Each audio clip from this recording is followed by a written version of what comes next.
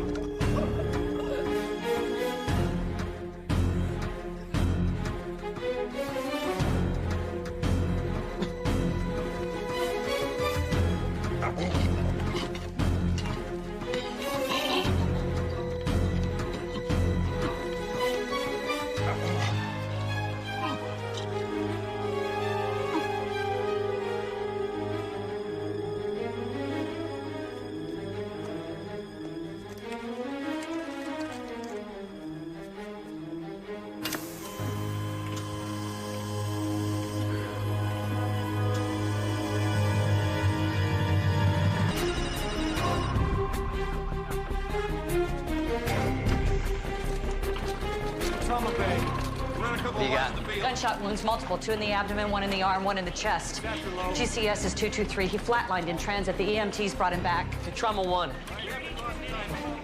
That's right, Jess. It's not mine. We got a call about an officer-involved shooting. Yeah, Lieutenant Sloan. I'm the officer involved. The guy that got shots in there. Came out of the gas station with a night's cash in one hand and a Glock in the other. Just when you decide to drive in for a fill-up. If he manages to pull through, I could use you for backup and guard duty. No problem. Dispatch cleared us both for the night.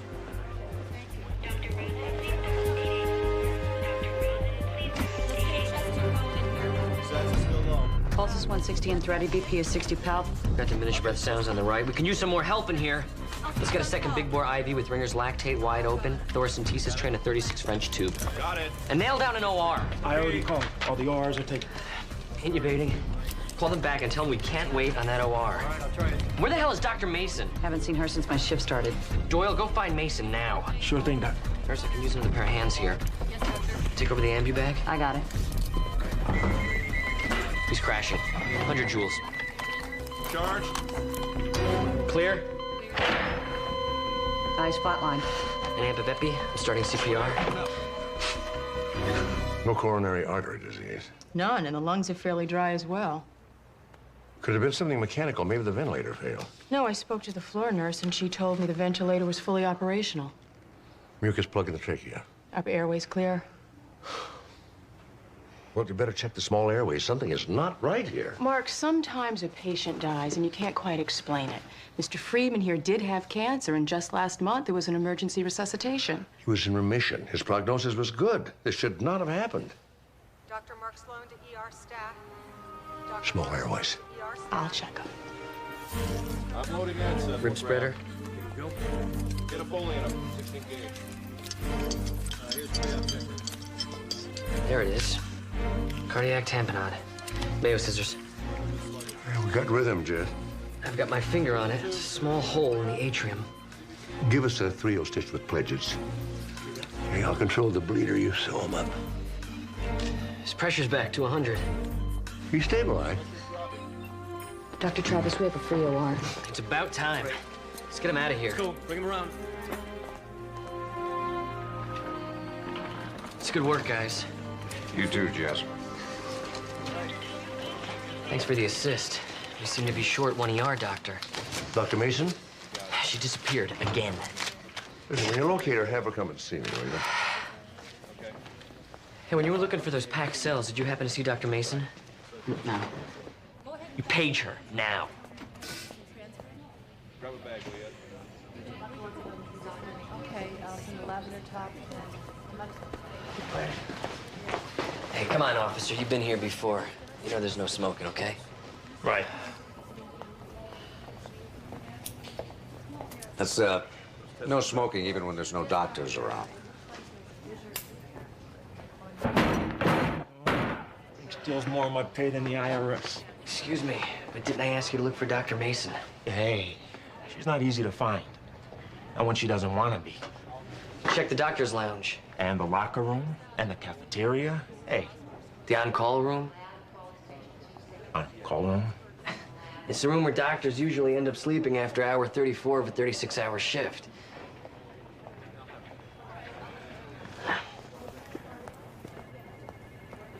Nurse Cole to the outpatient department. Nurse Cole to the outpatient department.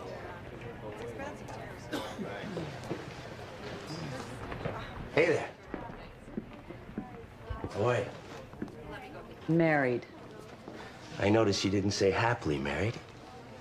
Do yourself a big favor, Braven, and forget it. Forget what? Whatever you're thinking. With your people skills, how come you never made detective, huh? You can actually work on patients' charts in the middle of the ER? Sometimes there's quiet if it's chaos. Coming through. Everything's erratic. Other times, it's just chaos. What do we got? 27-year-old female, charcoal gold with a hint of blue. Charcoal gold? The woman was engaging in a little James Bond fantasy with her husband. Respiration 40, labored in shallow. She's suffocating. Get her an exam one. Mr. Bond, you stay right there. Look, go down to the maintenance closet on this floor. Get me some industrial solvent. If the door's locked, kick it down. All right, on my count. 1, 2, 3. Get a rebreather face mask on her and start a femoral line, if you can find one under all that paint. Just hold on. We'll get that paint off. You'll be just fine. Oh, good work. Yeah, well, administration's gonna want to talk to you about a door. What can I do now? Okay, I want you to wipe the solvent in squares from her armpit down to the waist, across the waist, and across the collarbones. Why the pattern? Because the movie had it wrong. People do not smother from being covered with paint. But when the paint dries, it contracts and hardens. And constricts the chest cavity so they can't breathe. Why don't people ever watch the movie all the way through? Wouldn't have mattered anyway. They had the science wrong. Yeah, but she still died. I mean, could have taken the hint. Respirations are slowing. She's moving more air. Better? Good, good. Okay. Wipe off the rest of the paint and be sure and wash off the solvent because otherwise you look like a boiled turnip when she gets home. Let's have a word with Mr. 007 out here. Your wife's gonna be fine. Next time, try Diamonds Are Forever. A lot safer.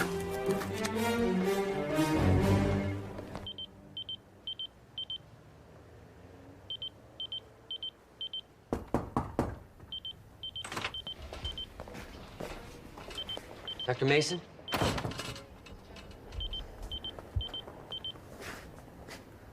Well, if you can sleep through that, you can sleep through anything.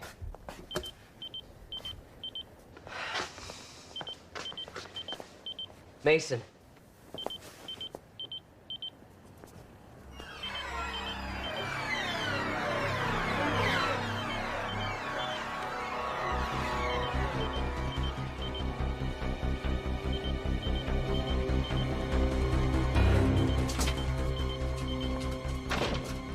Assuming he makes it out of recovery, he'll be sent down to ICU. We'll need a babysitter. Want to flip a coin? Why? I always lose. Steve? Dr. Mason is in the on-call room. Somebody killed her. Raven, head up to recovery. Jakowski, you're with me.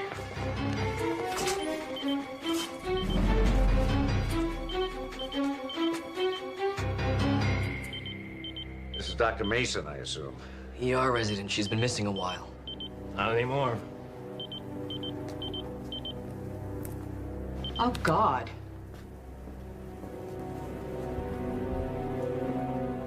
Now at least I know why she wasn't answering my page.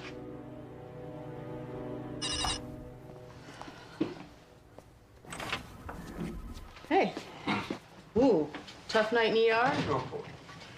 But the operation was successful. The patient lived. Wish I could say the same for Mr. Friedman. Yes, well, about Mr. Friedman. Mark, how do you do it? Tarot cards, psychic visions, what? The airways. You checked them. Mm-hmm. And this is what I found. Fresh water? That's impossible. I agree. There's no way that fresh water could have been introduced into the small airways. Unless it was intentional.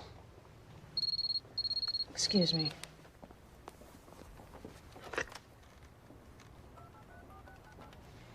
County Dispatch, Medical Examiner Bentley. This is a joke. No, I don't suppose it would be. Do you have a name on the victim? Good, I'm on my way. On your way to a crime scene? Yes, right here at Community General.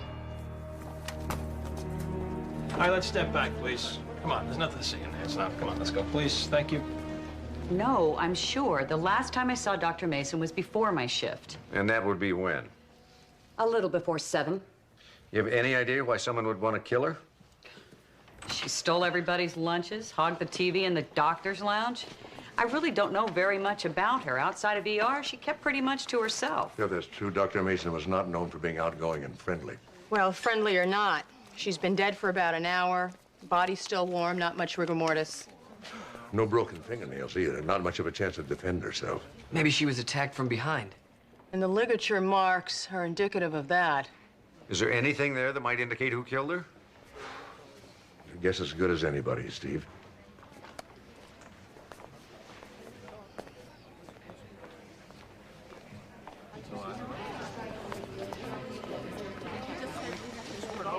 So are you done with me yet? For now, but don't leave the hospital without okaying it with me. Well, I have about 11 hours left on my shift, Lieutenant. I'm not really planning on going anywhere. So what do we got? One strangled doctor and 0 suspects? Or a hospital full of suspects. For more than one murder, I'm afraid. There was another suspicious death, Mr. Friedman in the cancer unit. How suspicious? Enough to warrant an investigation. Sloan. Hank? Hank, calm down. Are you sure? Where? Another body in Ward 3. Hank. Slow down, Hank. Can you tell me who it is? All right, we'll be there in just a minute. Stay calm. Dr. Sloan? Hello? Hank. Oh, thank God you're here, Dr. Sloan. I opened the door and bang, there he was. And right off, I know he's dead. I had nothing to do with it, Dr. Sloan. I swear, I did not touch that man. Take it easy, Hank. Nobody's accusing you of anything. You saw a dead body where? Yeah, in the stairwell right there.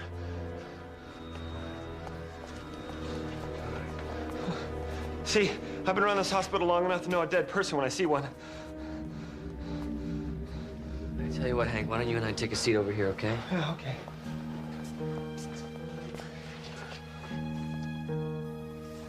Ann Garraway, diabetic. What was N. Garraway doing wandering around the halls and falling down a stairwell? You know, I don't think he fell down anything. Take a look at him. I don't see any cuts, scrapes, or bruises. No obvious broken bones. I think he was dragged into this stairwell. More like hidden. And not too long ago either. Still drenched with sweat. Sure sign of hypoglycemic insulin shock. But caused by what? An IV of pure saline solution? I'm not so sure it was pure. I have a feeling it was spiked, probably with insulin. Well, that would cause him to go into shock. I'll have it analyzed right away. You're saying 2 people were killed in this hospital in one night? 3, if I'm right about Friedman. And apparently all about the same time. Well, not exactly. What time did Friedman die? Working backwards from when the nurses told me they discovered the body, I'd have to put the time of death at about 6 even. Dr. Mason died just over an hour ago. At 7 o'clock. How long was this man been dead? 10, 15 minutes, you think? Mm-hmm. About 8 p.m. The same person is killing all these people. Serial killer. Killing every hour on the hour. If that's true, we've got less than 45 minutes before he kills again.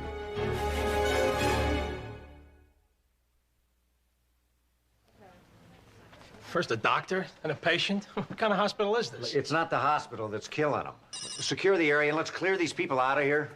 I snagged a couple of guys to help out downstairs, but with 2 crime scenes, we're getting stretched pretty thin. I already called it in. Backup's on the way. Along with a second forensics team, I hope. All right. Come on. Look, there's nothing here for you to see, all right? Just sign it. You feeling better? I won't feel better till I get the hell out of here. Well, as soon as the rest of the detectives get here, we'll take your statement and you can go home, okay? His statement isn't the only one I'm gonna need. I'll set it up so you can interview all the patients on this floor. Along with all the doctors, nurses, orderlies, anybody who might have seen anything. What about the visitors? Is there any way to track them? I didn't think so. Visiting hours are from 2 till 10. Which means the killer could have come in and out at any time tonight. You're gonna randomly kill a cancer patient, an ER doctor, and a diabetic. I got a feeling it's not random. There's got to be something they all have in common. Well, I've checked the patient files on Friedman and Garraway. Nothing ties them together. Job, family, nothing. Maybe they thought he was doing him a favor, like a mercy killing. Is that possible? Well, not unless the killer had a very peculiar view of mercy, because Friedman was in remission and Garraway was well on his way to recovery. Hey, I remember him now. And Garraway, and for Nathan. Dr. Mason and I caught him in ER. He was in pretty bad shape. Severe head injuries, ruptured spleen, bruised heart. He coded. We shocked him back. So Dr. Mason had a connection to Garraway. Yeah, but so did a dozen other people in ER. Doyle was one of them. Mr. Attitude, what about him? Well, Doyle was a floater. He drew ward duty in between ICU and ER. You know, all the patients were cross-referenced with the names of the employees on duty at the time. Look at that. Wow, Doyle was on call in the cancer unit when Friedman died. And he was in Ward 3 about the time Garraway died. Yeah, it's pretty thin, guys. I can hear Doyle's PD right now. It's all sheer coincidence. Is it a coincidence that Dr. Mason reported him to the disciplinary committee last week? For what exactly? Stealing a patient's watch. Claims he just found it and that he was going to return it. Mason didn't believe him, and I don't imagine he was very happy about that. I'd like to find out exactly how unhappy he was. That's a good idea. And while you're doing that, I'll try to track down Amanda. I've asked her to review all the deceased patient files for the last week. You think there could be more killings that we don't know about? Jesse, at this point, I don't know what to think.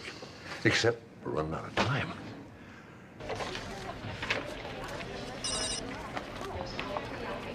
Okay, these are the deceased patient files for the last couple of days. Well, most of them anyway. Whoa, I need all of the files. And now, where's the rest of them? They're on their way. We'll have them sent to the path lab. Look, this stuff is going to be in the computer in a day or two anyway. What's the rush, you know? They're dead, right? Nurse Piva, just get me the files. I don't have time for a debate. No kidding. Not the way people are dropping around here. People dropping?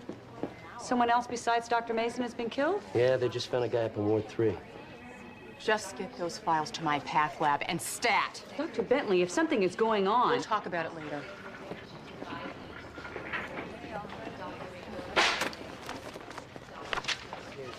Thank you.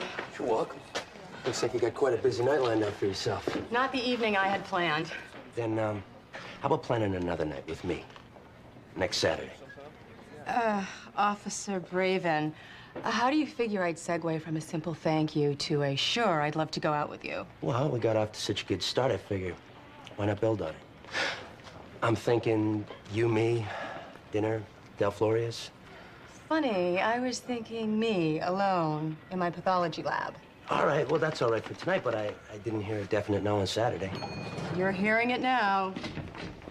Definitely no. Bye-bye. Dr. Travis, I just heard that someone else was killed up on Ward 3. Wow, hospital grapevine moves faster than email. You have something you want to tell us, Nurse Piva? Yeah. I'm scared, and I want to know what you're doing to stop it.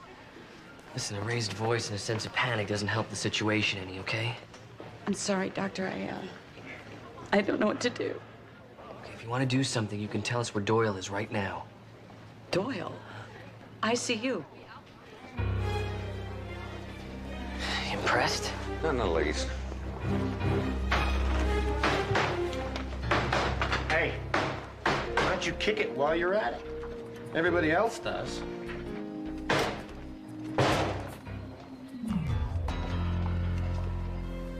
I went swimming this morning, and it reminded me of our first family reunion.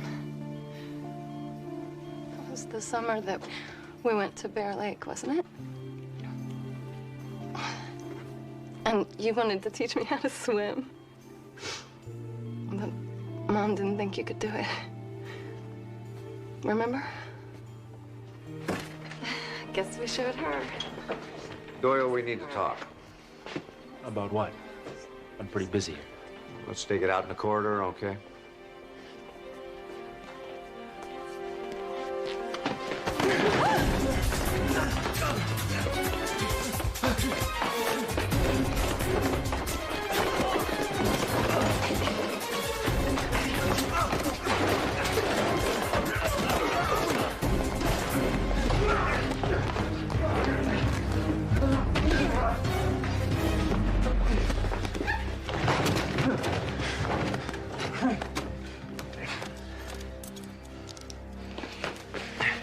So why don't you want to talk to me, Doyle? You got something to hide? Now, don't tell me. You found this and you were on your way to return it. What happened? That bitch Mason fingered me before she got off? Oh, you had a problem with Dr. Mason? Yeah, who didn't? Ask Dr. Travis. He was ready to lay into her tonight. He's right. Her behavior has been erratic lately. Erratic? Man, ever since she came back, she's been bizarre. And where did she go that made her, bizarre? She almost drowned about 6 months ago. Yeah, and they brought her back from the dead. She wasn't a zombie, Doyle. They resuscitated her. You call it whatever you want. All I know is when Mason came back, she was a she-devil. Always on everybody's case about this, about that, and then flaking off her own self. Well, she's not coming back this time. She's permanently dead. Hey, I know where this is going. I didn't kill her. If you want to prove that, Doyle, all you need is an alibi. I didn't kill her. Sorry. A couple of stitches, she'll be fine. No, I won't be fine until I'm out of this madhouse. Ow. Okay. Like the way you handled yourself, Officer Braven. I did what I was supposed to do. I stayed at my post. Nice post, but she doesn't look like your type. She's not married, she's not a nurse. I see you've taken a real interest in me. I'm flattered.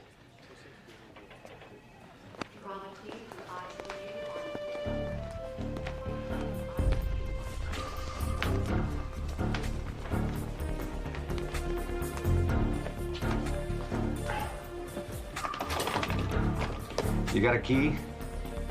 Just knocked 3 times.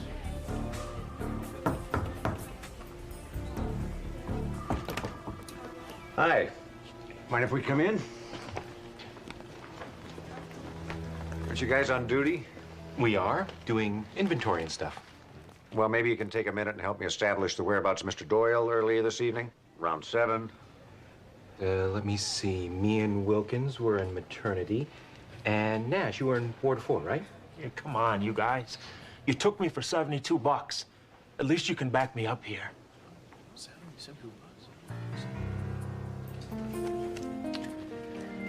Hey, full house. When did Community General start stocking these? This isn't getting back to our supervisor, is it? Probably.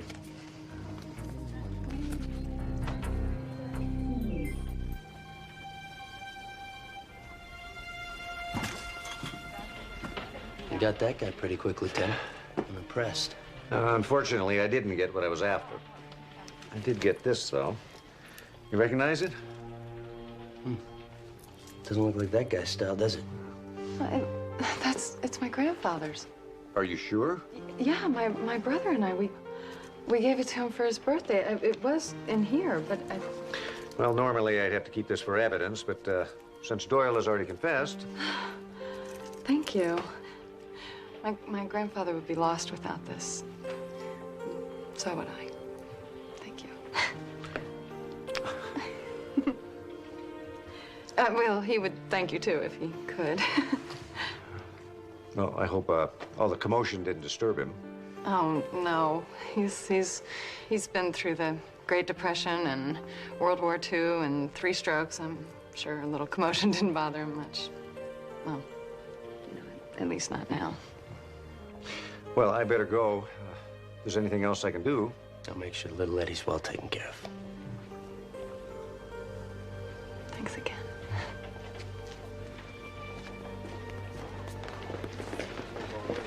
Like your style, Lieutenant. Why'd you pick it up? Bad reruns of the Love Boat? It's not about style, Raven. It's about doing the job. And take my word for it. You're not her type. Well, you may be right, but it's always worth a shot.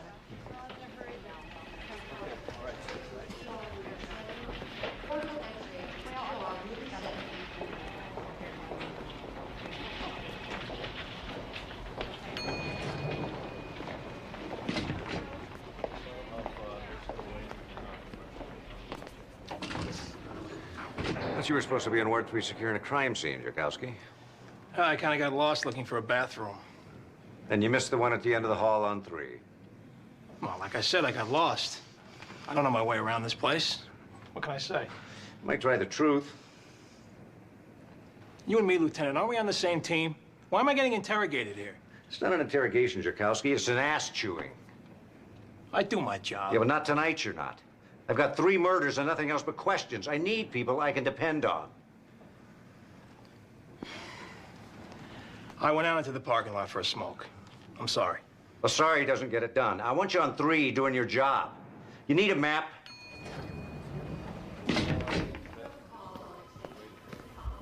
Yeah, just don't turn me into Boris Karloff, all right? Ow. Well, that broken nose should heal just fine, but you'll have a couple of black eyes for a few days. Thanks, Doc. 5 milligrams of Vicodin for the officer. Okay.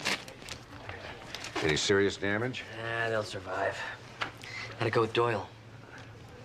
I knew it couldn't be that easy.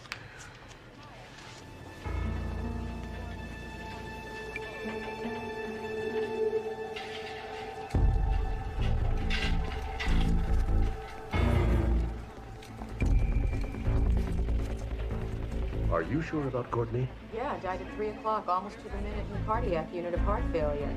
And then at 4 o'clock, we lost Mr. Ortiz due to a severe drug reaction. And at 5 o'clock, Miss Randolph in the cancer unit. And another cardiac arrest. It's a death every hour on the hour. 6 hours running. What are the odds it's not murder? And why? Why did the killer pick those people? Why did he pick those people out of the hundreds in this hospital? And why the clockwork approach? Why is he killing them every hour on the hour? They just took Doyle into custody. For killing Dr. Mason? No, theft. He's been stealing from patients. But he's got a solid alibi for the time Mason was killed. Well, that's too bad. I was hoping he was our guy. Yeah, we could have wrapped this up. I'm afraid he may just complicate things. According to Doyle, there are a lot of people out there who had a reason to want Dr. Mason dead. Why? I mean, I know she was difficult, but... Apparently, she had some kind of near-death experience, and not a good one. It radically changed her personality. That's it. That's the link right there. It's been right in front of us.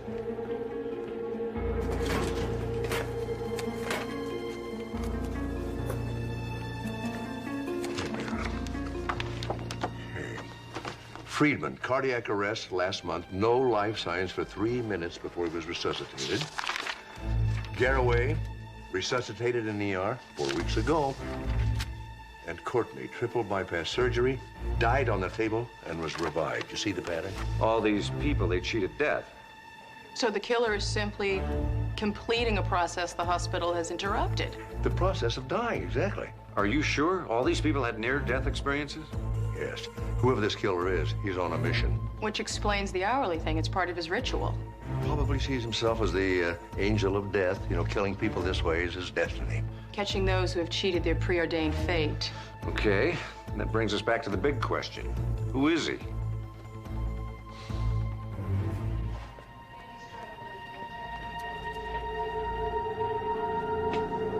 Could be anyone.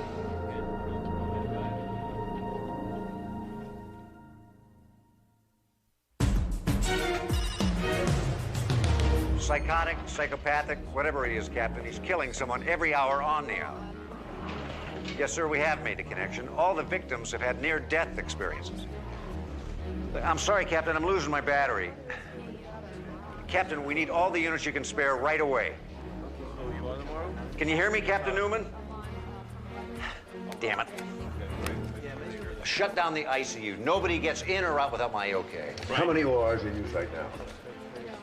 How many of those are critical, do you think? How many operations do you have scheduled? No, not just the doctors, everyone. I need a complete list of all the employees who clocked in at 3 o'clock. Yes, including you, and if I don't get that list in 2 minutes, you won't be on it tomorrow. Any help on the way? Yeah, but it's gonna take a while. We don't have a while. Half an hour, maybe. I know, Dad, Hey, look, we can't stand around doing nothing. The stalker's probably looking for his next victim right now. So we get the hell out. We evacuate the hospital now. We don't know if that's going to stop the killer. He might murder somebody in a parking lot or on an ambulance. So we take that risk. I mean, we're no closer to finding the killer or his next victim than we were half an hour ago. That's not true, Jesse. Whoever killed Dr. Mason must have known her. Now I'm getting a complete list of all the employees who clocked in at 3 o'clock. If the killer is an employee, then how do we know that the murders began when his shift started and not 1, 2, or 3 hours into it? Well, we don't. I've locked down the ICU. At least the patients most at risk will be safe. But just because someone's in critical condition doesn't mean that they've cheated death before. How do we know that those patients are any worse off than any other patient? We don't. Well, then we are nowhere, and someone else is going to die. Well, we don't know anything. Well, we've got to make some choices, right or wrong, and hope one of them works. All right, we evacuate the hospital. No pandemonium works in favor of the killer. We've got to somehow take charge of this situation. But how? What way, Mark? Jesse, I want you to isolate all of the hospital guests and clerical personnel down in the cafeteria. Okay. Contact operations, have them close down all the elevators except this one. I'll try to cancel all the non-critical operations, and any ORs that are active, I'll just lock them down with the doctors and the patients inside. Steve, can you get an officer posted to guard the stairwells? We haven't got enough, ma'am? I'll help you what you can. Hope it's enough. That's the ER. Must be a major accident. Mark, you better go to the OR. All those patients are vulnerable. I'll cover you in emergency. Get there when I can. Apartment house fire. 4 ambulances coming in, at least 3 serious injuries. All right, alert the OR and blood bank and set up traumas 1 and 2. Jess, we've only got 20 minutes. We'll do the best we can. I got 3 right behind me. What have you got? Okay, 30-year-old male, 1st and 2nd degree burns, torso and both extremities, looks like flashpoint injuries. All right, IV saline. Get him to trauma 1 and notify the burn center. Chart. 70-year-old female, fall injuries, suspected fractured ankles, assorted cuts and bruises. All right, admit her and transport her to X-ray. I'm going to want to get AP and lateral films on both those ankles. Got another one here for triage. 30-year-old female smoke inhalation. Let's keep her on oxygen, 5 liters per minute. We're going to need CXR and call respiratory. How many more? This should be it. What have you got? Crushing chest injury, smoke inhalation, 3rd-degree burns, over 80% of his body. He's coming to trauma 2, stat. Saline compresses. Let's call a thoracic surgeon and contact Dr. Ethan in plastics. Go. Relax, it's under control. Well, no, it isn't. How are we going to run this hospital and stop the next murder at the same time? Well, we can't. I mean, you're trying to control an uncontrollable situation. We can't just shut down the hospital. You know, we can't do it. Jesse, we have to try. That'd take an army of cops to do that, and we just don't have one yet. The police. You know you're here more than anyone. Well, I swear I didn't do it. No, I mean, there's a constant stream of police officers in and out of here all the time. Did any of the police officers have any contact with those victims? Officer Braven. He was here the night Garraway had his accident. It was a major accident. Of course, a cop would have come with him. But he's always in the hospital, always hitting on the nurses and the female doctors. Did Braven ever hit on Dr. Mason? Well, yeah. I even think they went out a couple of times. Well, then he could have had access to the patient files through her. And right now, he's got complete access to ICU. All right, call security. Just in case Braven isn't our man, I want to isolate the guest and the clerical personnel. And shut down all non-critical operations. I'm on it. You came in, and there was that poor little kitten, and it had this clothespin on its tail. It was just yowling. Easy, Dad. If you're right about this guy, I don't want to tip him off. So, I don't know. What was I, like 4 or 5?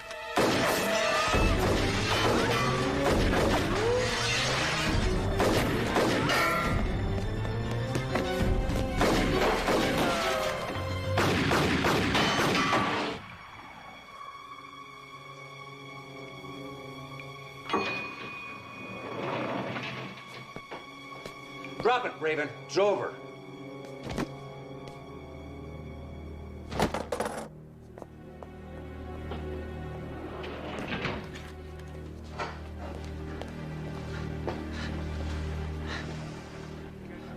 Back off. Let me die.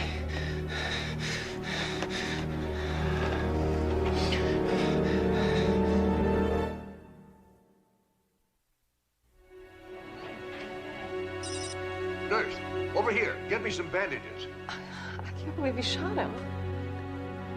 I was just talking to him.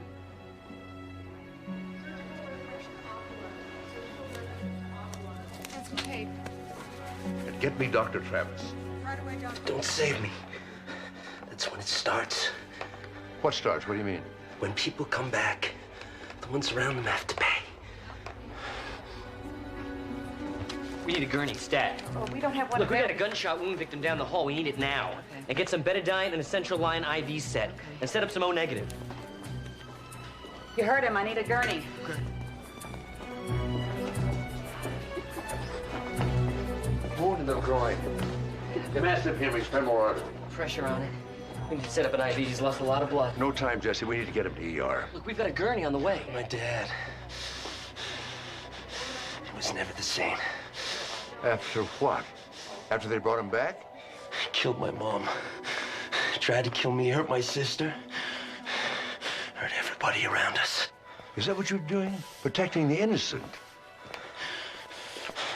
Nobody should die more than once.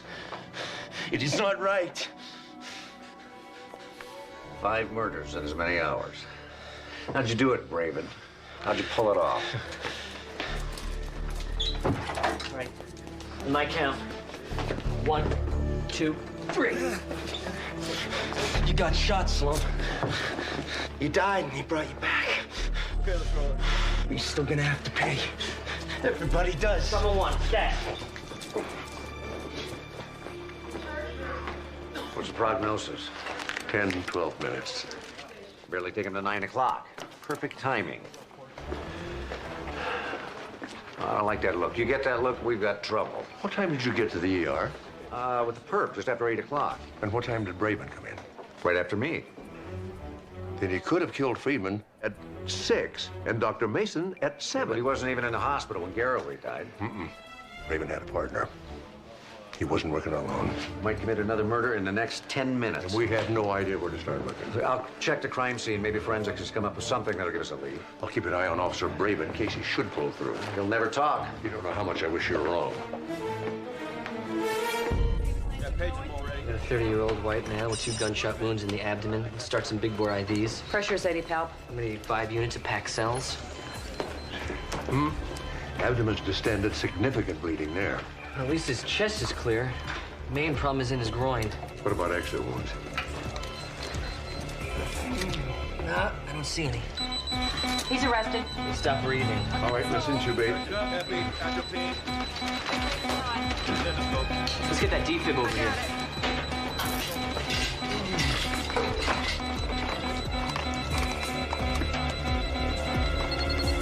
We have course fit. Clear.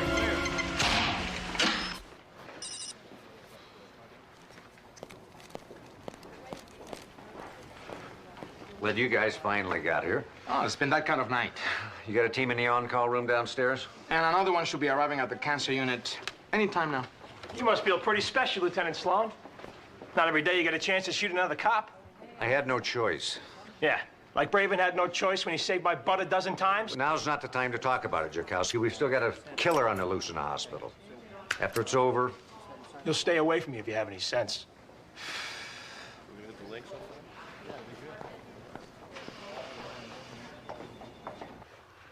No pulse, no rhythm at all. Should we crack his chest? It's too late, Jess. Even when we had rhythm, the EKG displayed ST changes that indicated a massive MI. Probably precipitated by hemorrhagic shock. Yeah, thoracotomy would be futile. Let's call it 8:52. I'll get a post-mortem kit.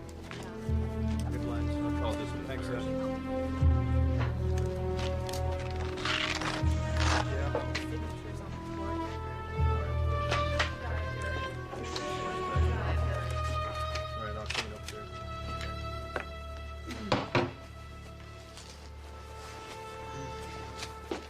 You know you're not needed here anymore. Why don't you get some rest? Shame the on-call room's out of action, huh? What's your ETA? Great. That third team is coming in, maybe 5 minutes away. Great, to be here just in time for our next murder. Meet him in the cancer unit.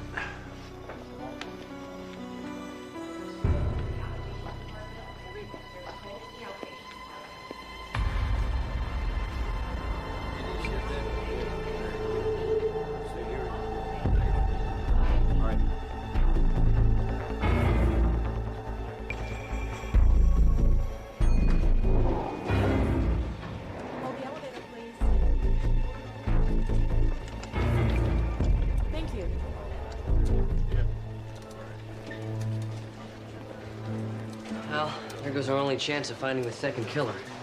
Who must know that Braven's been shot. By Steve. What? Do you remember what Braven said just before he passed out? Yeah, something about Steve being brought back. He knew about Steve being shot. Which gives the second killer 2 very good reasons to go after Steve. We better find him.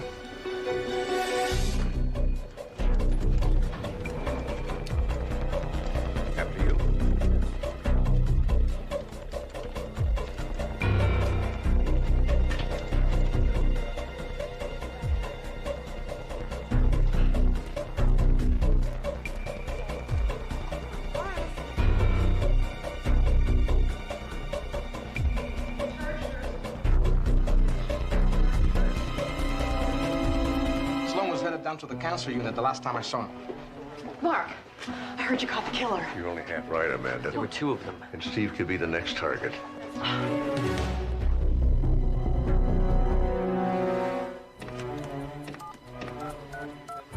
That's right. Steve's phone's dead. Page him. I'll go on down to the cancer unit.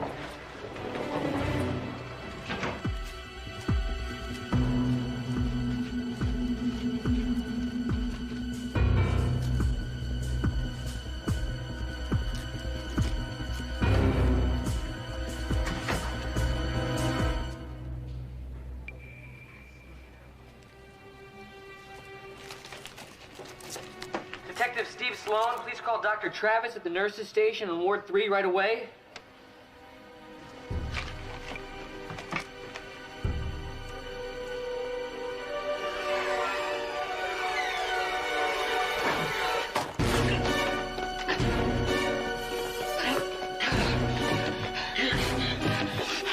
Remember that policeman you killed? Officer Braven? That was my brother.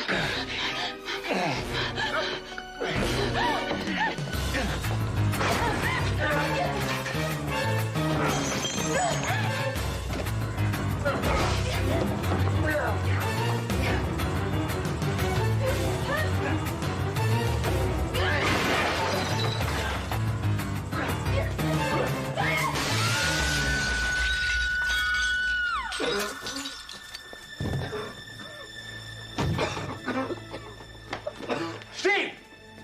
You all right? Okay.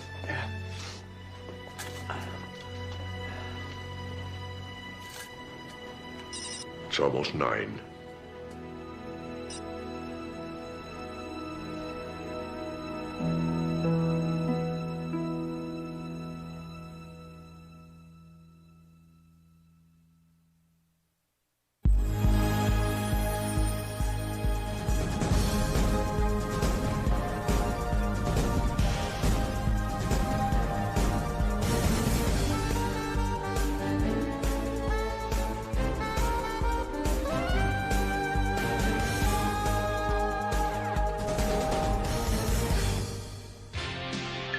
Viacom.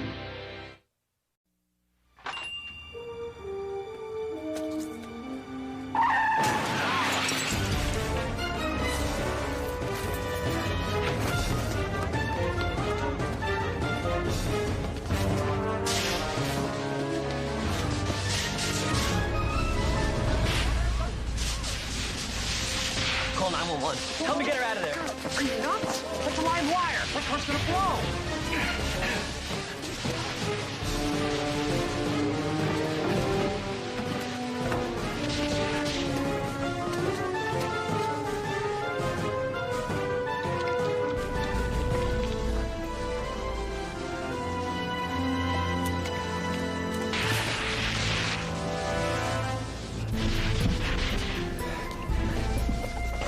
I got it. I got it. Thanks.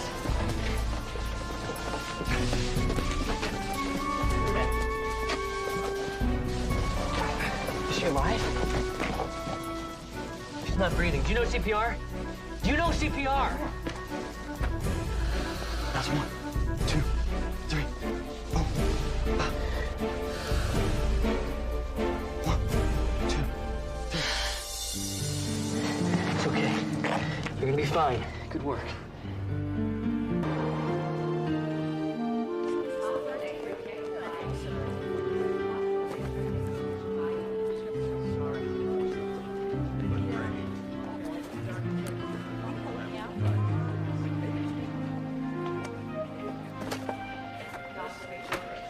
What do you think you're doing? Oh, I would just borrow a pen. Oh. Is that why you're walking away with it in your hand? Oh, no, sorry.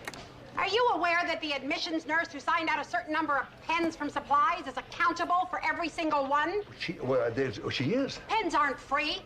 Someone has to pay for them, and unless you want it coming out of her paycheck, I suggest you think twice before stealing another one. Yes, ma'am. She's fake. Who is she? The new nursing administrator. Oh, the one you just hired. Yeah. Good to know she's not playing favorites.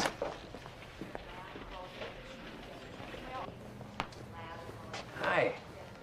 How are you feeling this morning, Miss Marsden? A lot better than I did when you pulled me out of the car yesterday. Well, that's good. And it's Chloe.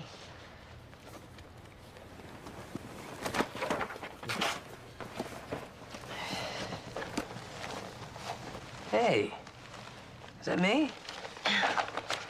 I like to use the faces of people that I know. Hope you don't mind. No, I just never thought of myself as a knight in shining armor type. Well, you sure look like one yesterday. You know, I'd like to see the picture that comes before this one. Before? Yeah, the one that shows why the princess crashed her noble steed into a telephone pole. I don't know. One minute I'm driving down the street, and the next thing I know, an airbag's exploding in my face. And then you were there. You know, I thought I overheard you telling one of the police officers that there was another car involved. Did I? Maybe I saw something that... Yeah, it's just... Yeah, I think the medical term you're looking for is it's none of my business. You know, the good news is your 24-hour observational period is up, and we're going to run a few more tests. If everything works out, I'm sure you'll be free to leave in the morning. Oh. You know, to most people, that's good news. Unless there's some reason why you don't want to go home. I'll be back to check on you before you're discharged. Thanks. I'd like that. Oh, shine on me in the morning, shine on me with the light in the lighthouse, shine on me, shine. What? Dad, what are you doing? Rehearsing. Guys, iced tea's on the house. We'll hit it later. Dad, I thought you were going to rehearse after we closed. Well, I thought this was a good time. The place is empty. Yeah. There used to be people here. Hey, I'm glad you guys are both here. I need a little help. Medical or criminal? Well, a little bit of both. You do remember Chloe Marsden, the accident victim I brought in? Well, I don't think that her accident was an accident. I think that she was deliberately run off the road. Did she tell you this? You know, she didn't exactly use the word deliberate, but she's scared about something and she doesn't want to talk about it. You mean like maybe she knows who did it? Maybe. And I thought maybe you... I'd run a background check on her, see if anyone's mad at her. Jesse, it's kind of late. I just didn't want to see her end up in the ER again. Uh-huh. Look, Jesse, I've got this friend that gets a pain in his back every time he bends over. Maybe some night you'd like to stop by after a long shift and check him out for free. All right, I get the point. Jess, I'd love to help you, but I got to close up tonight. But maybe tomorrow I can talk to the officer in charge and see what he thinks. Okay, thanks. Oh, excuse me, gentlemen, I am needed. Okay, guys, let's hit it. Oh, shine on me in the evening. You know, on second thought, this girl could be in real trouble. There's not a moment to lose, Jess. Why don't you close up and I'll start checking on her. I wonder if the light...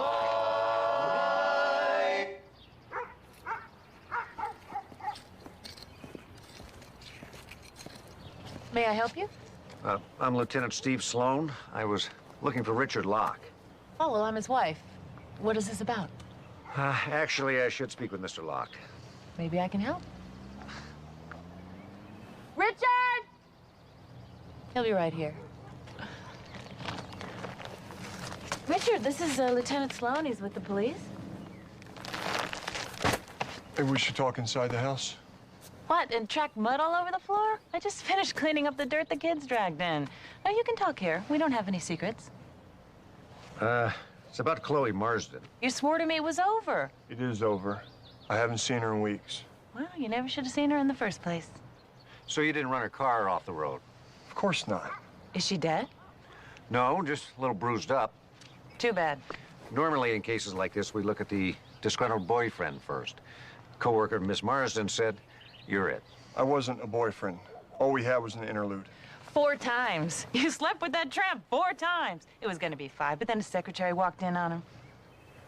You own a blue Saturn, don't you, Mr. Locke? Yeah. Suppose I could have a look at it? It's in the shop. couple of days ago when Brenda and the kids were off, Chloe showed up and bashed my car with a baseball bat. You tell me somebody smashed into you in a parking lot. I didn't want to worry you, honey. This relationship was so casual. Why'd she trace your car? Same reason Glenn Close boiled that kid's dog.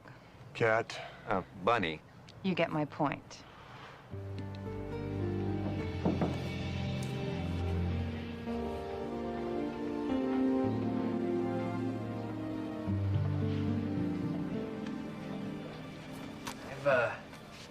I've got your discharge papers right here. Oh, are you all right? Something happened? Are you in pain? Maybe we could run a few more tests. No, I'm fine. This about Richard Locke? How did you know about I have Richard? a friend who's a police officer, and he ran a little check for me. Locke ran you off the road, didn't he? I broke up with him. He doesn't want to let me go. There's a big glare coming from this window. Why didn't you go to the police about it? What are they going to do, watch me 24 hours a day? No, I got to find a solution to this myself. Yeah, but he could be out there waiting for you. Why don't we keep you another day for observation? Or if you like, I can put you together with my friend, the cop. No, I just want to get on with my life. All right.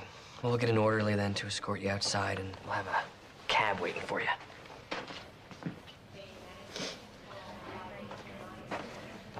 You know, I could just drive you home.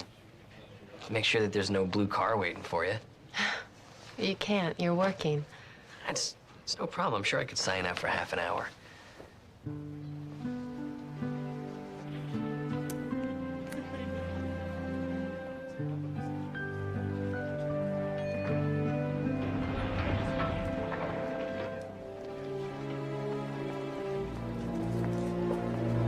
Is it your break time already? No. Well, then shouldn't you be in the ER instead of lounging around in the lobby? Yes, ma'am. Oh, this is interesting. Did you decorate this place yourself? Yeah, well, I've tried using real models before.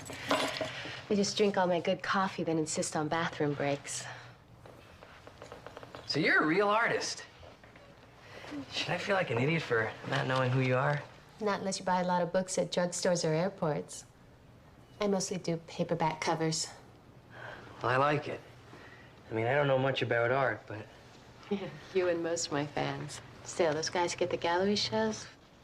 They don't know the thrill of seeing their artwork turned into a mural in some pothead's van conversion. Well, everything looks okay. Do you want me to, check around the rest of the house? What? I didn't notice this before. But you have a great face for a Varsuvian windrunner. Oh. Yeah, I've been told that before. In fact, my girlfriend just told me that this morning at breakfast. My girlfriend told me that. Do you have a couple minutes? Because I would love to sketch you. That is, if you don't mind gracing thousands of spin racks in a loincloth and dreadlocks. Oh, loincloth. You know, I actually got to get back to the hospital. I only signed out for a little while. You know, let me do this. I'll give you a phone number of Lieutenant Steve Sloan. And if you have a problem, you can call him, okay?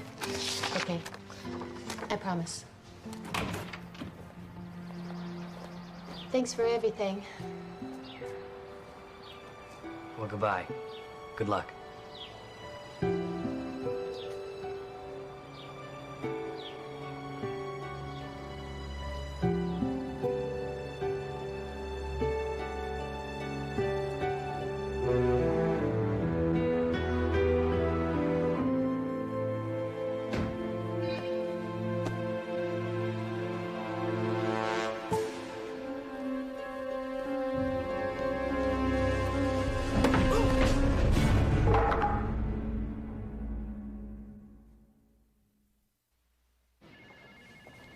Okay, your eyes are equal and reactive. Your skull x-ray came back negative. You have a mild concussion. Mild? How can this be a mild concussion? I feel like my skull is cracked. I checked the skull x-rays 3 times. You must have checked them at least 5. Yeah, but I have a concussion. I mean, my skull could be severed from my spine and I wouldn't see it. You're lucky it wasn't. We found a 2x4 with blood on it. I'm sure it's gonna match yours. I want to press charges. Against who? Well, whoever you arrest as soon as you go arrest someone. A lead would be nice. How about the guy who stole my wallet? You still have your wallet. Oh. I have a mild concussion. So I've heard. Maybe that beautiful woman you left with saw something. What beautiful woman? Oh, the one you escorted out of the hospital and drove away with. Oh. I have a mild concussion. So I've heard. I told you it was a bad idea to get involved with a patient. You rest. I'll be back. I have a concussion. Mild concussion. You treated an ER patient without getting his insurance carrier? If we can't figure out who to bill for this, we have to pay for it. And then what do you think happens? A child dies because we can't afford the extra respirator to keep her alive. A little rough, isn't she? Well, when you're in administration, you do have to be firm. You're scared of her, aren't you? Terrified. I don't blame you.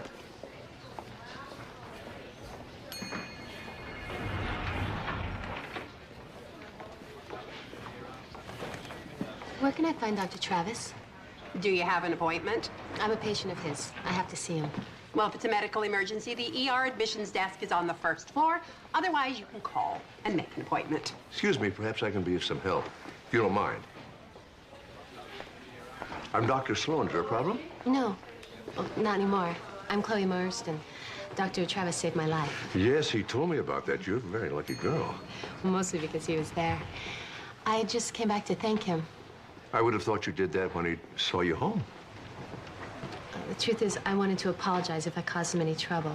I have this ex-boyfriend. Ah, I see. Well, I'm sure that Dr. Travis would appreciate a kind word. He had a little accident of his own.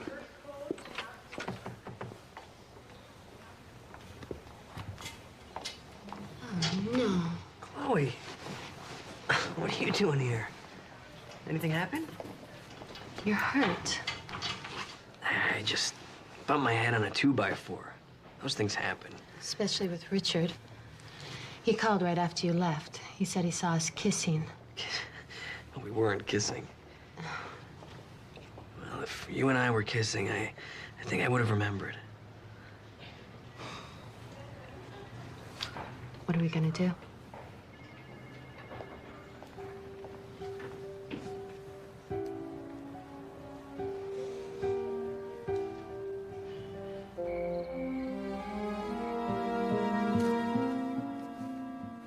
Chloe?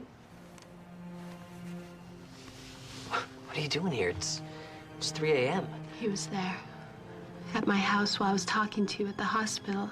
The place was wrecked. Everything was everywhere. I didn't know what to do. Sorry, I found your name in the phone book. I just didn't. It's okay. Come on.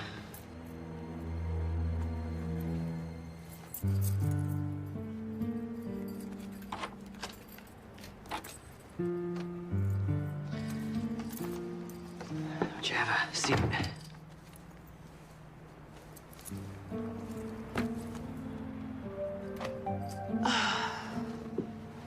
I am so sorry about this. It's okay. Why don't we just call Steve and you can file a complaint? I know, but it's 3 a.m. You can't call your friend now. Well, you know, we could just call the police. You can talk to another cop. And say what? I didn't see him do it. I don't know. Maybe do you have family or relatives? A close friend you can call? No. It's so late. This is a bad idea. No. I shouldn't have come here. Chloe, you know what? I'm really cranky right now. I'm tired. My head is killing me. It's late. Why don't you just sleep on the sofa? Please stay. Are you sure? I'm positive. I'll go grab a blanket for you.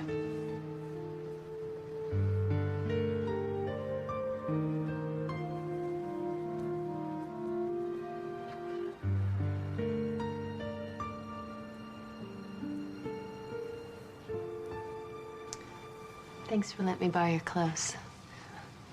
Didn't exactly come prepared for a sleepover. Well, I think maybe we should try and get some sleep.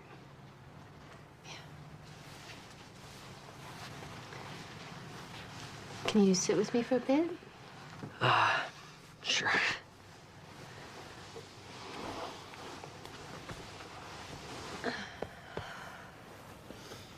Thanks for everything. It's no problem. I mean, I didn't do anything that any other Varsuvian windrunner would have done. Whatever it is, they do. Oh, they're kind of like angels. Except they carry these giant crossbows to exterminate death hunters. Wow. And they're the greatest lovers in all the 32 light realms. I guess I gotta start reading something other than Sports Digest. Oh, they're fantasies. But people really get into them. It's like a whole other life for them. A life where everyone has a role to play and everything happens for a reason. But life isn't like that. Huh? They would say that you were always meant to rescue me. And that even this night was meant to happen. That's not the way it happened. I mean, I just went to the store to buy a bag of potato chips, which is weird because, you know, I don't even like potato chips. I do like the barbecued ones, though. But then sometimes you get that embarrassing red ring around your lips from the...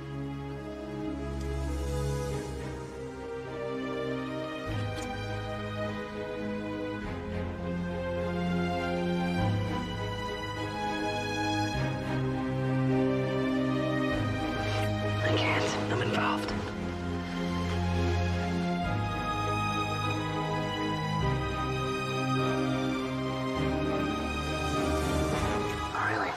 Really involved. Well, I don't see a ring. Yeah, but I do. I mean, I know that it's not there, but I feel it there. Won't it come off? Probably. But I'm not sure I'd ever be able to get it back on again. And to be quite honest with you, that's not a risk that I'm willing to take right now. Do you understand? I understand that you're really committed to this woman. I think that's great. I'm sorry that I tried to come between you two. Oh, don't be. You know, I gotta be at the hospital in a few hours, so maybe you and I should both try and get some sleep. Right. Okay. Good night. Good night.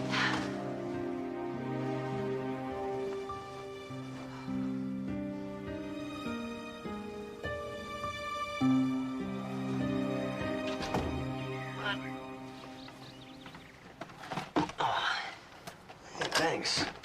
Know that you're probably not awake, but I brought coffee anyway. Hey, it's Susan. Look at that. Hi, good morning. How are you? This is not what it looks like. I think I should make that phone call now. Yeah, the phone call. Should definitely make that phone call. To the police about the break-in at my place. She's got a thing. Which is why I'm here. Yeah, it's, you can use the phone in my bedroom there. It's right over there, since you've never been in there before. It's right there. Right through there. Yeah, but you can't miss it. It's right past the coffee table. I'll just, dress while I'm in there so I can go. Hey. Wow. This is not what you're thinking. This is, Susan, don't be angry. This isn't angry. This is calm. Okay. This is understanding. This is thoughtful. ER supply closet, 2 o'clock. If you're not there by 2:01, then you'll see angry. Right, okay.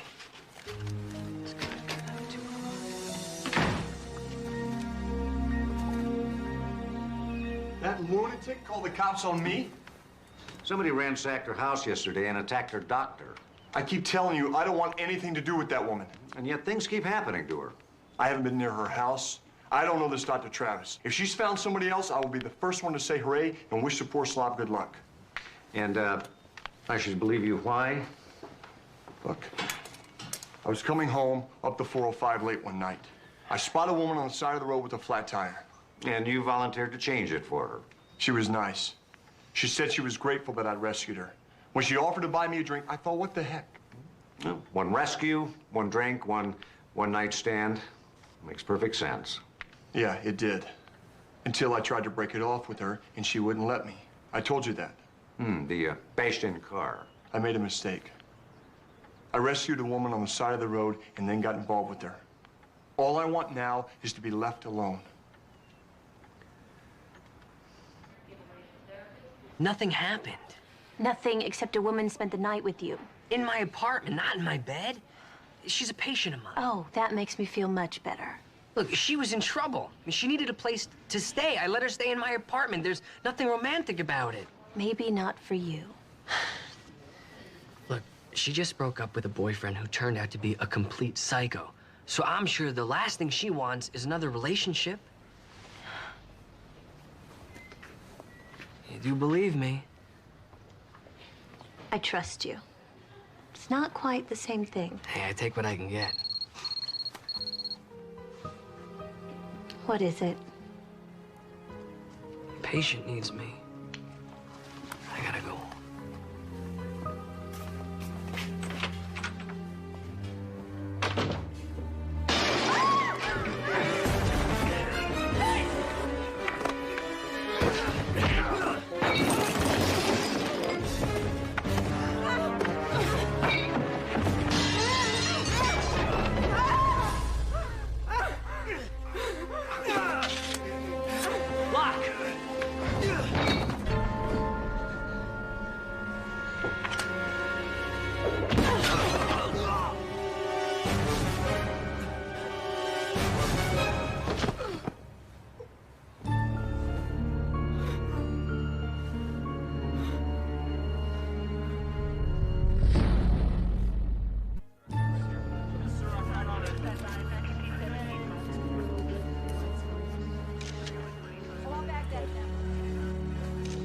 Jesse, look at me. Can you tell us what happened, Jess? I'd like to hear that myself. Who are you? Lieutenant Bill Creighton, homicide. Jesse, I'm your friend and your business partner. There's no way I can be on this case. There'd be a conflict of interest. This is Lieutenant Creighton. He's a good guy. Just be honest with him. Tell him everything that happened. Yeah. I heard a fight. I came in, and he was trying to kill her. And then there was his sword. You always carry a sword with you? Well, just take a look around. It's clear to see where the sword came from. How well did you know Richard Locke? I didn't. I mean, just what Chloe told me about him and what he did here. Well, he trashed the place before the fight?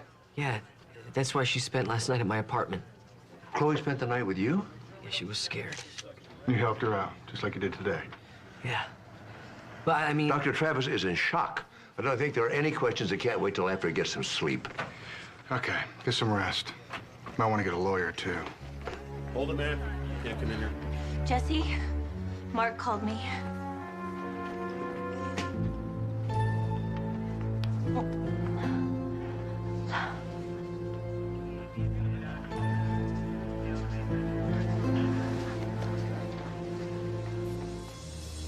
I hate to say it, Dad, but if I didn't know Jesse, I'd have a hard time believing this was justifiable homicide. I'm having a little trouble believing it myself. We're going to have to dig deeper if we're going to help Jesse. Well, I'd love to, but I'm not on the case, remember? No, you're not. Not on the homicide, at least. The car accident. I think we have to go back farther to when Jesse met Chloe. You wouldn't have any trouble investigating that, would you? Oh, not at all.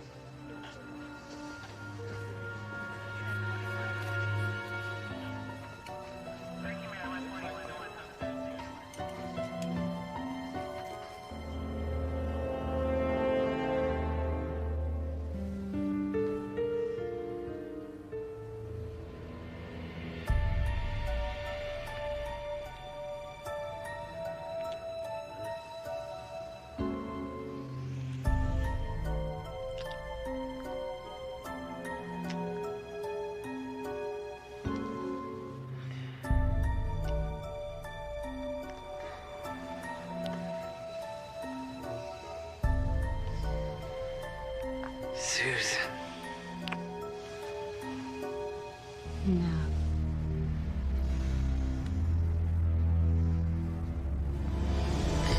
Chloe.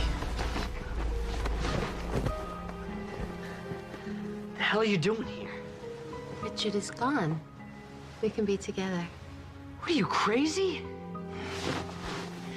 It's It's okay.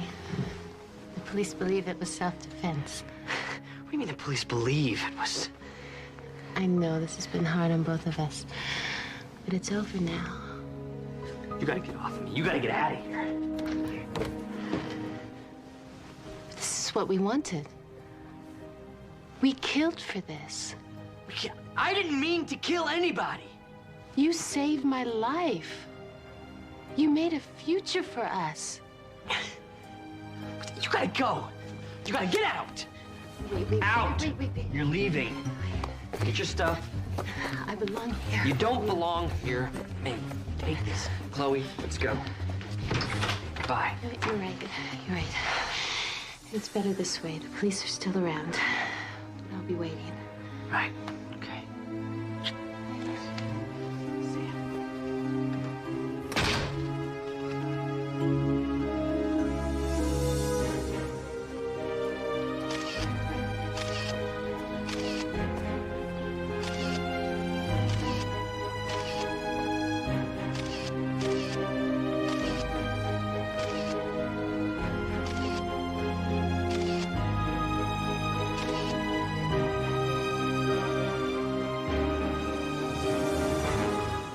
She killed him.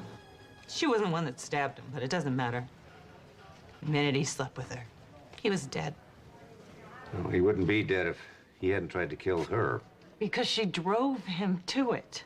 By attacking his car? That was just one thing. He tried to hide the really scary stuff from me and the kids, but he never could hide anything from me. What kind of scary stuff? Dead rats in the mailbox. A fire in our tool shed. She stole my daughter's Furby. Why would she steal a toy? My daughter's favorite toy. That's what sent Richard to kill Chloe? I mean, a kidnapped Furby? It was a message. I can do whatever I want, whenever I want. I went to go pick up the kids from school this afternoon, and they were eating cookies. I said, "Where'd you get the cookies?" They pointed to the nice lady. Chloe? She looked right at me and smiled. I grabbed those cookies from the kids' hands, and I called Richard from the car. My God. He was furious. He wanted me to have the kids' stomachs pumped. Said he couldn't take it anymore. Thank you for coming in, Mrs. Lawton. Very sorry.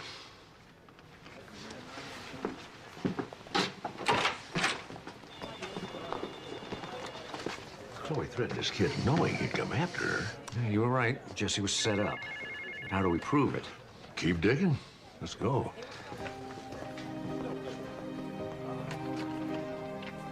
Look, I woke up and she was on top of me. And she got in how? Broke down the door, slithered under it? I don't know. I mean, maybe she picked the lock. Maybe I left the door open. All I did was try to help her out. I didn't ask for any of this. You gotta believe me. I want to. But most women I know don't climb into bed with a sleeping guy unless they've had some kind of encouragement. Look, I was nice to her. That's all. And you were never even tempted. How could I be? I have you. What? Don't go. Wait, Susan. I don't want to hear any more lies. All right, look. An incredibly beautiful woman is lying on my sofa in my living room wearing nothing but my dress shirt. And all she wants is for me to take it off of her. And you're asking me if I'm tempted by that? She wanted you. You wanted her. But nothing happened. Nothing happened because I have something better. You and me. And I wouldn't jeopardize that for anything. I believe you. Seriously? If you weren't even tempted, then you're not human. Now I know you're telling the truth. So get him to tell you the truth about these. Are you spying on me? This doesn't mean anything. Well, then the affair they've been having doesn't mean anything either. We have an affair. I just met her 2 days ago. It's not what the lady says. She says you set it up to make it look that way so you could fool your girlfriend. Yeah, well, it's a lie. She also says that you've been trying to force Richard Locke out of her life for weeks. I never even met the man. Till you killed him. Which she still insists you did to keep him from killing her. Well, at least you two got that part of your story straight. It's a pity that you left your blueprints lying around. Get the hell out of here. Oh, thanks. I got copies. Oh, and next time you close up, you might want to lock your door. Open door is an invitation to crime. What's going on? She set me up. She wanted me to kill Locke. I mean, the only way to stop her is to get her to tell the truth. And I'm the only one who can make her do that. Jesse, don't.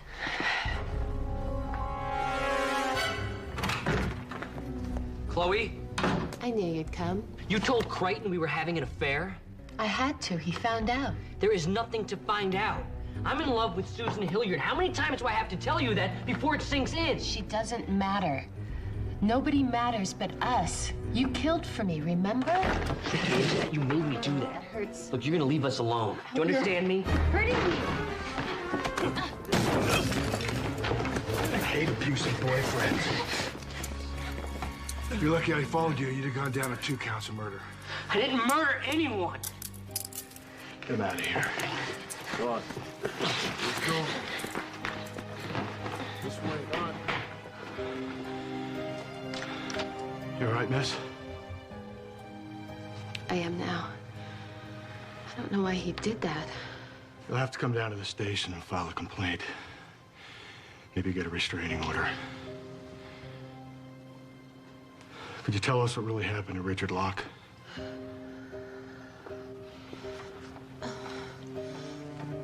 Are you sure he didn't hurt you? Call for a paramedic. I'm not hurt. I'm just scared. A little bit shaky. I don't know if I can drive after all this. Well, I could give you a ride if you want. It's very nice of you. Thank you. No problem. This is everything traffic had on Chloe Marston's accident. Crime scene analysis, paramedics reports, eyewitness accounts. Look at that. The passenger door's open. Jesse said it was like that when he got there. Investigators said it could have popped open on impact. Yeah, it could have, but what if it didn't? Nobody saw the actual accident, but at least 3 eyewitnesses swore they saw somebody running away when they did look. Somebody else was in the car with her? Well, it's possible. Hey, guys. Here's the preliminary autopsy report on Richard Locke. He died of a stab wound to the heart, and he had quite a few bruises from that fight he had with Jesse. They don't look like they were caught in a fight. I figured you'd notice that. Actually, the bruises are in pattern, from his upper right shoulder down to his left rib cage. That's from a seatbelt.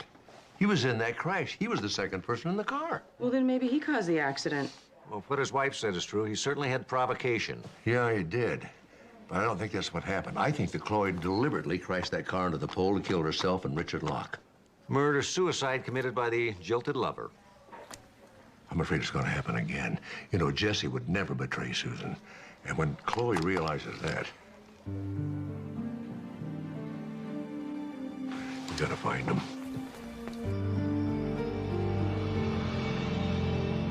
You can take him home now. She decided not to press charges. She said he was just upset about everything that's happened. She's a pretty special lady.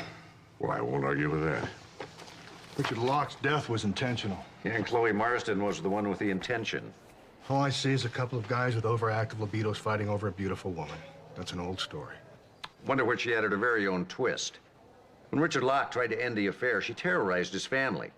Then finally tried to kill him by driving into a light pole. And kill herself, too. Oh, that makes sense. To her, it does. All right. Even if you're right, and I'm not saying that you are. It didn't work. Which is why she maneuvered Jesse into killing Locke for her. It's all speculation. It's a reasonable deduction. Deduction has to be based on fact. So far, the only facts I have are these. 1, Travis stabbed Richard Locke to death. 2, Chloe Marsden came out of Travis's apartment looking like that. 3, Travis threatened Chloe Marsden in her own home. So, what's your deduction? So, how's the new nursing administrator doing? Pretty good. She's increased efficiency, managed to trim the budget, eliminated... And done wonders for morale, I see. You noticed that? Yeah. You know the night manager, Lyle Gorsh?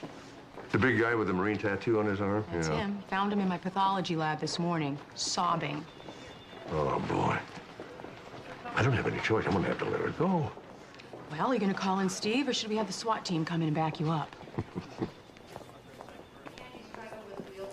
Don't tell me you were only 20 minutes late. That meant another nurse had to work overtime to cover for you. For the 3rd time this month. If you're late again, you're out. Nurse Stryker, I wonder if we might talk. Good, because I have something I want to say to you. You do? Do you have any idea what you have done? Well, no. You have made me the happiest woman in this hospital. Happiest? The warm, friendly family atmosphere here is so wonderful. I've never felt so at home anywhere. Really? And I want to assure you, I am going to work twice as hard to make this place be everything it can be. That's wonderful. So, what did you want to say? I just wanted to tell you what a great job you're doing. Oh. Hey! You call that uniform clean? Wow. At least I only have the police after me. Susan. Oh, my God. What happened? I don't know. I reached in my locker for my coat, and there was something sharp. A razor blade. Chloe did this. We don't know that for sure. Yes, I do. You take care of Susan. I'll take care of Chloe. Do something, Let's please. take care of you first.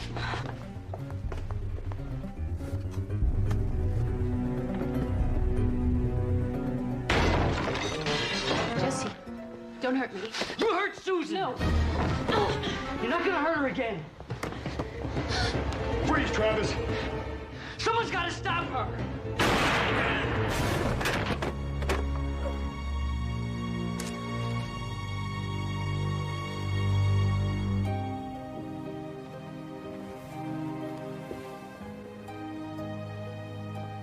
He's dead.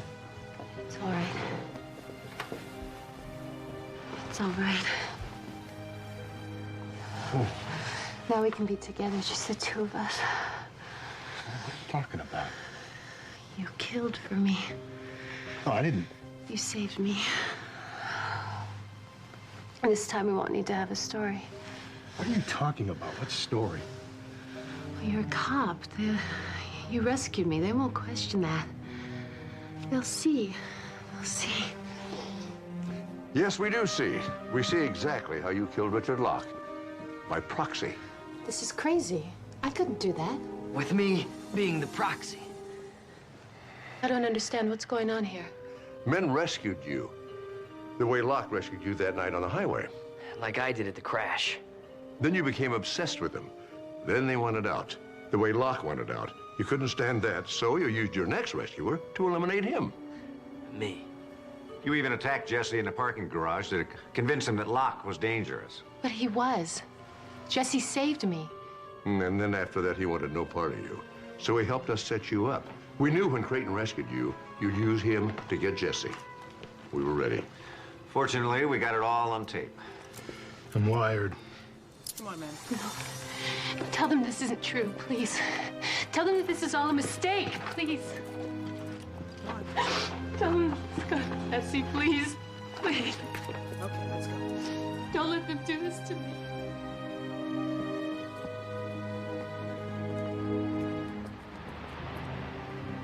Mark knew that Chloe would do something to make me mad enough to go after her, but we never thought that she would do anything to hurt you. It's not that bad. Scared me mostly. Me too. I tell you, I wanted to kill her when I saw you standing there bleeding, and that scared me even more. It was worth the risk. Chloe Marsden is in a mental hospital and out of our lives. And the head nurse gave me a week's sick leave. Hey, you know, Mark gave me the week off, too. I have a mild concussion. So I've heard. Ladies and gentlemen, welcome to Barbecue Bob's Barbecue Shop Quartet. And for our first number on the program, we're going to sing a very special tune for two very special young people there in the corner. down our way, both night and day. You know everybody and they all know you. And even policemen say, how do you do? Pals by the score and gals galore, and that old gang of mine, they sang sweet and old line down our way, down our way.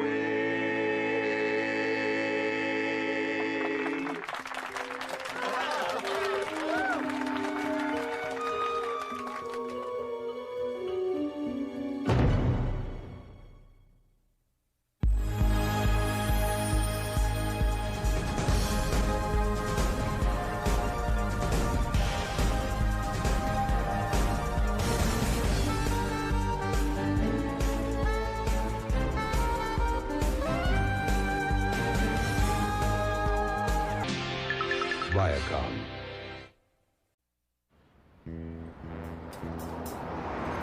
I can't believe you're trying to have a benefit dance here. I mean, this place is too small. Jesse, we didn't have any choice. The place we had booked had a conflict, and we weren't spending that much money anyway. We got bounced, you know. Yeah, and the hospital will not close down the cafeteria, even for the children's burn unit. Hey, it might do some good for barbecue Bob's. Once people have those ribs, they're back for more. Yeah, but you know, for one night, we take a big loss. It's for a charitable cause. Just surprised you talked Steve into it. You know how he is about the bottom line. You did talk Steve into it, didn't you? I'm going to. Before Saturday, You're gonna talk me into what before Saturday? Swing. Swing what? You know, the Lindy Hop. Jitterbug. East Coast, West Coast swing. In here? I know I should have talked to you about it, Steve, but everything happens so fast. The children's burn unit really needs funds badly, and I know you'd want to help. What's the matter? I don't know. Just found that on my windshield when I went outside. 211 PC robbery, taking the property of another by force or by fear. What does that mean?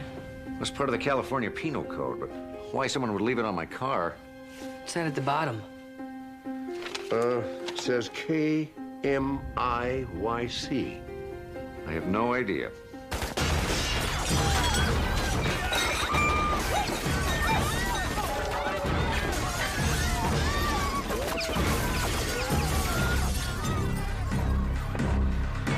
Everybody stay down.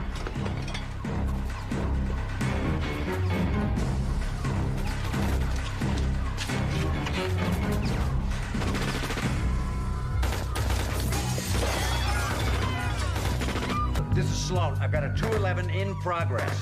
McKinley's Jeweler, 14939 Carver Street. 3 heavily armed gunmen. I need multiple backup and paramedics. Dad, get out. Keep everybody in here and keep them down. What are you gonna do? Try and contain them until the backup gets here. Steve! Steve! Mark, we have a lot of injuries here. Probably gonna have more outside. All right, let's check everybody in here. We'll set up a triage at the front door for anybody else that might come in. Get tablecloths, right, clean ones, and the first aid kit from the kitchen, anything you can find. Did you bring your medical bag? Yeah. Good.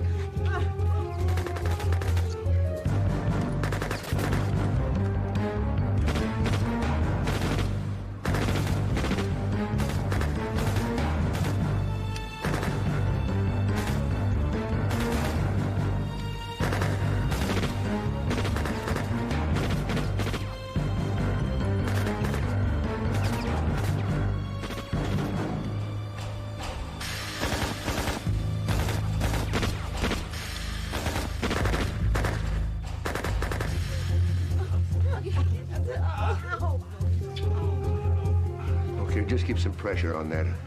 A couple of butterfly bandages, you'll be fine. Mark, I need you over here right away. Jesse, keep checking. Yeah, right. Separate artery. Possibly. Belt's a good idea. All right, I'm making this into a tourniquet to stop the bleeding, okay? And I'm gonna pull it really hard. It's not gonna feel good. All right. paramedics will be along in a minute. You'll be fine.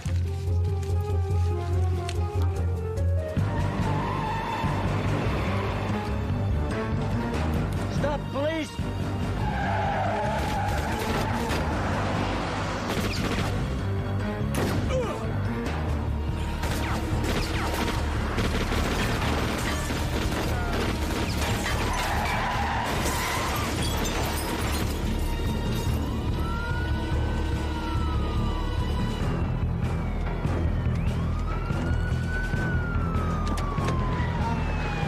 My leg's broke. I'm gonna be sick. All right, take it easy. We'll get you a doctor right away. Stay put. You okay? Archer, what the hell are you doing here? Whatever you tell me to. They're taking cover in the mall. Jakowski! Jakowski, get back here. You're outgunned. No kidding. Get this man in a barbecue Bob's. My father's in there. They went down one of those passageways between the stores. Are those AK-47s? Oh, yeah. We're in body armor, too. Figures. All right, set up a perimeter. Cordon it off, we'll do a door-to-door. Get as many units as you can with more firepower. Notify SWAT. We'll use this as our staging area. Already on it. Help! Somebody help me! Keep the reporters out of here. This is Archer. The 3-block area around Fontaine Mall is now a kill zone. I need all the help you can send. And patch me into that chopper buzzing around up there. Copy that. It's total. I gotta call insurance. So I gotta call my wife. Steve says you take him, Doc. I got better things to do. Sit him down over there. Amanda? All right, keep this pulled tight. I'll be right back. What? Here. Fracture. How's Steve? He's ticked, but on top of it. Fractured fibulocrepitation of the bone ends. Okay, go in the kitchen, get me that little broom and some duct tape and a bag with some ice in it. I got it. All right.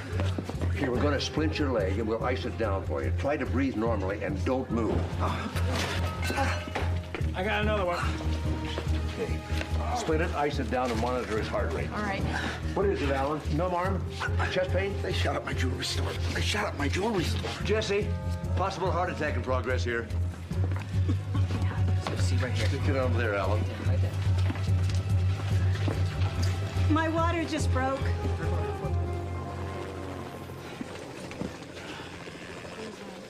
We haven't seen him come out of the mall area, Lieutenant. Good. Maintain your present altitude. We're instituting a door-to-door. And get that news chopper out of your airspace. Roger. Copy that, Johnson. Johnson, Heidegger, and Martinez are coming up empty. Chopper one says he's still in there. They better be. Sloan, this is dispatch. We have 4 more units en route with heavy weaponry. I will tell him to hurry up. These guys have got us outgunned 100 times over.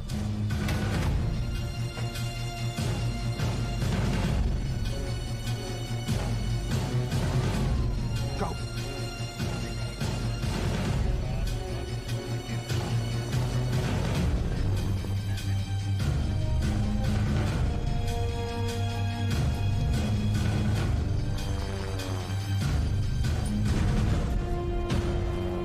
Spotted one. We're in pursuit. Where are you? East side passageway. Chopper one, you copy? Roger, I see one man running west. Good. Maintain contact. Tell Jakowski to stay out of the line of fire. Have those new guys follow me in as soon as they get here. I'll try and keep them pinned down. And find those other 2 gunmen. As soon as I get my crystal ball. Jakowski, don't engage suspect. Repeat, do not engage.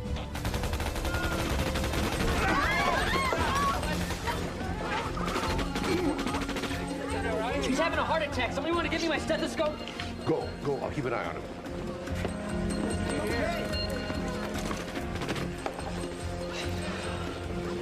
This is no good. He's in V-fin. Do you still have your stun gun? Yeah. Get it. Hurry. Right. Oh, my God. A contraction. It's okay. We've delivered babies under worse conditions. But they already told me. I need a C-section.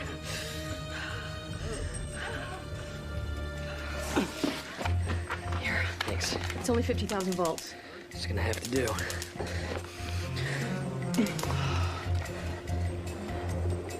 Damn it. I think we got him.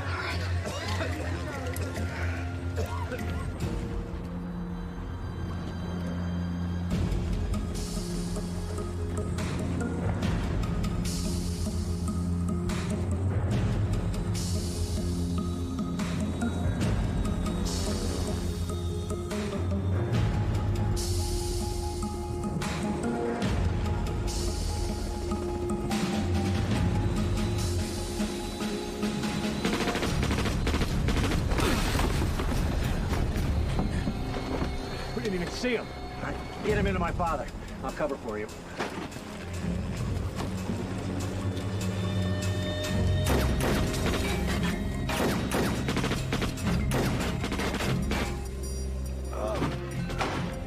I need help here. Oh. Put him down here.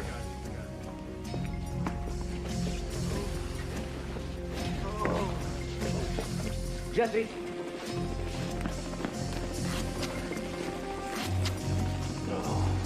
Sucking chest wound. He's taking a bullet right through the chest cavity.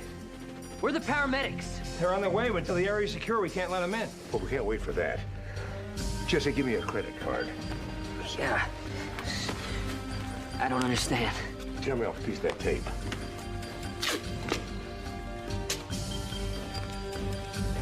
One more.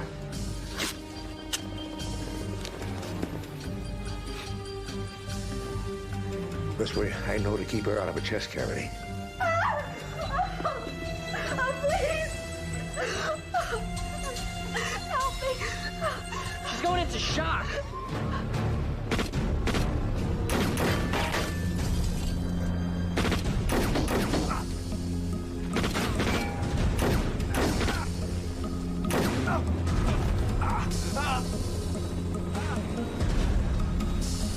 Put your weapon down.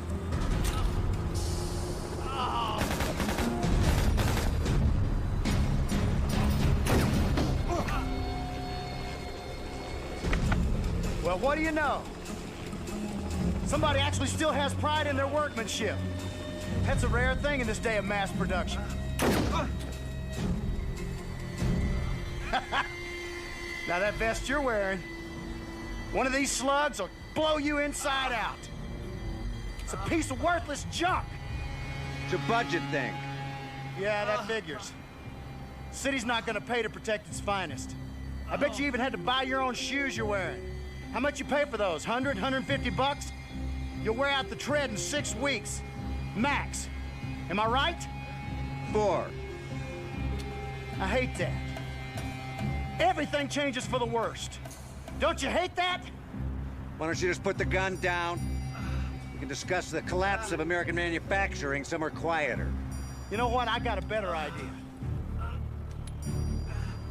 Why don't you just take me out and save us all the bureaucratic bother? Just put the gun down. Slowly.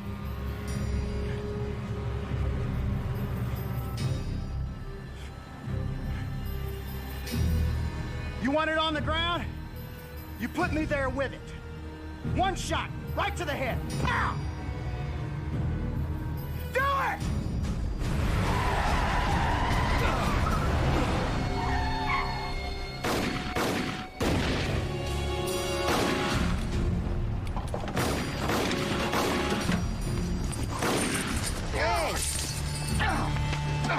Hey! What'd you do that for? Because I felt like it. Move!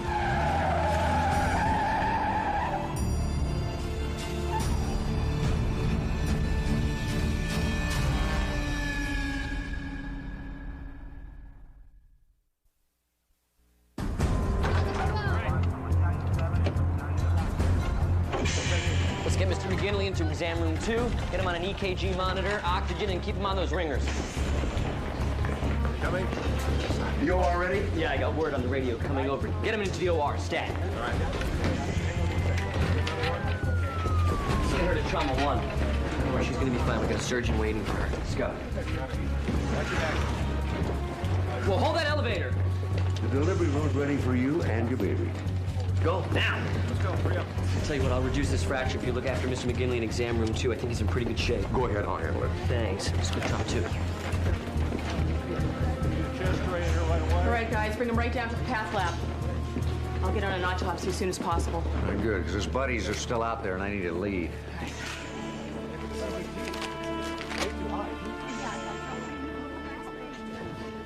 How is everybody? I don't know. They're being taken care of. What's that? It's a note I found on my windshield right before the shooting started. They warned you? Yeah, they gave me all the 30 seconds. Oh, this is nuts. Press is gonna love this if they find out. Well, let's make sure they don't. Well, It's gonna be hard. They're everywhere. And once the chief sees this note... Well, let's just get the guys before I have to give it to them. Well, we got an APB out on the vehicle, a helicopter grid search of the area, door-to-door canvas, every possible resource the department can give us. Yeah, which translated means we don't have anything. Well, we did catch a little luck. There's a security camera in the parking lot, and the videotape was running. I got a couple of guys bringing it over to the office. If the robbers were wearing ski masks, body armor, there's nothing really to identify them from. What about the dead guy? Amanda's checking on it. She's going to page me as soon as she gets something. And the jewelry store owner? Yeah, they're getting him stabilized. But get on the radio, see what's going on. We got to get these guys. Okay.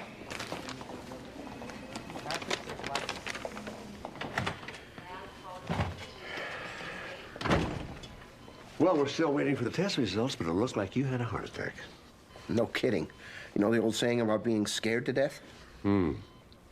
What happened, Ellen? I'm not even sure. I was in the back. I heard some shouting. I went out into the store, and there were these guys, and they're smashing the cases and grabbing the merchandise, and then they just took off. And that's when it felt like this elephant sat on my chest. They didn't start shooting till they got outside? No. And they didn't come in the back to rob the Where you keep the good stuff?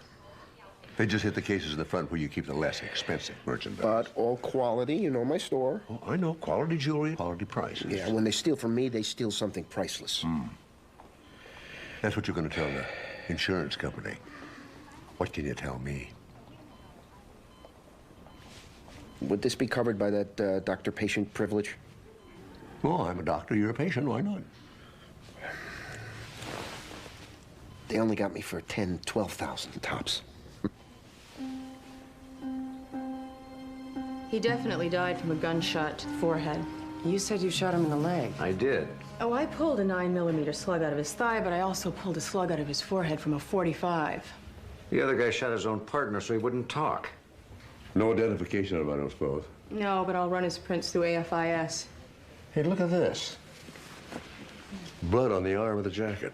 Could it have come from the head wound? No, the blood pooling indicates that he was already down when he was shot. It never would have splattered that far. His partner grabbed him and tried to drag him away.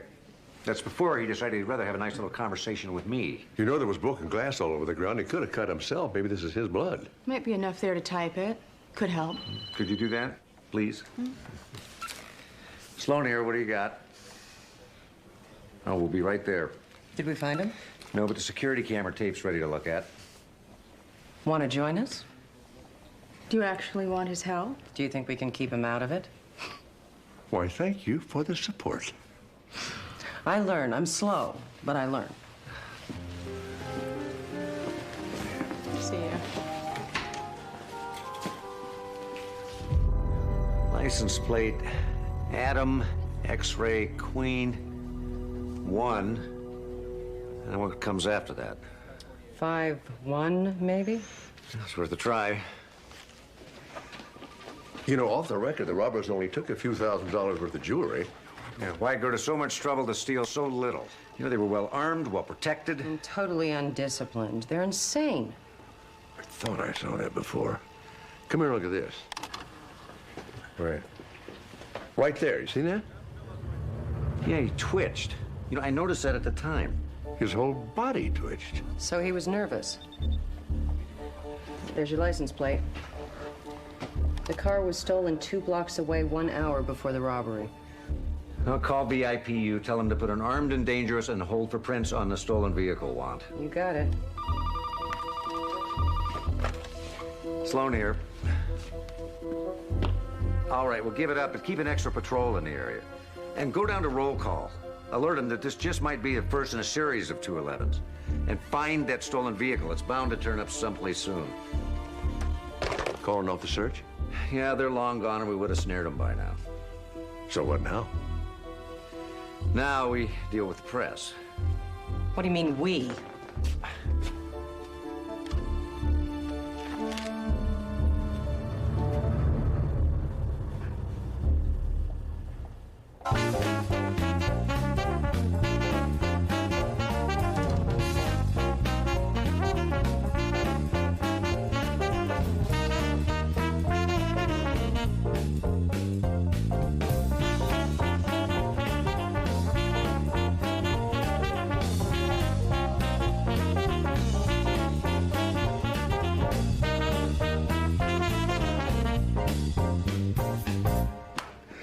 that was great, guys. Marvelous. Take a break. This is really marvelous. What do you think? I think they're great. I'm surprised you got them back here after what happened yesterday. Well, I just reminded them it was a worthy cause, and most of the people who were hurt the other day were all right, and that lightning never strikes twice in the same place. Yeah, actually, it does. Don't tell them.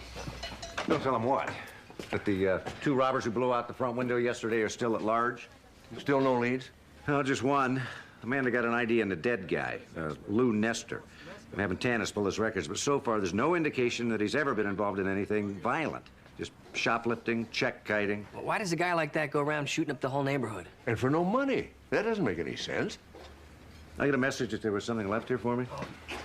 Yeah, it was a note. We found it on the counter when we came in this morning. Evidently, somebody dropped it off before the new window showed up. Mm-hmm. What is it? It's another note, just like yesterday. 486 PC, Grand Theft Auto. Taking of a vehicle with the intent to permanently deprive. Yeah, and it says KMIYC at the bottom. Mm-hmm. That's mine. Hey, get out of there!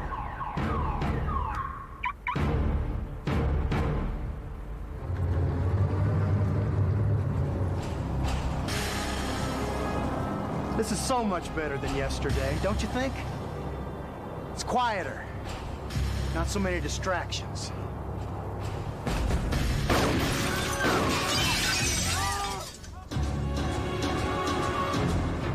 It's your turn.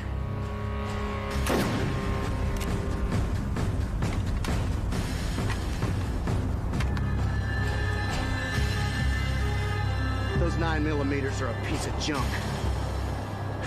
You know, if guns were subjected to the same type of production standards that little kids' toys are, they'd have to take every one of them off the market. Want to use my gun? We could switch.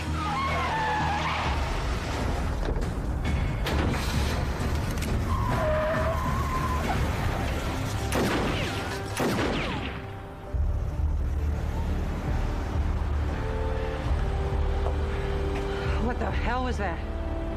I have no idea. Wasn't that your truck? Yeah, it was my truck.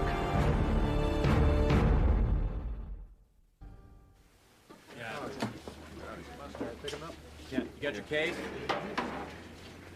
Let me handle this, will you? Fellas, the burn unit really does need these funds.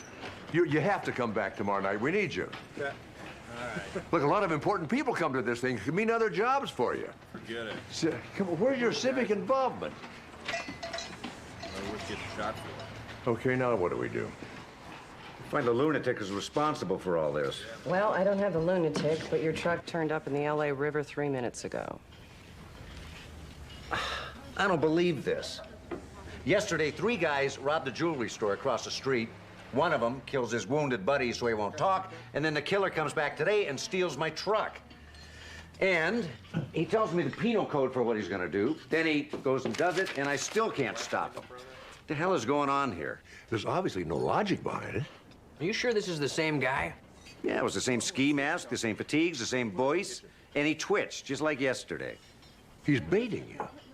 By robbing a jewelry store of almost nothing and then stealing Steve's truck? It doesn't make sense. He also could have killed me yesterday and today, but he didn't. He just stood there taunting me like he was waiting for something. Steve is lucky you came by when you did. Oh, yeah, that's me, Mr. Lucky. Why are you here anyway? Well, the stolen car that was used during the robbery turned up. OPG has it impounded, and I thought you might want to take a look. And you came by just to give me a ride? Well, I might have been thinking about a free lunch. Yeah, let's take a look at that car.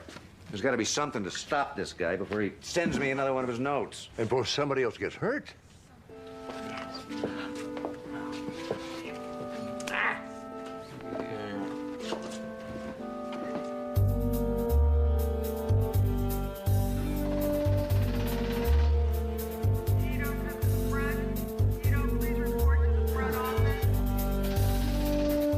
Shame what those guys did to a nice vehicle like this. It looks like it's in pretty good shape to me. Sprayed it with oil. I hate it when guys do that. Shows no respect. Oil? Yeah, it's an old car thief trick. Steal a car, strip it, and then spray it with a light coat of oil before you dump it. It's impossible to recover prints. Gonna take a hell of a wash to clean this baby. Did you find anything? 3 or 4 shell casings. Looks like an AK-47 to me. We know, it's no help. What about the prints? I told you, it's been oiled. I know. You got a fingerprint kit? Sure. What are you doing? I'm gonna see if I have any luck left. Thank you.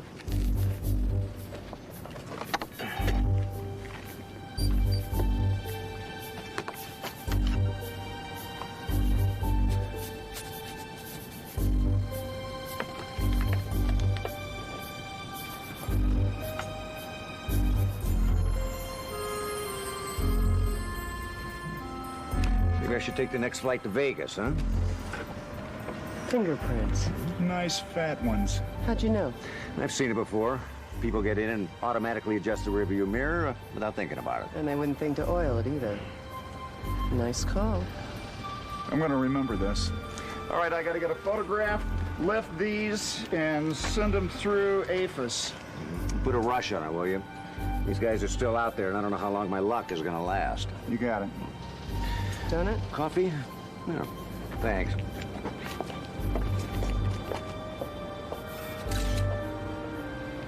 I got the police lab to blow up a few frames from the security camera videotape. This is Lou Nestor, the robber that Steve shot in the leg. And this must be the other robber, the one who killed Nestor so the police couldn't question him. Right. Now here he's got his hand on Nestor's shoulder like he's trying to drag him away. This frame is just a few seconds later. He took his hand away. Only now there's blood on his shoulder and there wasn't before. So the blood did come from the man who killed him. Yeah. I think if we run an analysis on this blood, we can figure out what kind of a medical condition is causing all that twitching. Oh, there are a lot of diseases that can cause that. Tourette's, epilepsy, spinal nerve degeneration. Well, run checks on all of them and anything else you can think of.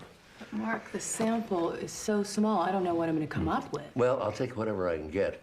We've got to figure out what is going on with this guy before he kills any more people.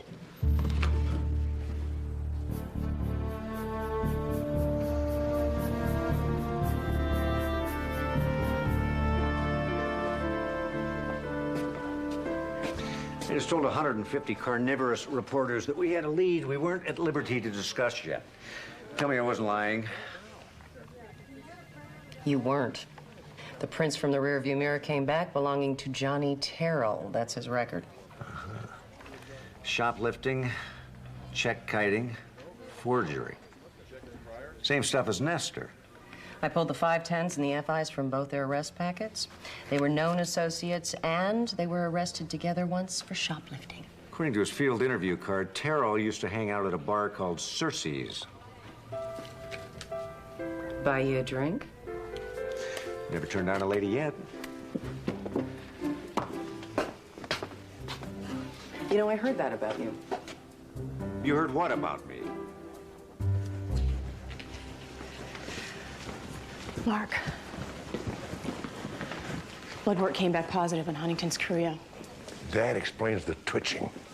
Terrible disease. Degenerative, incurable, leading to loss of muscle control, attacks the nervous system, dementia. And a long, agonizing death. Listen, if the Huntington's is as advanced as we might think, well, it's no wonder why his behavior just doesn't make any sense. But it doesn't drive you to rob stores and commit murders. There's a pattern at work here, and it's definitely targeted at Steve. But why? I don't know. Gotta be an explanation. I think I'll call the staff neurologist, see if there are any patients in the area who have Huntington's. Well, that's a long shot, Mark. There just isn't a national registry for Huntington's. Well, it's a place to start.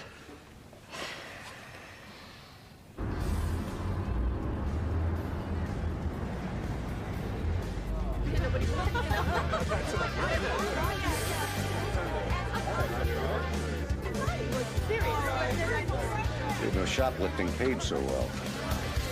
See the dresses those chicks are wearing?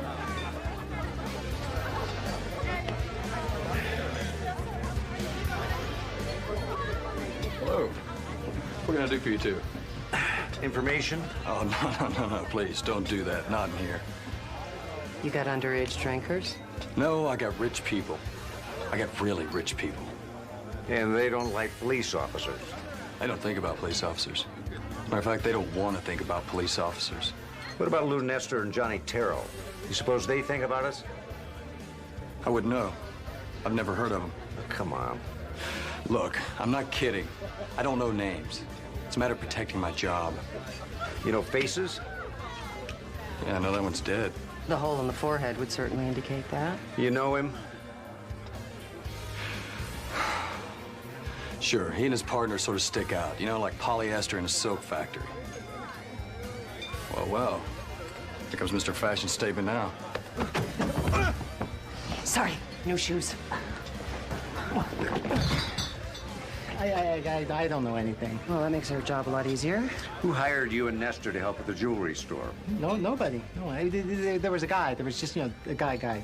With a twitch? Mm-hmm. Yes, and he's nuts. He's nuts, and he kept ranting about some cop named Sloan. That'd be me. You're Sloan? Yeah. And this is for you. Hey!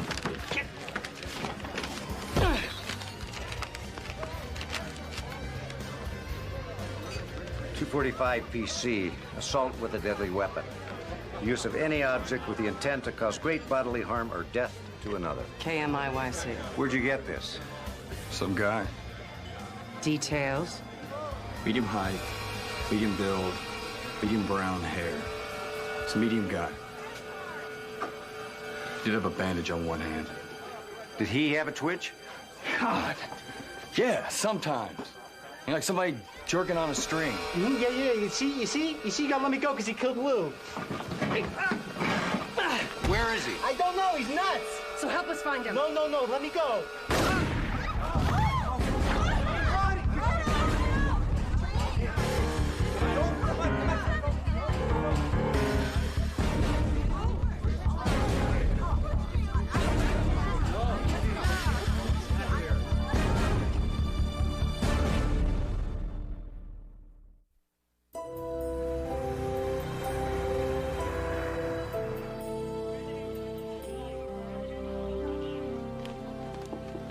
Well, Johnny Terrell definitely did not have Huntington's career. But the bullet that killed him matches the one that we dug out of Nestor's skull. Which still means we have no way of IDing the guy who's sending me the notes. And we have no way of knowing why he's coming after you. If he wanted to kill me, he could have done it easily, including last night when he killed Terrell. It just doesn't make sense. How did you get onto Terrell? Well, they oiled the car, but they forgot the back of the rear view mirror. We got his prints. I'm very impressed. Well, don't be. It only worked for me once. Back when I was in uniform, I helped bust a guy named Kurt Fallon, who was knocking off convenience stores. He used stolen cars as getaway vehicles. I remember that case, one of your first. No, we finally turned up one of the cars, oiled, and I sat in the driver's seat and just instinctively reached up to adjust the mirror. And got an idea. Fallon's fingerprints were all over the back of the mirror. I haven't seen an oiled car since. Until yesterday. What if somebody knew you were going to check that car and saw to it that Terrell's prints were on the back of that mirror? So they'd lead us to him. Well, that doesn't make sense either. Why do that and then kill Terrell just before he talked? I don't know. Because he killed Nestor before he had a chance to talk. Is Fallon still in prison? Let's find out.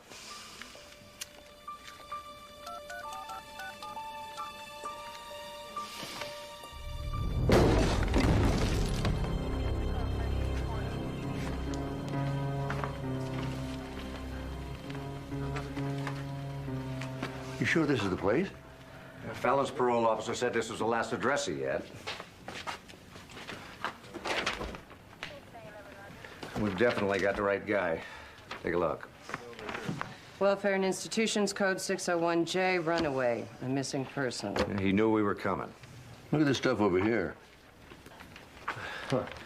What, medical textbooks? Yeah. This is open to the section on Huntington's career, just describing the kind of death he's facing. Here's a book on Dillinger, another on Ted Bundy, Bonnie and Clyde. Looks like he's suffering from delusions of infamy. Look at these. These are all on Carol Chessman. The red light killer. Could I borrow a couple of these? Sure, we'll get them logged and you can take them with you. You think there's something in there that'll help us find Fallon? Well, maybe not help us find him, but help us understand what he's up to. He's demented. What else do you need to know? Well, he hasn't reached full-blown dementia yet because he's got a plan. He's following it. And up to now, he's making us follow it, too. You're right about that.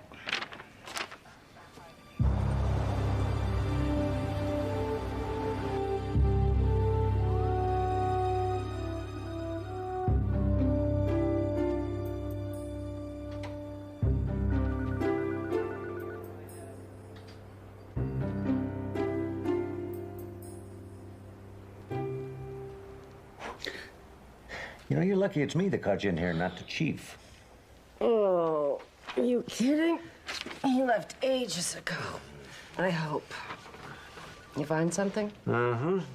According to the prison authority, Nestor and Fallon shared a cell the last time Nestor was in for forgery. So, Fallon contacted Nestor when he needed help with the robbery, and Nestor brought his buddy Terrell in with him. Now all we have to do is find Fallon. Did you put out an APB? 3 hours ago. Now what?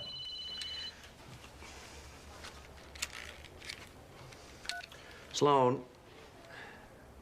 Oh, come on, Jesse. I'm tired. I want to go home. What emergency? Jesse. I have to go to the restaurant. Travis blow up the barbecue sauce? Well, if he did, he's in trouble. If he didn't, he's even in more trouble. Go back to sleep.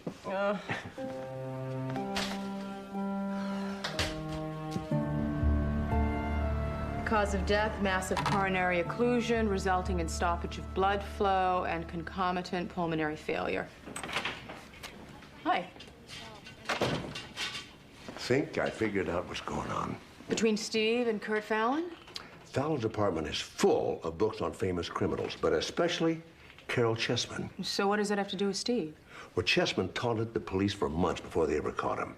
And at the bottom of each note, he would always put, "Catch me if you can, CMIYC. Yes, but Fallon always ended his notes with KMIYC. Mm-hmm. Well, the other books in Fallon's apartment were about Dillinger, Bonnie and Clyde, Ted Bundy, Long Island Railroad Killer. High-profile killers. Every one of them ended up in a blaze of notoriety. Whether they were gunned down like Bonnie and Clyde or had famous trials like Bundy. So you think he's doing this for publicity? I think it's more than that. I think he's dying from a terminal disease, and he wants to end his life, and he can't do it himself. So he wants Steve to do it for him. A high-profile suicide by a cop. So KMIYC doesn't stand for catch me. It means kill me, if you can.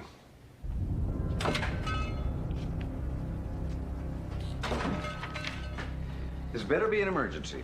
It is. Take a look at these. What are they? Insurance forms. You called me over here for insurance forms? This could wait a while. No, it can't. The insurance company says it won't cover the cost of the front window. The city has to. What? They say it happened in the course of police action. They won't cover it. Wonderful. It's an emergency, right? Well, let me get a beer. I'll take a look. Steve, we cannot afford to cater this benefit for free and cover the cost of this front window. Yeah. That's not going to bankrupt us, but not going to help either. Jesse, do you see who put this here? Put what where? 187 PC murder. The premeditated taking of the life of another. Kill me if you can. KMIYC. Jesse, get out of here now. Jesse, you all right? Yeah, I'm great. How you doing, Sloan?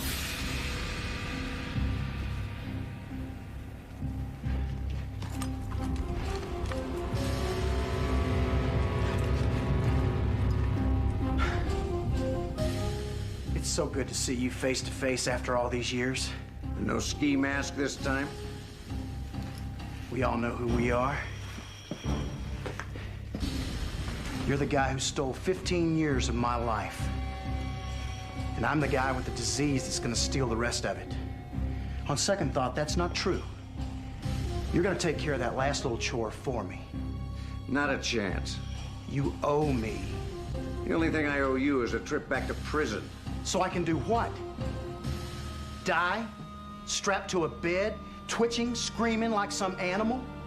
Not knowing who I am or where I am? They treat rabid dogs better. Then put yourself out of misery. This isn't up to me. Oh, but it is.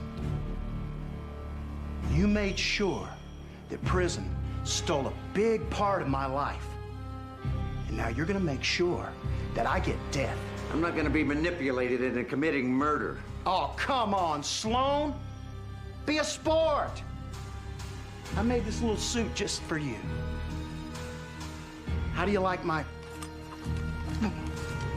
targets?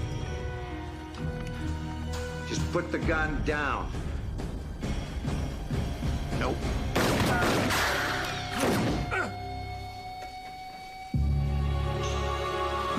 Well, I'm glad to see that you've got a gun that works this time.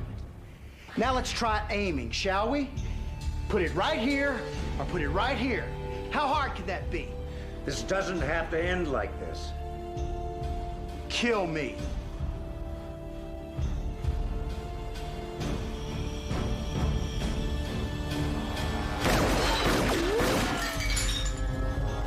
I'm not gonna kill you no matter how bad you shoot the place up.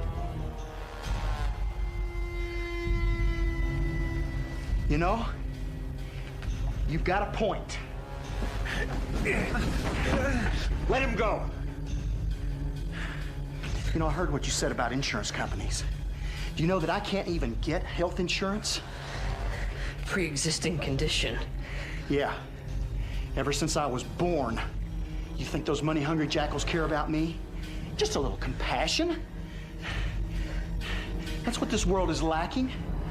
People who really care about somebody else's suffering. I care. Let him go.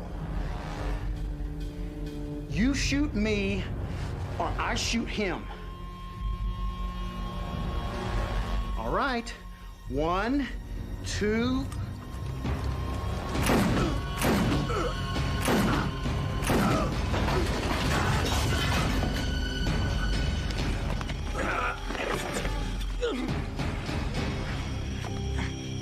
Kill me! Shut up. Kill me!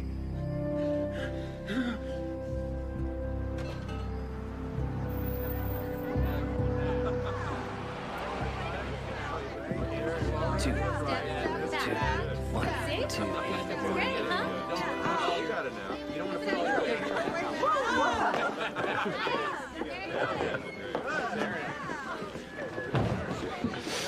Ooh, I'm definitely coming here more often. This is great, Mark. Wow, how'd you manage to get the band to come back to our bad neighborhood? Oh, well, you know, once they remember what a worthy cause it was, they decided to give it a shot. Try. Really? Yeah. I did have to guarantee free ribs for the band and their families for a year. Oh, no. And, of course, there was the little favor I asked Tanner. Anything for a good cause and a plate of ribs. What did you do, Dad? Ladies and gentlemen, introducing Jive Louie Jive.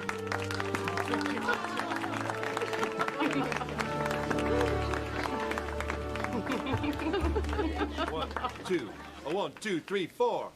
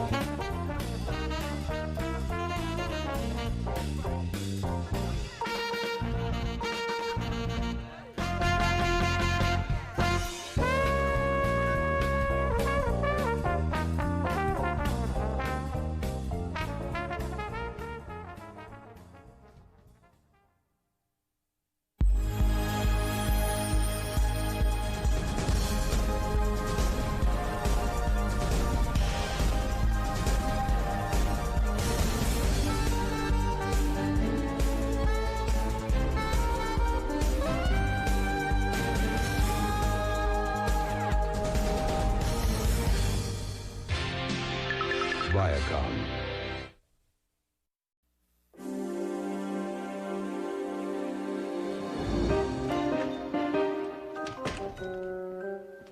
Dad? Hi. Pick a card. Dad, the movie starts in 20 minutes. We're the only 2 people on the planet who haven't seen it. Let's not be late. Doesn't matter if we're late. The picture's 3 hours long and the ship doesn't sink till the end. But it's more than that. It's the grandeur of the whole thing. It's the style and elegance of simpler times. It's the bittersweet romance. It's my phone. Sloan. Yes, Captain. Well, I'm in homicide, remember? A restaurant brawl's not exactly my department. What do you mean, my restaurant? What? Steve, I don't want to interfere, but you spend a lot of time with Tommy. Try to hear his side. Better be good. I barely got him off the last assault charge. Hey, guys. It wasn't Tommy's fault, really. Really? Yeah, that guy over there. The giant. Well, he starts really ragging on me. Give me this, give me that, hurry up. This food's not worth it. You know. Well, he insulted the food, so Tommy hit him? Oh, Tommy hit him because the guy tried to hit me. So Tommy hit him first? Oh, Tommy got in the middle of it, but then the guy took a swing at Tommy, and he ducked. By the way, excellent move. Thanks. Then when he gets up... Sounds like simple self-defense to me. Simple self-defense? There are other ways to solve things like this, Tommy. You should have let Jesse handle it. Steve, are you kidding? That guy's a monster. Steve is right. There are other ways we could have handled this. We could have... Called the police? Could have called the police. That would have been one way to handle this. Look, Steve, I'm really But sorry. Tommy, don't. I've heard it all before. I vouched for you in court, remember? This is just the kind of mess that got you in trouble in the first place. I'll tell you what, tough guy. I got just the place for you. Tomorrow, 7 a.m. sharp. If you want to stay out of jail, you be there.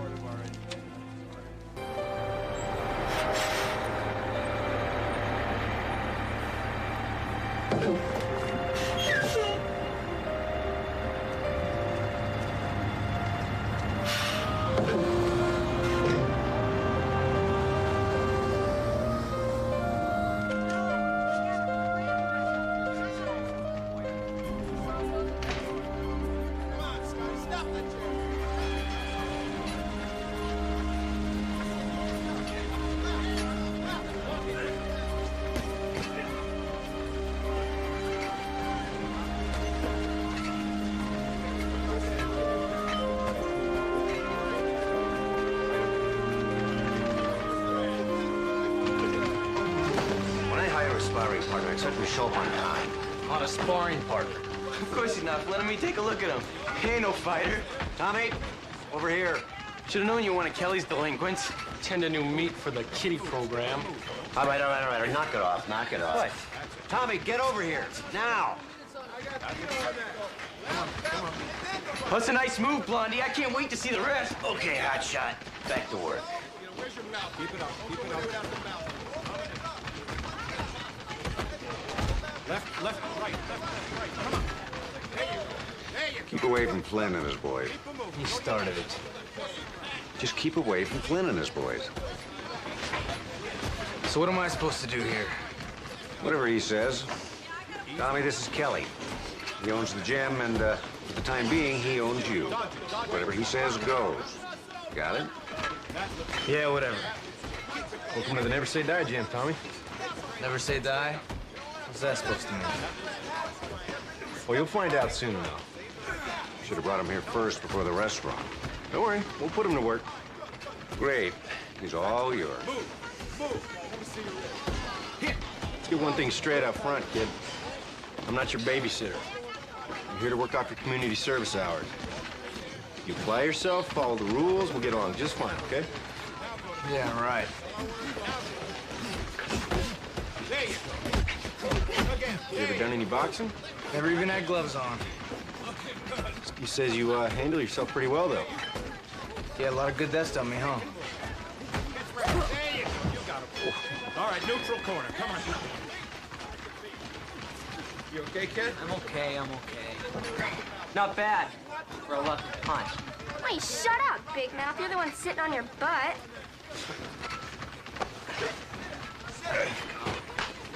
All right. Deep breath. What are you looking at? Nothing. It's a nice right. That's Maddie.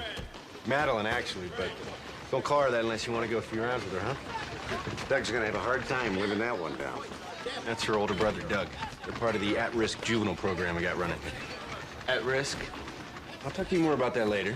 You're gonna do some work with the kids. Right now, there's the locker room. Go on, I'll meet you in there in a minute. Punch out. Hey, I was sweating. So, what do you think? These kind of problems are nothing new around here. Foster home, youth camp, probation 4. Assault and battery, 3 counts. I don't know, buddy. We're starting kind of late. Wish we had him in here 5 years ago. Yeah, I know. Just got a feeling about it. With some work on that short fuse, I still think he can turn himself around. Okay, that's good enough for me. And you know how I feel. Never say die, huh? That's right. All right, pal. Thanks. Call me if you need me. You bet. Take care. Okay, let's get to it. See those cartons? That's a month's supply of Sports Chem energy drinks. Sports Chem? They're one of the sponsors for our at-risk program. Anyways, the drinks need to come out of those cartons and get stacked in the cabinet. Then you can go mop up the head. Hey, ain't no janitor, man. Besides, I thought your whole deal here, this whole program was about boxing. This program is about a lot more than just boxing, Tommy. It's about discipline. It's about self-control. And right now, it's about putting those drinks away.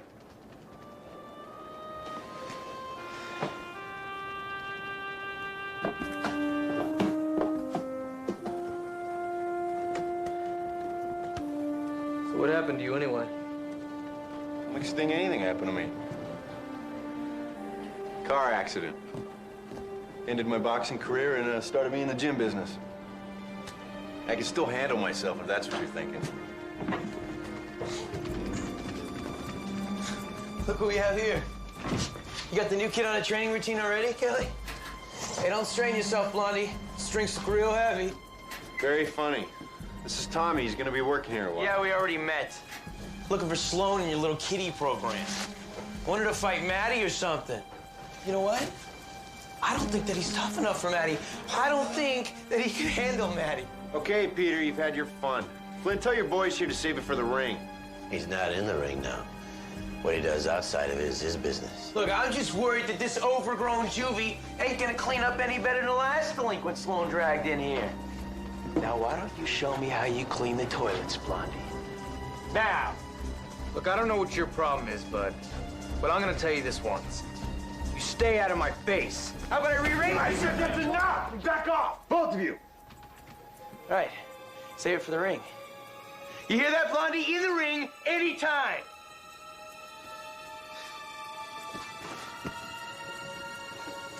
Ooh, excuse me!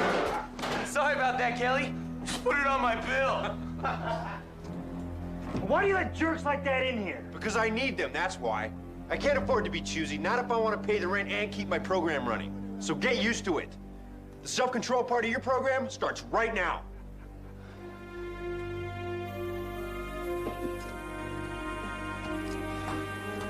So you're gonna take a lot of work.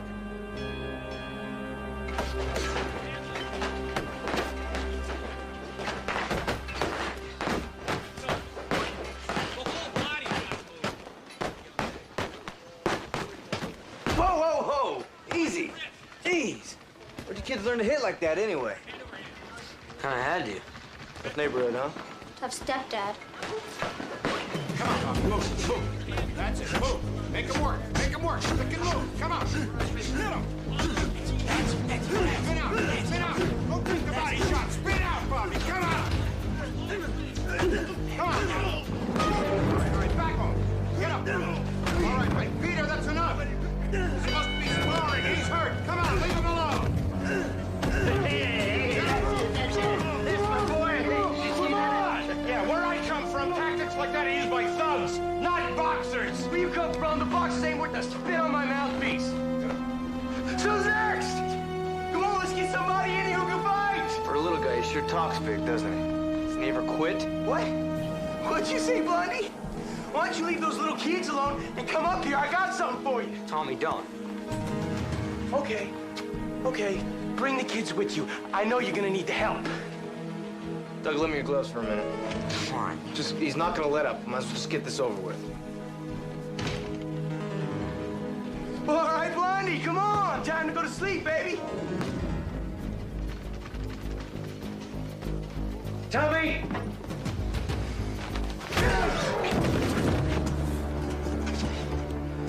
Oh, it's too bad, Blondie.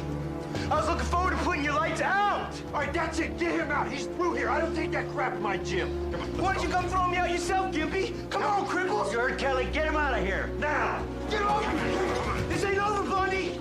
I did over. Get up. That's not why I brought you here. Steve, that guy's been in my face since I got here. All right, I didn't have a choice. But you did have a choice. Why is it that you always make the wrong one? You didn't even make it through one day, Tommy. Look, I'm trying to help you here, but I can't do this by myself. This place could be your last chance. Whether you make it work or not is up to you. You all right, Tommy? Yeah.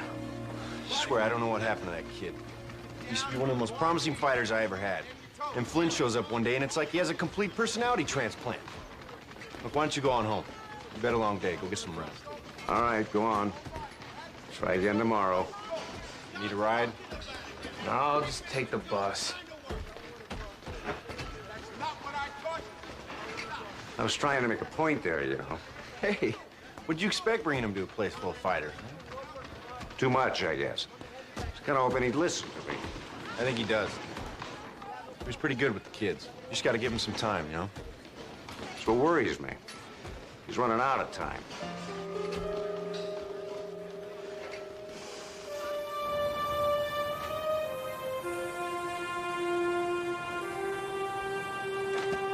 Ding, ding! Round two. No one's gonna stop us out here, Blondie. Here's your chance. No Sloan, no Kelly, just you and me. So come on! What are you waiting for? Let's go, come on! You got it. I don't want any trouble, Peter. I just want to get on my bus and get out of here. Man, I was right about you. You ain't no fighter. I'll tell you that's a good thing, because I would have killed you, and you know that. I'll kill anybody! No fighter alive could beat me. You want to know why, Blondie, huh? You want to know why? Because I'm the best! I can't be hurt! I'm indestructible! Want me to show you? Want me to prove that to you, Blondie? Watch this. Peter, what are you doing? Get out of the street! You're not hearing me, man. I'm bulletproof! Peter, don't! What are you doing? What, are you out of your mind? Man, you are thick. You just don't get it, do you? What's it gonna take? Watch this, Blondie!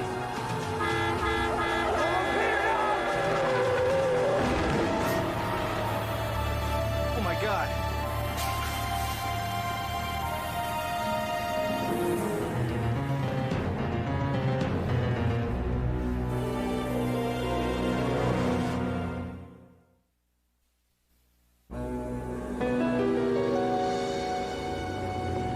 I don't care what the bus driver said. I wasn't chasing him.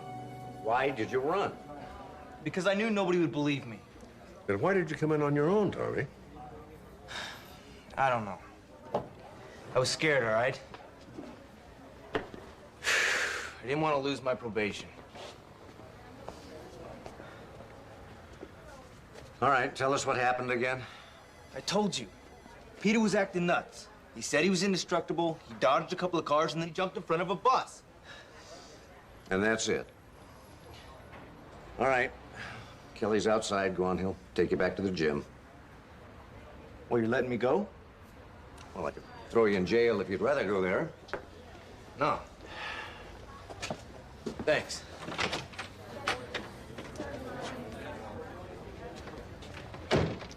Was that a good idea? I got no reason to hold him. He's trying, Dad. The least I can do is try as hard as he is. So what do you think? If Tommy's right about what happened, I have some serious questions about Peter Washburn's behavior and what caused it. When did Amanda say the autopsy report would be ready? Not till in the morning. Hey, you want to catch that movie? No, I'm beginning to feel like I'm on my own sinking ship. Peter Washburn's temporal lobe was scarred. Is that a surprise? No, not really. It's pretty common in boxers. Yes, but this scarring is from an old injury. It might have caused temporal lobe epilepsy. Well, that would explain the irrational behavior. Would it make him irrational enough to kill himself? Yeah, I don't know, but something made him think he was indestructible. Did anything show up on the drug screen? Nothing. Everything seemed normal. What about physical signs of a struggle? Physical signs, Steve. The man got hit by a bus. I thought you said the driver saw what happened. Well, the more he thought about it, the more he decided he really didn't see anything. He just assumed Peter was being chased. People shouldn't assume. Leave that to pathologists. And it sounds like the pathologist has cleared Tommy. Yes, it does.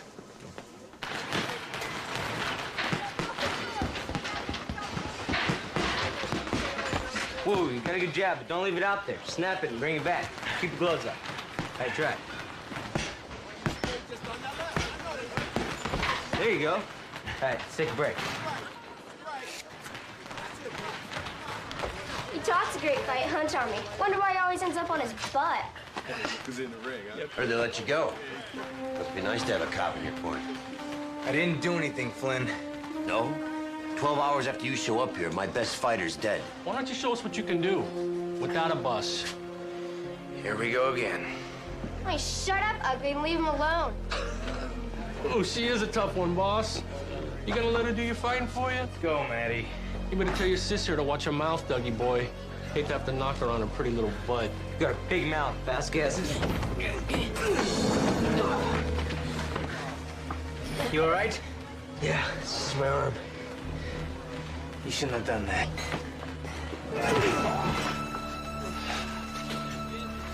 Throw me my gloves.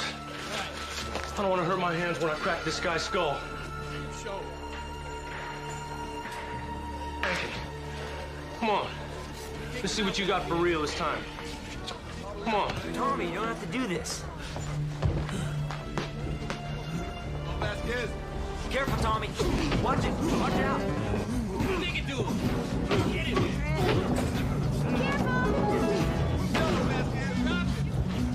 Knock him out. Keep your hands up, Tommy. Come on, Tommy.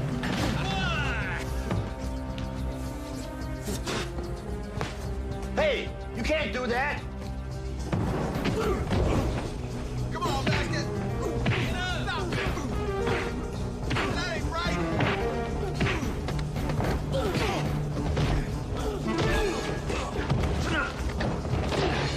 All right, get them out of here. Then you and I need to talk. You bet we do. I'll talk to you later. Are you all right? Yeah, Tommy's just trying to protect us. Wasn't his fault. Never is.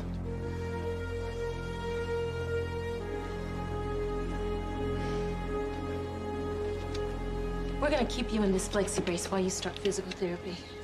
Dr. Latimer, Yes. could I see you a second? One moment. Practice walking the way I showed you, then sit, stand, and walk some more, okay? Okay. I'll be right over here if you need me. Boy, it's amazing how many bones you can break when you fall on snow.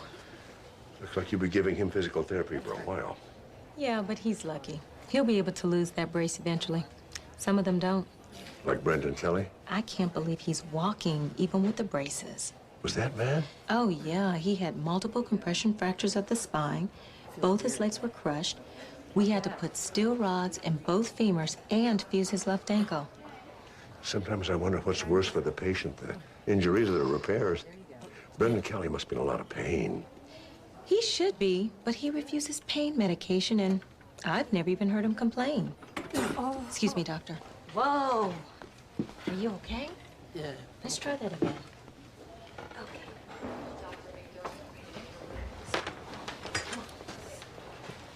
Hang in there.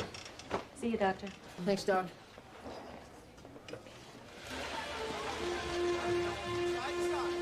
You didn't kill it, Jim. You're responsible for what happened in there. Hey, Tommy didn't start it. All the evidence we have indicated Peter Washburn stepped in front of that bus himself. You're out of your mind. And your fighters are out of control. Look, all your boys want to turn pro. My kids just want a little self-confidence. Your kids are juvenile delinquents. Wonder if Sportchem and all those other corporate guys know just what it is they're sponsoring here. Hey, you either keep your fighters in line or you're out of here. Got it?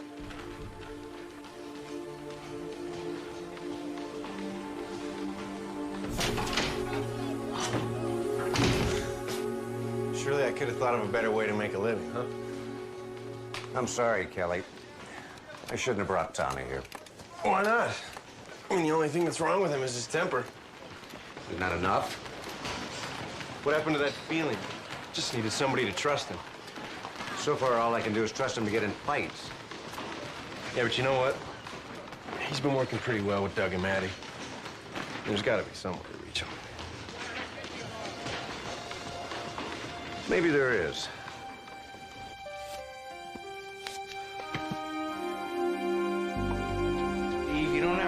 guess you made your point. You want to fight so bad? You might as well learn something. Let's go. Get your hands up. Come on, Tommy, what's the matter? You never had a problem out there. You want to blow off steam? Do it in here with me now. I said, put your hands up. Good. Now control yourself. Think about what you're doing.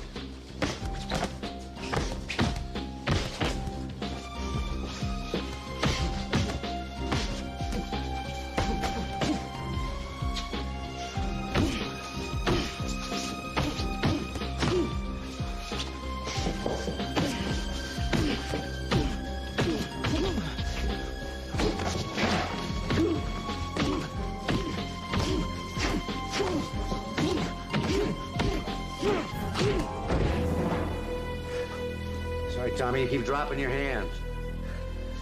Come on, that wasn't that hard. Get up. What's the matter, Tommy? You all right? I can't see, Steve. What? I'm blind.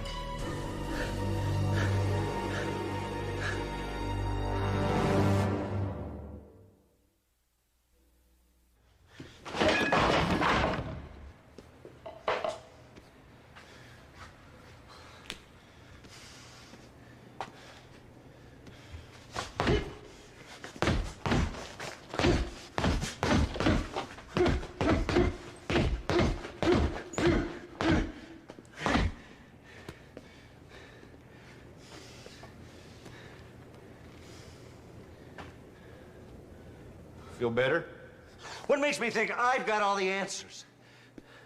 Everything I've tried with that kid has backfired. I should have just stayed out of his life. You don't mean that. You're all he's got. He needs you.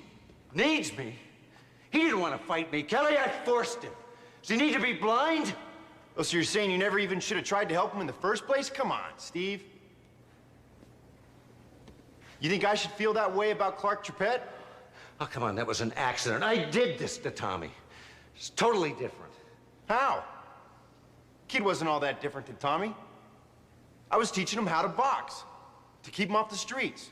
Used to give him a ride to and from the gym every day. How'd I know a drunk was gonna run a red light? That he'd be dead, and I'd be crippled. What, you're saying I should have never even helped him? It's just not the same thing. Sure it is. Life's not always fair. It's not all happy endings, Steve. But it doesn't mean you just roll over and die when things don't go your way. You keep going. You do the best you can. You taught me that. That's what this gym's all about, Steve. I know. It's just... I care about this kid. I saw something in him the first time I busted him. He's not a bad kid. He's just never had a break. So I appointed myself as savior, and this happens.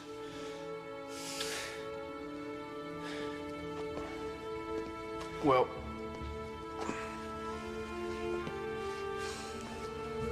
if you're right about Tommy, he's not gonna blame you.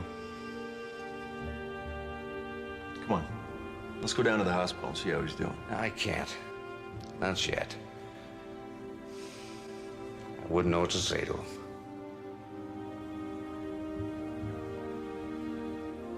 Okay, I'll go.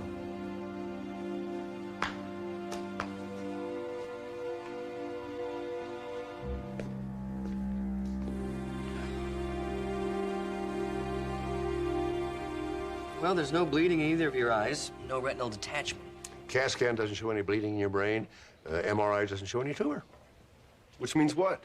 Well, it means that the blow didn't cause Tommy's blindness. So what did? Well, we don't know for sure. We can't find any physical or neurological reason for it. That's good news. I mean, we're certain that in time you will recover your vision. How much time? Well, we can't really say. I wish we could be more definite, Tommy, but try and be patient. We'll do everything we can. Well, hey, that's good news. I mean, I know Doug and Maddie will be happy. They keep talking about how boring it is down at the gym without Tommy there picking fights all day long. Hey, Mark, has Steve been by at all? No, I haven't seen him, Tommy, since they brought you in. I'm sure he'll be along. Yeah. Okay, you try and get some rest. We'll be looking in on you. I'll hang out for a bit. If you need anything, bust for the nurse. All right, thanks. You know, the strange thing about Tommy's blindness, unless it's a massive head injury, most people just go blind in one eye at a time, not both at the same time. Well, if the trauma didn't cause it, what did? Now, Peter Washburn steps in front of a bus because he thinks he can't be hurt. And Tommy Anders goes blind, apparently for no reason. Unless it's about drugs. But not your everyday street drugs. These guys are athletes. Some of them will take anything if they think it'll give them an edge. And something's going on down at that Kelly's gym that I don't like. I'm gonna find out what it is.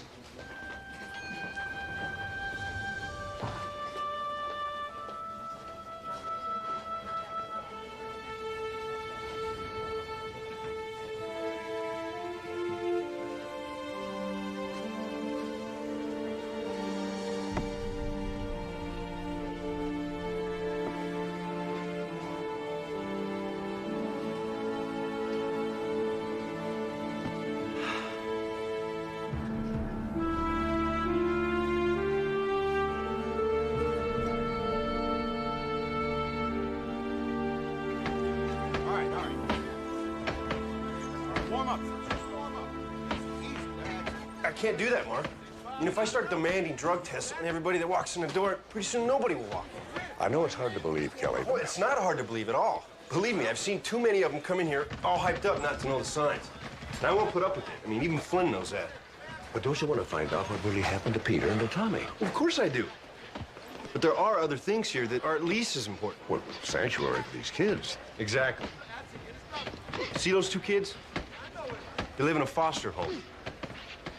Their mother drank herself to death 2 years ago.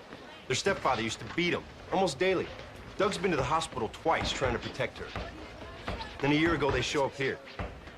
Doug says he's gonna teach his little sister how to fight so that nobody can beat her up again. And I've got others just like him, Mark. It's here or the streets. They feel safe here. They trust me. I can't betray that trust. If I impose some sort of mandatory drug test, if they feel threatened, I could lose a hell of a lot more than I gain. I guess I didn't consider that, Kelly. Besides, if my corporate sponsors got wind of it, they might think I was subsidizing a bunch of drug freaks and yank my sponsorship. Oh, I get the picture. I'll have to think of a little slicker way to find out what's going on around here, if anything. I mean, you know I'll help out in any way I can. Yeah. Look, I gotta get that, all right? If there's anything else, you let me know. Thanks, Kelly.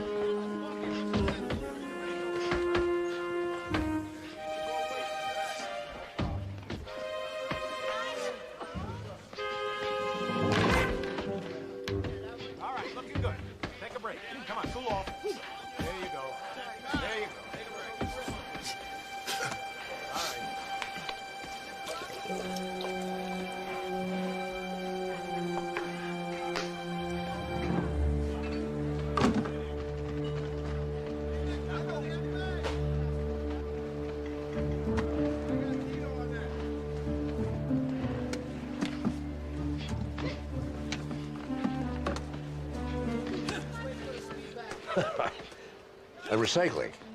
Oh. Spent some time out in the States. You forget all about that kind of thing. We've been away? East Europe on a sports medicine study grant. Great winters. Whoa, too cold for me. And no recycling. Yeah, I guess that's right. I'm Mark Sloan, Steve's father. Alex Warner. I'm the ring doctor.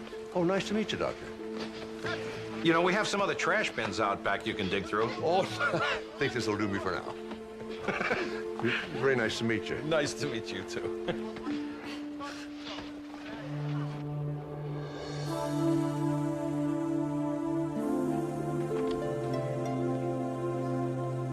Who's there? Just me. Tommy, everything okay? Oh, yeah, fine. I'm just waiting on the pizza that I ordered. Then I was thinking about maybe watching some TV, maybe reading a magazine. The patient retains his humor. That's a good sign. I'll go check on that pizza for you, okay? All right. Thanks, Mark.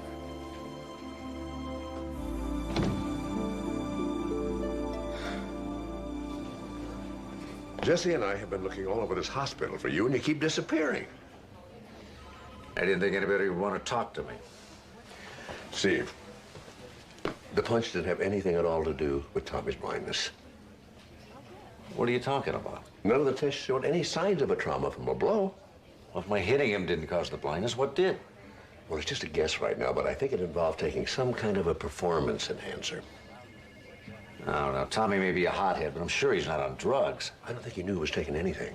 I have Amanda running some tests on a sports drink I found in that gym. I think the drugs are in there. If you're right, that means other kids at that gym could be on drugs without their knowing it. The question is who's behind it and why? I got a pretty good idea about the who. Steve? Don't worry, Dad. I'm not gonna kill the guy. I'm just gonna scare him a little. Interesting file the State Boxing Commission sent me on you, Flynn. Glad you're enjoying it. 2 alleged fixed fights. 3 alleged cases of giving a fighters illegal drugs. Alleged, as in unproven. Still, 1 more infraction, and you go from being on probation to being out of the game altogether. You said you had no information on Peter Washburn's death? I do. That's why are we discussing my past sins? Thought you said they were unproven. I'm out of here.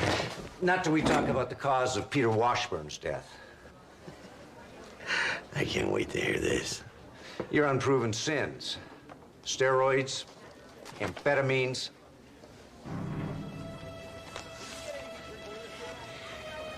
You may not believe this, Sloan, but I love boxing. And I am not gonna screw up my chance of staying it by giving somebody drugs. That's why you did these alleged things. You love boxing. If you have proof, arrest me.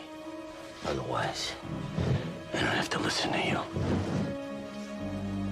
You better pray I don't get proof you've been drugging those kids.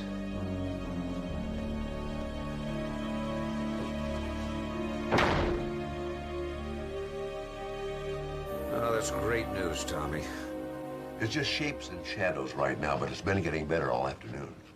Hospital said Tommy could be discharged, so we thought the beach would be a great place to recover. Well, Tommy, I'm glad you're here. Got some more food out in the kitchen. Along with our drinks. Excuse me.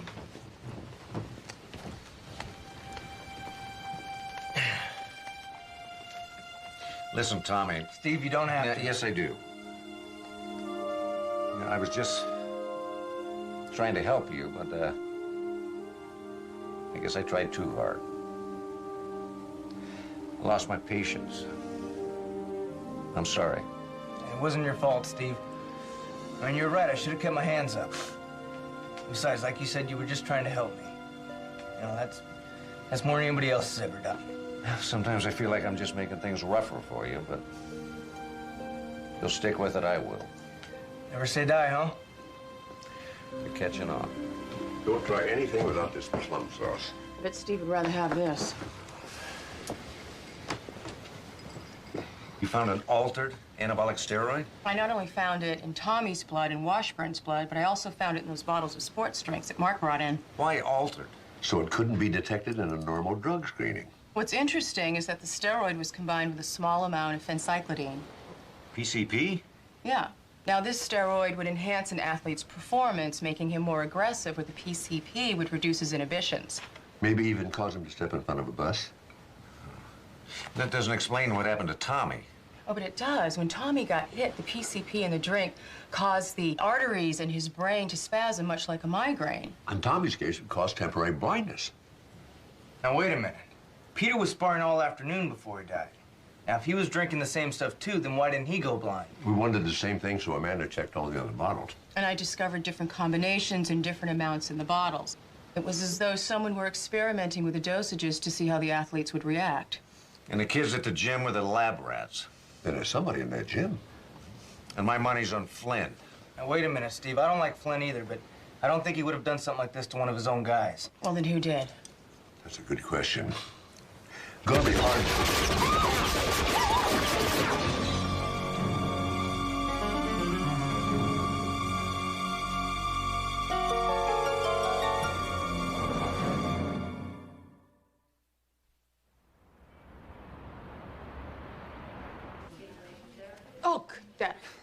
hurts. It's just the gauze. I don't care. It hurts. It doesn't hurt. You're being a wimp. I'm not being a wimp. The stitches hurt. Your technique stinks. No, it doesn't. It's two. No, it doesn't. It's two. How is she? Whiny. Not being whiny. I'm in pain. She got 6 stitches last night from flying glass. She's not in pain. I am too. How you doing, Amanda? She's fine. I'm not fine. I'm in pain. Did the crime scene unit find anything? Nothing. There was no shell casings, and the tide washed away any footprints. Yeah, I can't believe somebody would try to kill us over some sports drink. Yeah, apparently, creating designer drugs for athletes that are undetectable has become big business. Obviously, somebody doesn't want to be found out. And my money's still on Flynn. We don't have any proof. We will. Steve. No, I'm through playing with this guy.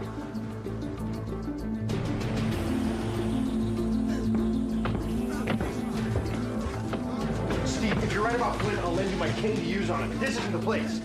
Look, if you have to take him, will you please think of the kids? Just let me do my job, Kelly. Flynn! Oh, give me a break. What do you want now, Smoke? Hey! Don't! You've shown really poor judgment, Flynn. Hey, you can't do this. Oh, I can't, huh?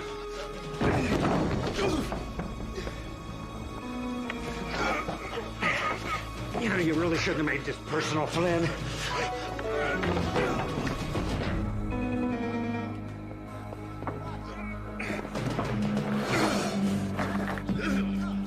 You blind Tommy. Then you shoot at my father's house and put my friend in the hospital. You think I was just gonna take that? Stupid! Steve, don't! Come on, man. Steve, let him go.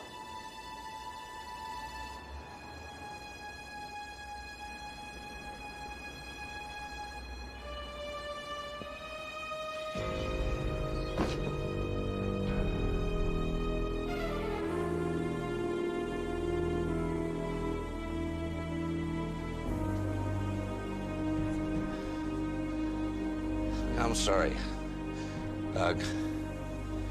Maddie, I'm sorry.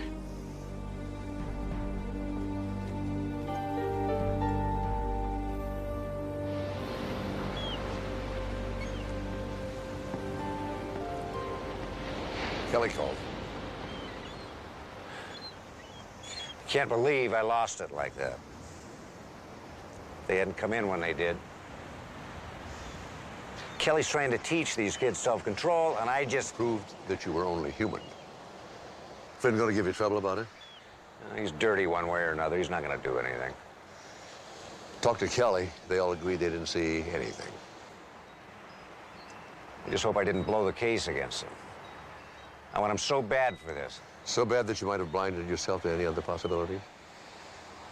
What do you mean?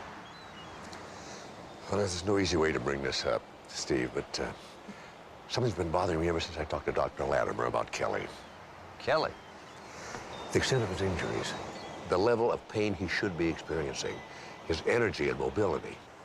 What are you trying to say?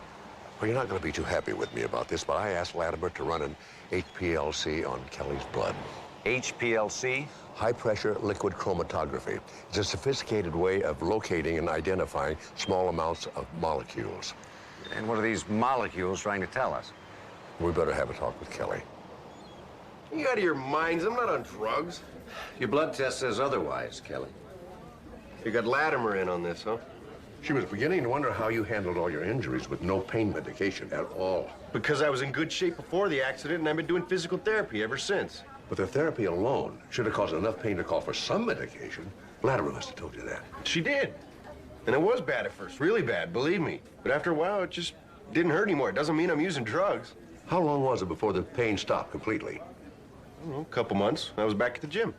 Then when was it you went to Sports Chem for sponsorship? I didn't. They came to me. I've been using their energy drink for a while. I liked it, so I agreed. And they supplied you with Sports Chem in exchange for what? Nothing. I mean, that worried me at first, so I had Dr. Warner check out the formula, you know, just to make sure it was safe. And he said it was fine? Sure. All the trainers started using it. Including Flynn? Yeah. Kelly, I owe you an apology. I'm sorry. But I think I know who's behind it now.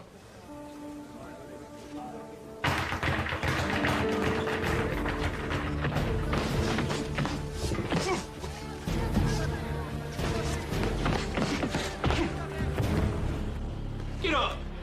Just a little tap. Come on. Hey, hold on a second. Warning. There you go, catch. There you go. That sports chem must be pretty good stuff, huh? Yeah, not bad. Gets their electrolytes straightened out.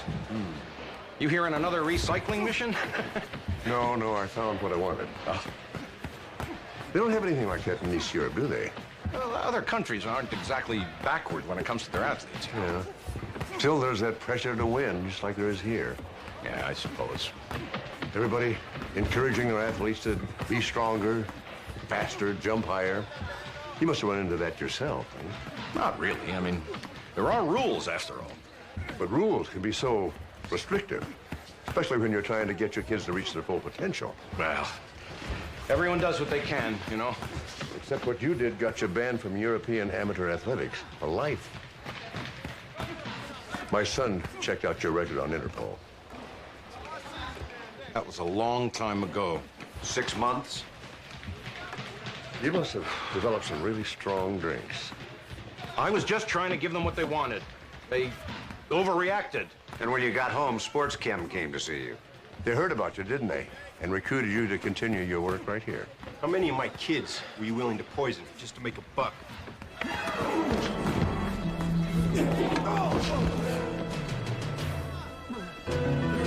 Mother Warner!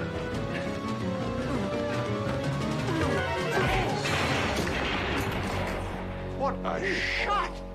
That's my boy. Hey, you can see. You noticed. And you kept your hands up. That was cool. Wish I would have had my gloves, though. Get him, Maddie. Your guard up. Right.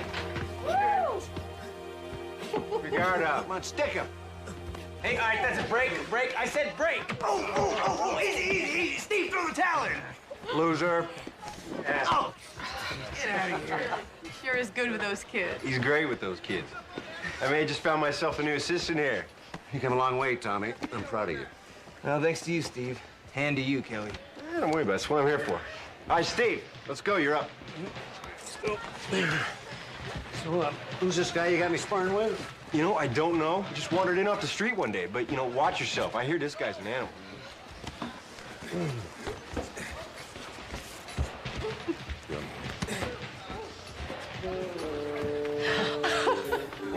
Hey, sorry about that. Let's go. Time. Dad? Oh, come on, guys. Watch out!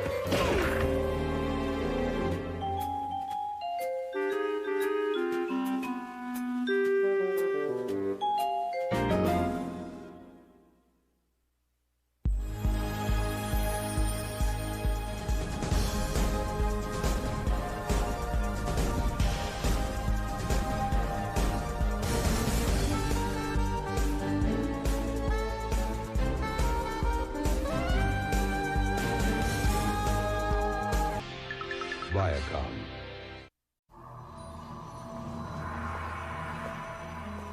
Hello, I'm Randolph Mantooth.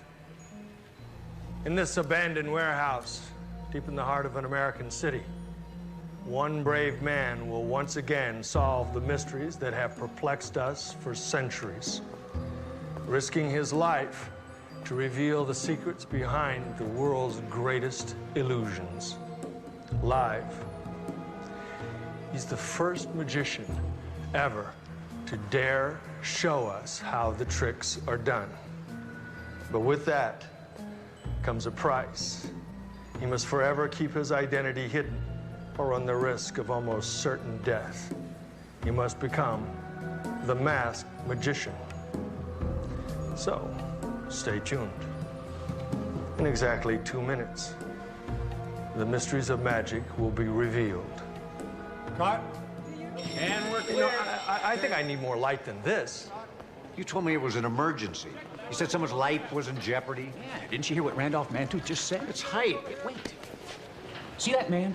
Thousands of magicians would like to kill him for this. When they show up, give me a call. He's telling millions of people how the tricks are done. The magicians all want him dead. Look, I'm not going to be used as a PR stunt. And you won't be. Melanie Cooper, I'm a publicist from the Pox Network. I would never exploit this situation for promotional purposes. Well, maybe you wouldn't, but he would. I know him. He wants Randolph Mantooth to tell the audience that the masked magician is in so much danger that Homicide detectives had to be standing by. Got to admit, it's a real grabber. Bye. Hey, you were any good at your job, you'd have thought of it first. 5 seconds there. You are about to witness an astonishing illusion. An arrow will pass harmlessly through the body of the masked magician, striking the bullseye behind him. And then, if he survives, he will share the secret of how it was done. To protect his identity, you will not see his face nor hear him speak. The trick begins with his assistants dancing in front of him. One of them hands him an arrow, which he stabs into the bullseye to show that the sharp point is real. An assistant gives him a rifle. He endows it with magic powers. Then loads a charge into it.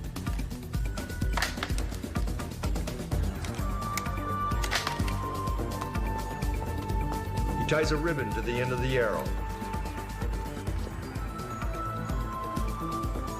Once the arrow hits the bullseye, he will use the ribbon to prove that it has actually gone through his body.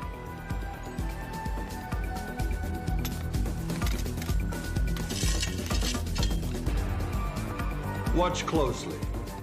Maybe you can see how the illusion is done. Here's a hint. Ask yourself why he's using a rifle instead of a bow to fire the arrow.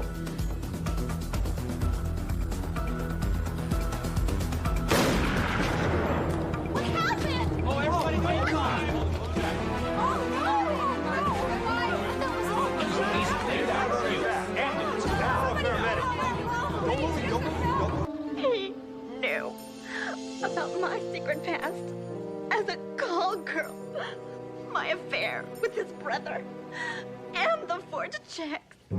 I had to kill him, Doctor. You would have gotten away with it, too. If only you hadn't polished your fingernails. Read her rights. Oh, make sure that she gets one of these pills 3 times daily. Well, that's the Dr. Danger pilot Phil Zarkin made last year based on your life. That isn't anything like my life. No. It's garbage. That's why the network brought me in to revamp the whole thing. They have tremendous faith in the concept, Mark, and enormous respect for you. They just want to get it right. I cannot tell you how relieved I am to hear that. I would have been so embarrassed if they put that on the air. Of course you would. It doesn't begin to capture the essence of what you do. Exactly. Where's the humanity? Absolutely. Where's the relevance? Positively. Where's the sex? Sex? This concept doesn't begin to capture the blood, the grit, and the raw sexuality that you face every day. I don't face anything like that. I do. You know what audiences are looking for today? The remotes? No, honesty. They don't want to be patronized. They can take it the way it really is, and that's what we're going to give them. We? Take a look at the new Dr. Danger.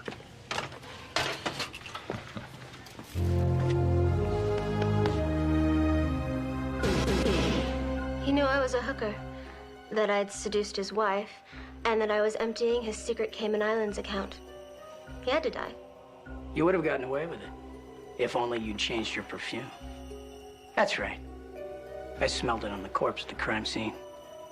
And on you the first time we slept together.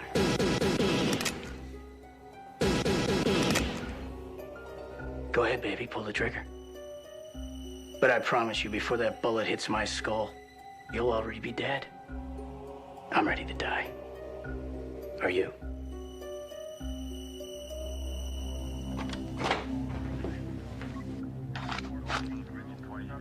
Read her rights.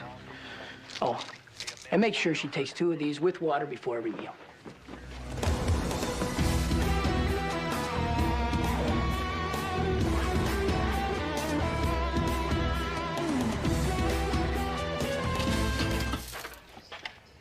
Well, don't thank me. Actually, fixing it was pretty easy. I just imbued the show with an unflinching realism, and then I combined the Mark and Steve characters into one dynamic hero. You're a basic doctor with a badge. I don't have a badge. Well, you're a police consultant, same thing. I don't carry a gun, and I don't sleep with my patients. What's important is that we imbued your character with a reality. Look, I didn't sugarcoat this bullet. That show's mindless. It's superficial. It glorifies violence and demeans sex. And that's exactly why NBC is putting Dr. Danger on at 9 opposite the hit sitcoms on UBC and the freak show specials on the Fox network. It's a disgrace to the medical profession, law enforcement, and anything else worth believing in. And I don't want anything to do with it.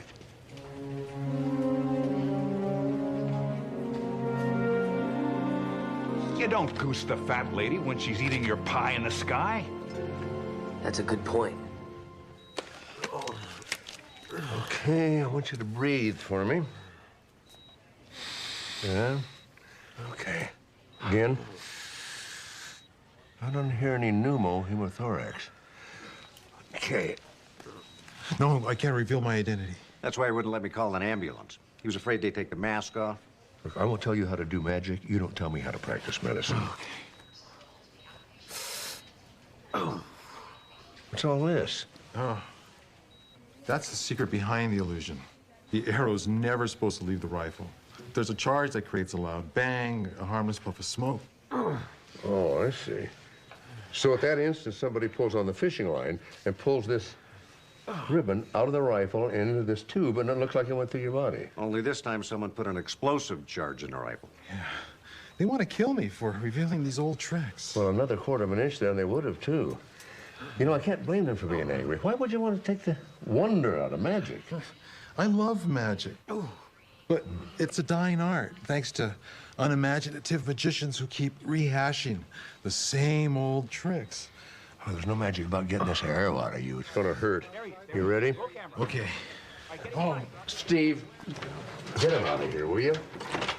Wait. All right, back off. Everybody, out of here. No, it's okay. They're with me. It's for the show. Well, the show is over. No, my other show. Maimings, massacres, and practical jokes. Just a couple of quick shots of the gruesome wound, and we're out of here. Here, you get in close. I don't want to miss that cry of agony. Yeah, which is going to be yours unless you get everybody out of here. Confronting!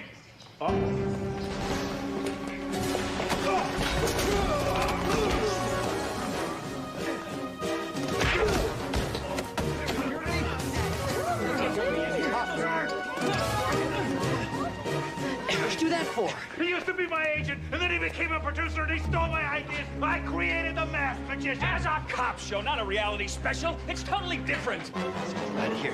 Take this camera crew, too. Ooh, he's a magic cock that pulls justice out of his hat. Gee, I wonder why nobody bought that. Nobody slides on my gutter turf, pal. You can take that to the bank and smoke it.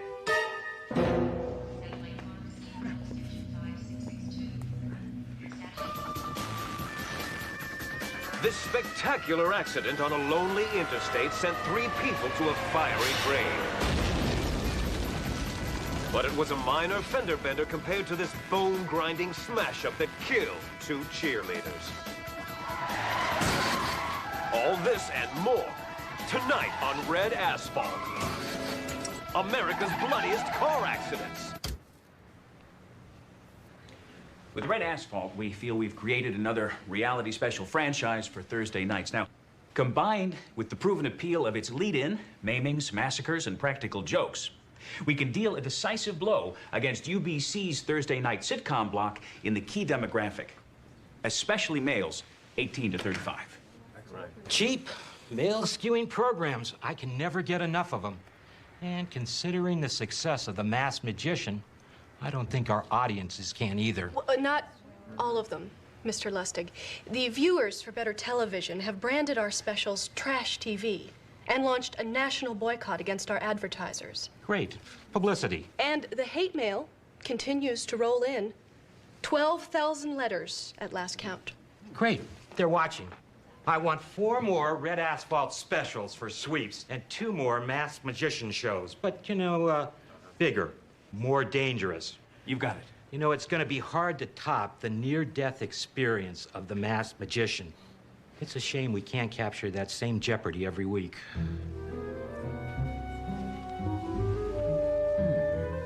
Mark! Derek Shaw, I'd like you to meet the real Mark Sloan. Whoa. We're gonna spell Sloan with an E to make the character my own. Oh, I see. Why are you wearing a lab coat? Oh, well, Jesse was showing us around. Derek's absorbing his character. You guys are an hour early. Let me see your piece. I don't have a piece. I got mine. That's not loaded, is it? It isn't here. I see. So, shall we get started? Listen, thanks for lending us your boy, Mark. He brings truth to the table. Really? We better get moving. There's a lot to absorb. You know, his script is gonna be wrong, but I like it that way. You're writing a script? It's gonna bring the show the sharp edge of reality and protect the integrity of the Mark Sloan character. With an E. Perhaps Dr. Travis should work on his own integrity first. Mark. Hey, can I see your piece? Well, as long as you keep that wound clean, kind of take it easy, I don't see any reason you can't go home right now. Well, I'm going straight over to the studio and start rehearsing for tomorrow night's broadcast. I don't think that's a very good idea. The masked magician's performing, despite fervent protest from his team of top surgeons. Use it. You just told me I was fine. Yes, but I think there's a very good chance that whoever sabotaged that trick is going to try it again, and next time you may not be so lucky. Daring death for you, the viewer. Use it. If I was going to be scared off, I never would have done this in the first place. Besides, I'm getting a big raise. Whoa, whoa, whoa, oh. Oh, no, not for me, you're not. Then I'll get it from GBS, where I'll be doing my next special. Use that. All right, fine, you've got it. But this stays quiet. That's one secret I'll keep. It's my identity I'm revealing on tomorrow night's broadcast. What? You are going to get yourself killed. You are going to get the show killed. My show's about revealing secrets. If I don't do this, I'm a hypocrite and a fraud. Of course you are. You're on TV. That's what people expect you to be. You know, you obviously have no understanding of this business at all. Besides, as long as I'm masked, I'm replaceable. He understands. I'm going to just assume it was the drugs talking. You know, it's sad what's happened to television. These days, it's all about ratings. It wasn't supposed to be like this. TV was supposed to unify us, to help us understand ourselves and each other through intelligent programming. You're serious about this, aren't you? Well, my father was Pat Cooper. Pat Cooper, the founder of NBC? I guess maimings, massacres, and practical jokes wasn't exactly what he had in mind when he started the network. He saw television as a kind of window to the world. He just didn't foresee how competitive the medium would become. Pay-per-view, cable, home video, 5 networks, first-run syndication, the internet, all fighting for our limited attention spans. You know, don't make him like your dad anymore. What are you doing over at Pox? I have to start at the bottom to get to the top. What do you want to do, run a network? Someday, if there are any networks left. For centuries, audiences have been mystified and entertained by the amazing feats of magic. Each magician takes an implicit vow to never reveal the secrets behind those illusions. But one man has broken that vow. The masked magician will pay for his traitorous betrayal of the art of magic. We will make sure he disappears forever!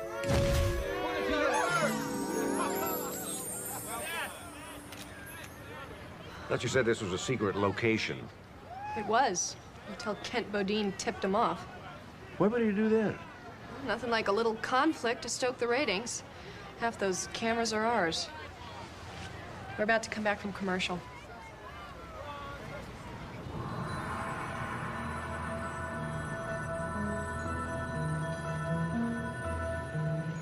This is who I am. Why have I revealed these secrets?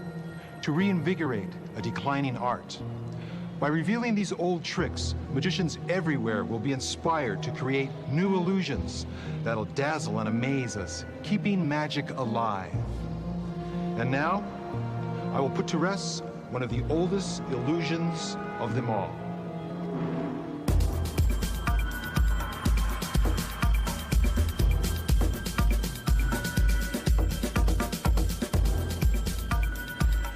The magician tests the spikes to prove they are real and waves his hand underneath them to show there are no mirrors.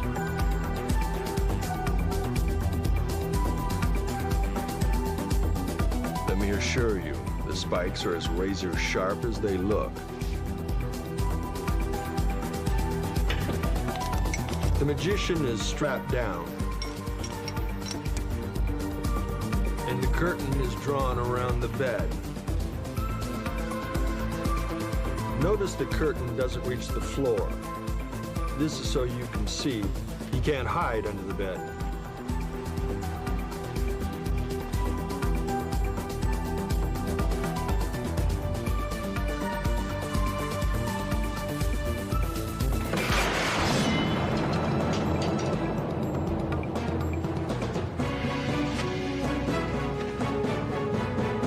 Where is he? Well, I don't know. He's supposed to be sitting on top of the platform.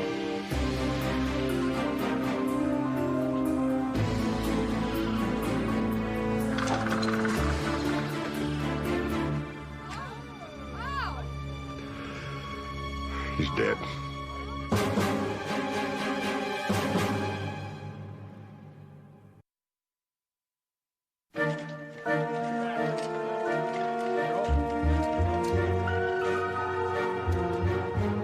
I don't think I have to tell you the cause of death. No. What went wrong with the trick? Well, it's pretty simple, really. The magician is actually strapped down, but all the straps are Velcro. So he just sits up when the curtain comes down, rolls over onto this ledge before the spikes come down. Only this time, one of the straps is real. Why would someone do such a thing? Perhaps to avoid a hefty pay raise, and maybe to make sure that the last special has the biggest ratings. No, I meant why would someone else do such a thing? You mean like the amazing Arturo? Found him hiding in a crate back there. Wearing that and holding this. You want to tell us why? Not without a lawyer.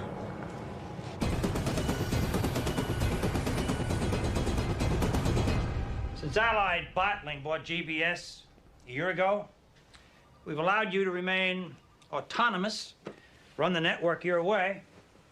And I appreciate that, Mr. Reese. Well, we did that because we didn't understand the television business. We still don't. Well, it's not as easy as it looks.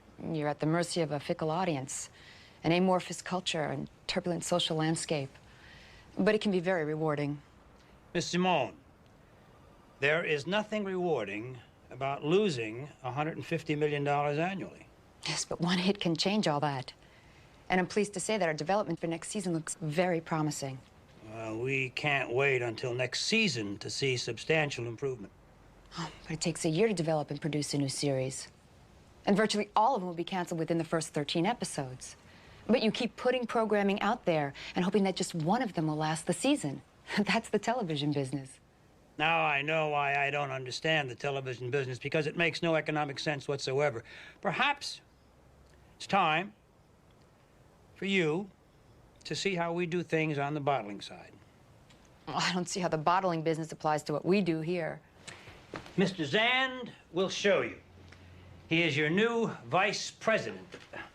Of what is it again, Garth?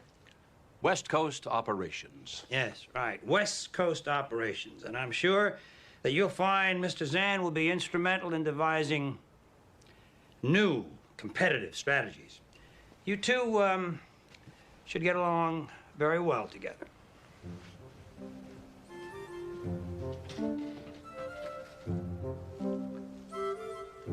I don't know anything about television. But then again, I didn't know anything about hamburgers before we bought the Burger Town chain, and now I can tell you everything about a double cheese super deluxe right on down to the number of sesame seeds on the bun. Really? So, at first you'll forgive me if I ask a few dumb questions? Okay. Okay. For instance, why aren't we first on Thursday night?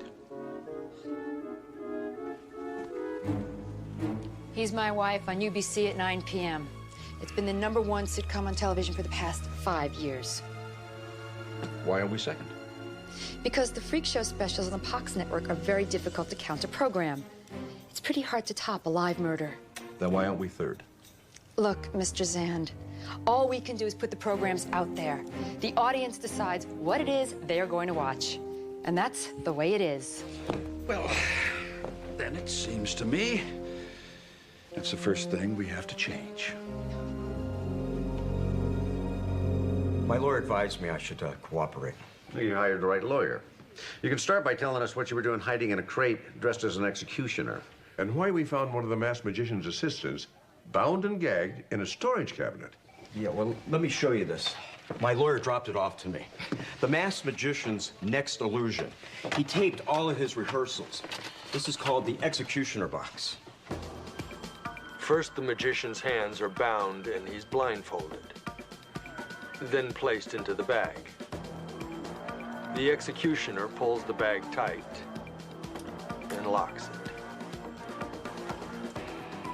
There are actually 3 people involved in this trick, besides the 2 dancers. One is hiding behind the box when the trick begins, dressed just like the executioner.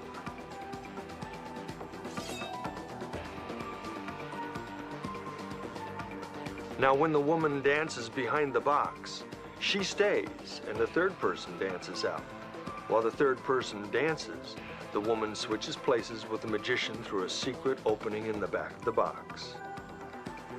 Then the 3rd person dances behind the box and the magician comes out in her place, disguised in the executioner's robe.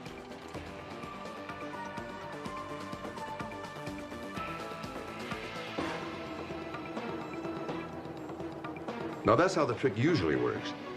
But you were planning to incapacitate the magician when he came out of the box and then replace him as the executioner. I was going to whip off my hood and reveal myself and make a statement on behalf of the magic community against what he has done. Which means the woman in the trick had to be your accomplice. Now, keep her out of this. I take full responsibility. Is that a confession? Yes. And also an alibi. Yeah. Why would he hang around to sabotage a trick when he had already rigged the bed of spikes? Exactly. I'd be an idiot. Or else very clever. Or you could have set this whole thing up just to rule yourself out as a suspect. Yeah, well, unless you can prove that, I believe I'm free to go. Just don't disappear.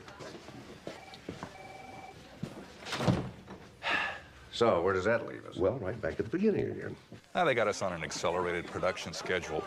NBC's putting us on Thursday at 9. 9? Wow, that's the worst time slot on television. You're gonna be up against He's My Wife. But not against the masked magician. And against Red Asphalt, I think we're gonna come in second. All we need is promotable stories. Think big. Think bloody.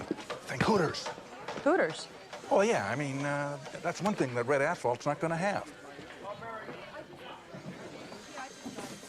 Welcome to Community General Hospital. Wow, it looks so real. Yeah, it is. Right down to the gum underneath the waiting room seats. But what's the difference? No one's ever going to see it. It permeates, baby. The actors use it in their performances. They absorb it. You could have built a real hospital for what this place must have cost you. Well, actually, this set was a redress from Beyond the Beyond. It was the underwater sperm bank on Altair 2. You don't build the sets from scratch? You save money where you can. Actually, you know, some of these flats, they date back to Jake and the Fat Man. Who's that? Oh, now that's Dr. Jesse Travis. Tell me I was a vibrant character with lots of levels. Well, the network thought a woman would be sexier, particularly one with a black belt. A doctor with healing hands and feet of fury. A definite improvement. Well, think big. Think bloody. Think Hooters. Hey, what'd the network make you do with her? Well, actually, nothing. She was perfect.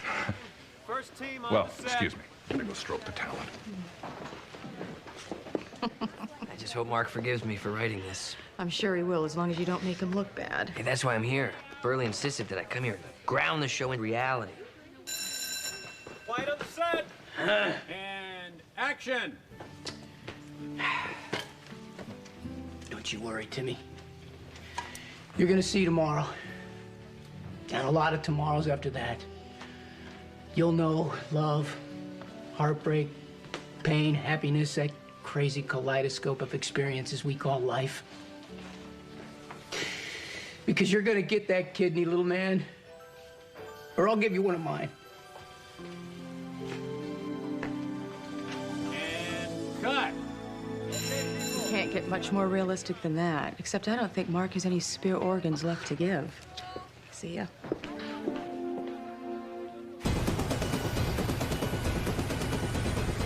Excuse me, Melanie. Hi. Hi. Where can I find Kent Bodine? Oh, he's in the editing room, putting together the next episode of Maiming's Massacres and Practical Jokes. You know, what kind of people watch that stuff? I don't know, but there are 15 million of them. And all of them and probably a couple million more will watch just to see the masked magician get murdered again. He's going to use that footage.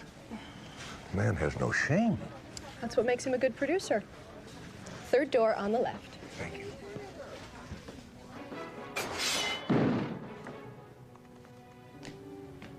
You're using the masked magician's desk on the air. How can you do that? You know, I keep asking myself that same question. There are a lot of complex issues to consider here. I mean, is it a maiming, a massacre, or a practical joke? Technically, they would all apply. Technically, you're headed for life in prison, no matter which it is. Please. What are you trying to do? Ruin my reputation? Oh, I don't think that's possible. I had nothing to do with what happened last night. You're the one who told Arturo where you were shooting. That's not a crime. It is if you helped him get into that warehouse. So what if I did? That doesn't mean I killed the masked magician. It suggests you were setting him up to take the fall for a murder that you committed. Mark, if I was going to kill the masked magician, I would have waited for at least the second commercial break. I mean, I wouldn't have sacrificed the entire second half of the show. What has gotten into you? That's what got into your coffee. You were about to have a fatal attack of acid indigestion.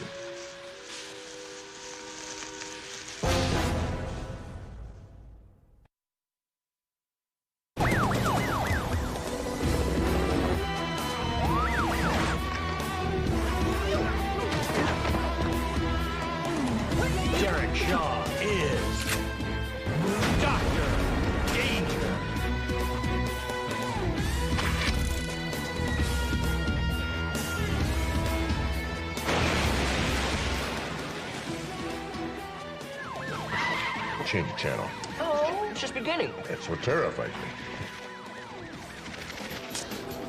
A flesh-shredding collision that killed a family of 3 and their adorable dog. All this and more on tonight's premiere of Red Asphalt, America's worst car crashes. Maybe now you can appreciate Dr. Danger. How am I supposed to get a date with a supermodel if they all think that I'm your wife? Who was that? It's Jerry Lane. He's the star of He's My Wife. It's the most popular show on television. You know, there are other programs besides Baywatch. Why was he wearing a dress? Well, because Jerry's best friend has to marry within a year or he loses $300 million inheritance. What has television come to? Well, it's getting to be murder. You know, I don't think whoever killed the masked magician did it to stop him because he was giving away tricks. I think it's about ratings. But the only one that benefited from those ratings was Kent Bodine. And someone tried to kill him, too. He could have staged the attempt on his life to throw suspicion off of himself. I don't think so, because he didn't know it was coming. And I think he would have done something a little flashier than just put acid in his coffee. No, I think the sabotage and the killings are all about Kent Bodine's hit specials. You mean his trash TV? What are you doing? Trying to capture your voices for my Dr. Danger script. So keep talking, but be authentic. Jesse, you know that Dr. Danger has nothing to do with reality. How can you write for it? You know, I think you're taking this a little too seriously. It's just entertainment. I don't mind being an Asian woman with healing hands and feet of fury that fight injustice. Why should you mind being a doctor with a badge? You sound more like Jackson Burley every day.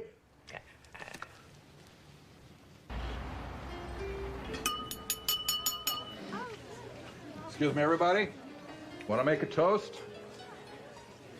To the guy who runs on the molten concrete to Destinyville, the shining light that reflects off the eyes of hope. You're the best, babe.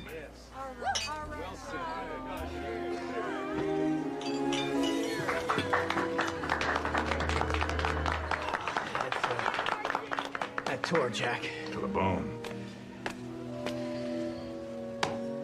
Well, everybody, I got places to go. Keep the flame burning.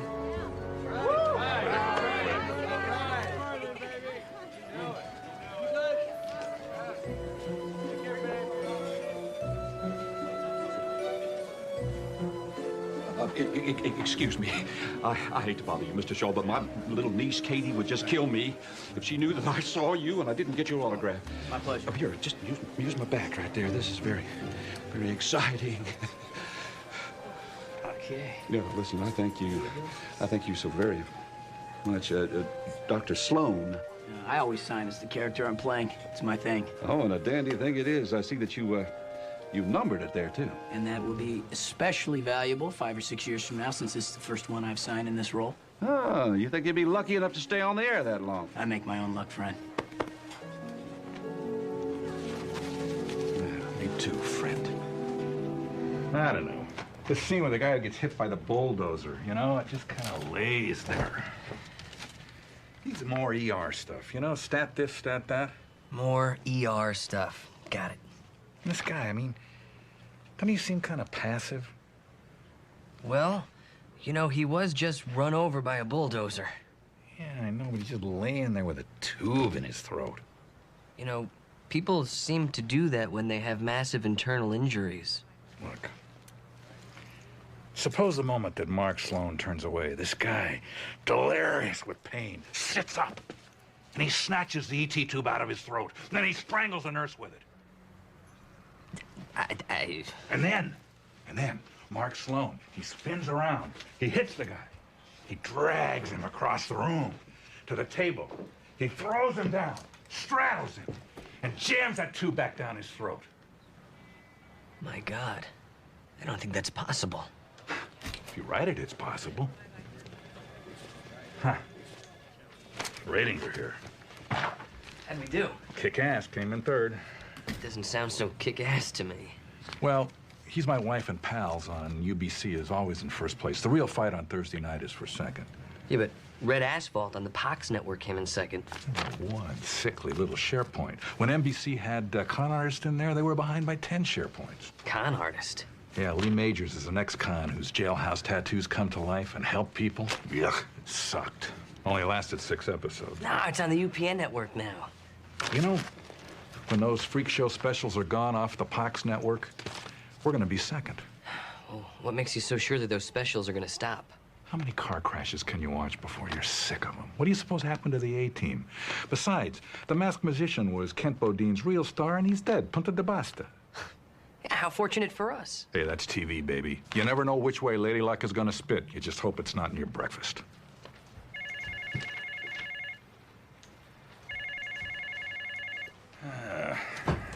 Yeah.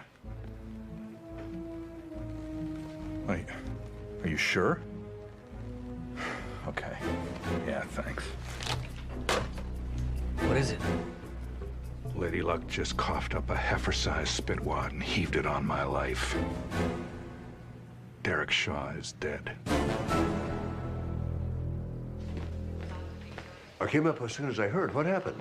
I found his sports car at the bottom of a canyon off Mulholland this morning. Looks like he took a curve too fast. That's what it looks like. I'll bet you anything that's not what happened. No signs of foul play so far. But from my preliminary external examination, I'd say he died from injuries from the crash. What, you found 9 ounces of scotch in his stomach? Shaw was out partying around town pretty hard last night, celebrating the premiere of his show. He also has a history of reckless driving and alcohol abuse. You got the tox screen back yet? Yeah, but I haven't had a chance to look it over. Blood alcohol level 0.05? What? No, there's 9 ounces of scotch in his stomach. That's the equivalent of 6 1.5-ounce shots. Now, he should have had a blood alcohol level way over 0.05%. But it's not. Which means he was dead before that alcohol ever had a chance to get into his bloodstream. Somebody poured that scotch down his throat. Dr. Danger was murdered. You know, in a sense, that's me on the autopsy table. I have a personal interest in seeing this case through.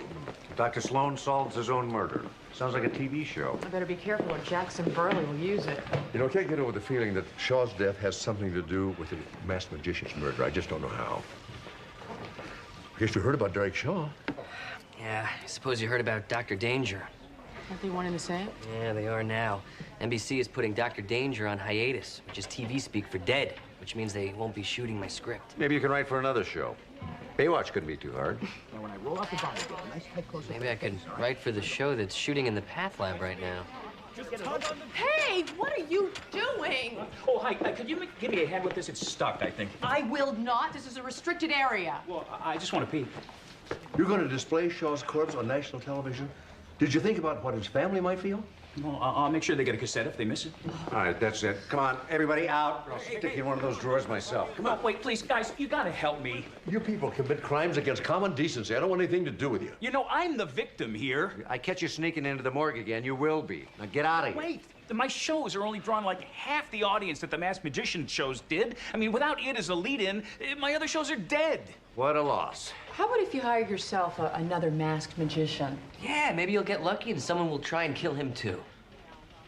Yes, maybe you will. You really think that's a good idea? Hey, whoever killed the masked magician is still out there. It'd be suicide for another magician to take his place. Yeah, but you know, it'd make a great special. Yes, yes it would. Which is exactly why you have to do it.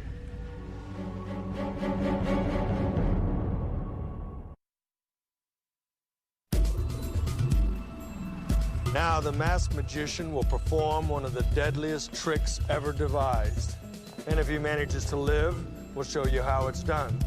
Once again, the dancing girls. Notice how they're all dressed alike. This is important. The masked magician is tied into a straitjacket. He is then put into a box.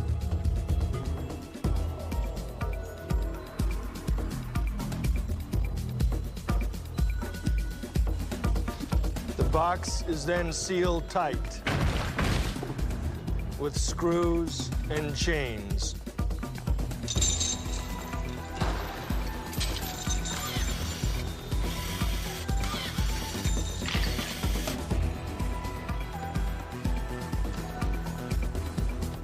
Now it gets deadly. I can assure you these are real sticks of dynamite. The suits they are wearing are standard bomb squad issue for their own protection. No matter what happens, keep rolling. And now they light the fuse.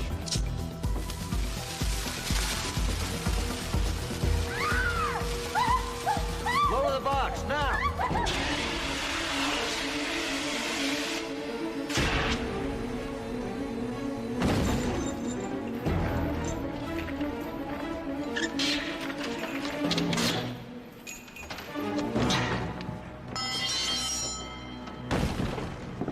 How'd you get in there? Ask him. He almost got me killed. You can only blame yourself.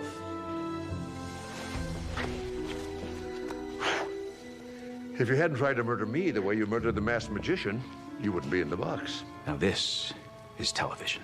How did you know it was me? I didn't. But I did know that whoever the murderer was would probably try again during the only trick that really endangered the magician's life. And I knew that the only way to sabotage this trick would be if the assistant, who was supposed to secretly free the magician from the box, didn't. Well, you didn't have to put me in the box instead. Well, I didn't want to disappoint the audience. They tuned in for a magic trick. At least you care about the audience. It's a lot more than I could say for Kent Bodine. Is that why you killed? For the audience? For television. It's part of me, part of my family. My father didn't help create this medium so that it could turn into a freak show. So they could literally take magic out of magic. I had to do it. Before they destroyed television. And why did you kill Derek Shaw? Because he was distorting the view of medicine? No, I didn't kill him. Dr. Danger was pure entertainment, something my father would have embraced. I loved that show.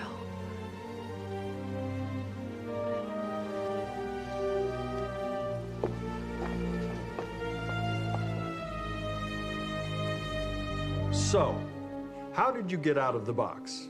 And how did you get her in? Magic. Mr. DeBono will see you now.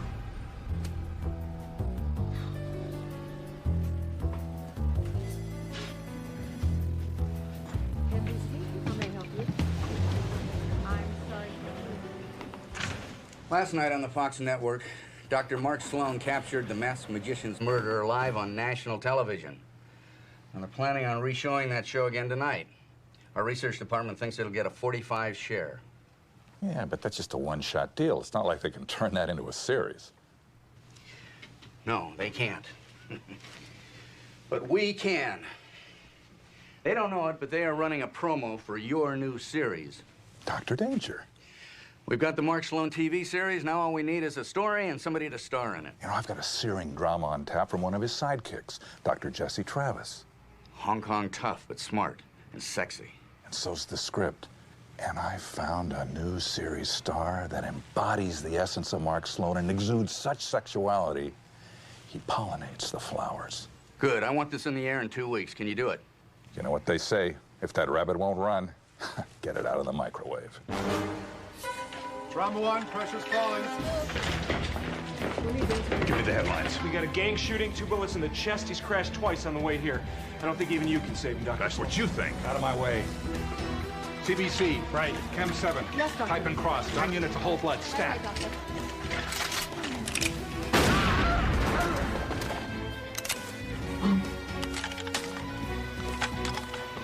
Get his blood type. There's a kid upstairs waiting for a kidney. And if there's a God in this world, we just found it for him. Yes, Doctor. Cut. And print. All right. Hey, so how's it feel seeing the old words come to life? Well, those weren't exactly my words. And I didn't exactly write that scene. Well, don't thank me for the tweaks. Now, the truth was there. I just found it for you. I didn't know you were an actor. Well, neither did I until today. But, you know, I've always wanted to be an actor. You know, the scene is over. Shouldn't he get up? Well, he's a method actor. He's into his part. I think his performance is almost too good. What can I say? I got a great eye for talent.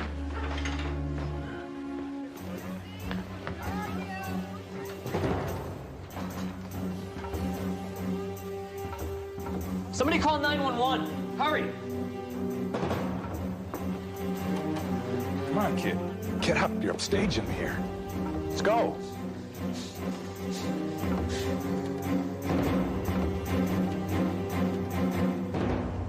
Those bullets were real. You killed him.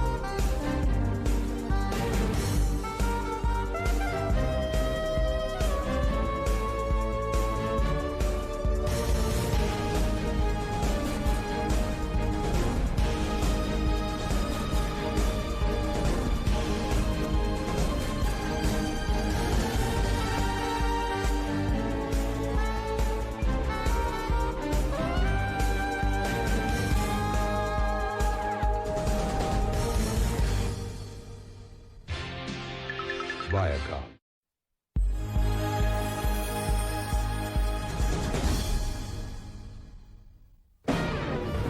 Tonight, maimings, massacres, and practical jokes.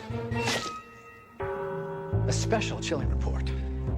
Homicide in prime time. Right now, you're probably sitting at home, expecting to be entertained, diverted from the stresses and irritations of everyday life. It's your time to kick back and relax. But for the people who work in this medium, this is no time to relax. No time to let down their guard. Not when violent death can strike any time, anywhere, at any network. In just this last week, one of the world's most celebrated magicians attempting a daring feat of legerdemain right before our live cameras. Result, live TV, dead magician. Derek Shaw, the lead actor in the new Jackson Burley series, Dr. Danger, a young man on the fast track to stardom, took the fast track to oblivion instead, as did the ill-fated Dr. Danger itself. Right here, on the very first day of production, an actor dies along with the show. Both killed, ironically, by the show's own producer star, Jackson Burley. For the viewer, television can give a sense of comfort and reassurance. We watch as families resolve every conflict, police solve every crime, Good triumphs over evil, and for every difficult question, there is always one perfect answer. But for the producers who work in television, there is no answer to the question they're all asking. Who is next?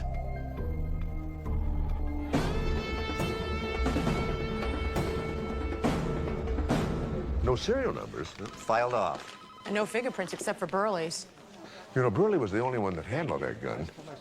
What about the whatchamacallit guy? The prop man? Yeah. He claims he's never seen it before. So this was switched with the prop gun on the set? Yeah. Which the prop man swears was loaded with blanks. And you believe him?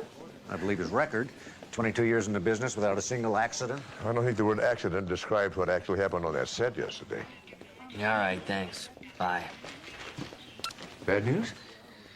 NBC made it official. Dr. Danger is DOA. Along with your television writing career. I can't believe how unlucky one show can be. I don't think bad luck had anything to do with it. I don't know. Do you call two actors dying the same week on the same series a stroke of good fortune? I call it double murder. Morning, Pilgrims. What are you in such a good mood about? The wonderful deed you did for me. Exposing my publicist as a murderer and saboteur. Well, you'd think with those skills, she'd have been better at her job. Anyway, thanks to you, I'm alive today. Consider me thanked. I have to make rounds. Oh, boy, rounds, schedules, patience, the endless 24/7 world of medicine. Admit it, Mark. You're tired of the agonizing grind. Tired doesn't really describe what I'm feeling right now. What you need is a series. I don't want a series. To be the host of monthly medical specials on the Pox Network. Why not? I'm just not cut out for hosting. Oh, come on. Yes, you are. Look at you. You're avuncular. You're sage. You're blessed with a strong jawline. You're brimming with hostiness. You know, I don't think any legitimate physician would want to be associated with your trash. This is not trash. This is serious journalism. This is a public service. What's it called? Fatal facelifts. When plastic surgery goes wrong, wrong, wrong. Amanda. I got this dynamite project in the pipeline. Are you ready? Celebrity autopsies. Steve. I'm thinking of replacing the host of Red Asphalt.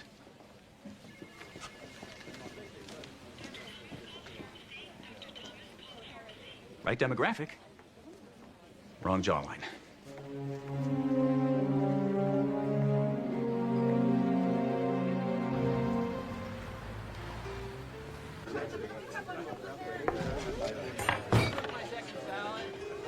Luann, I love your show, Luann. Hey, Barbara, congratulations on the LA Critics Award. Barbara. Excuse me, I'm looking for Mr. Jackson Burley. Mark, over here. A little trouble spotting you. Yeah, no kidding. Even Jessica Fletcher couldn't spot me over here. Listen, pull up a chair if you can find room. May I? Maybe, Mr. Burley, you look a little uncomfortable. Maybe we ought to get another table. Doc, I'm lucky to have this table. I'm carne morte in this town. Carne morte. Dead meat. Ah. Well, they can't brain you for anything. You didn't kill that man intentionally.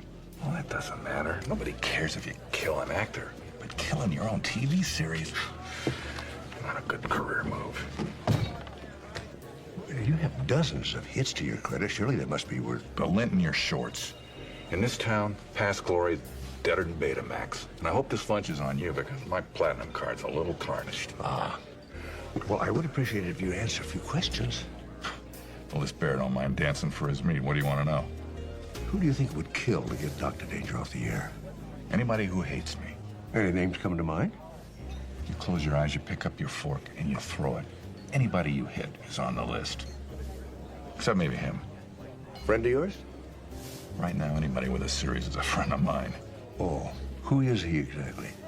Oh, that's Jerry Lane. Sorry, he's my wife. Oh, yeah, I recognize him. He's the one with the dress.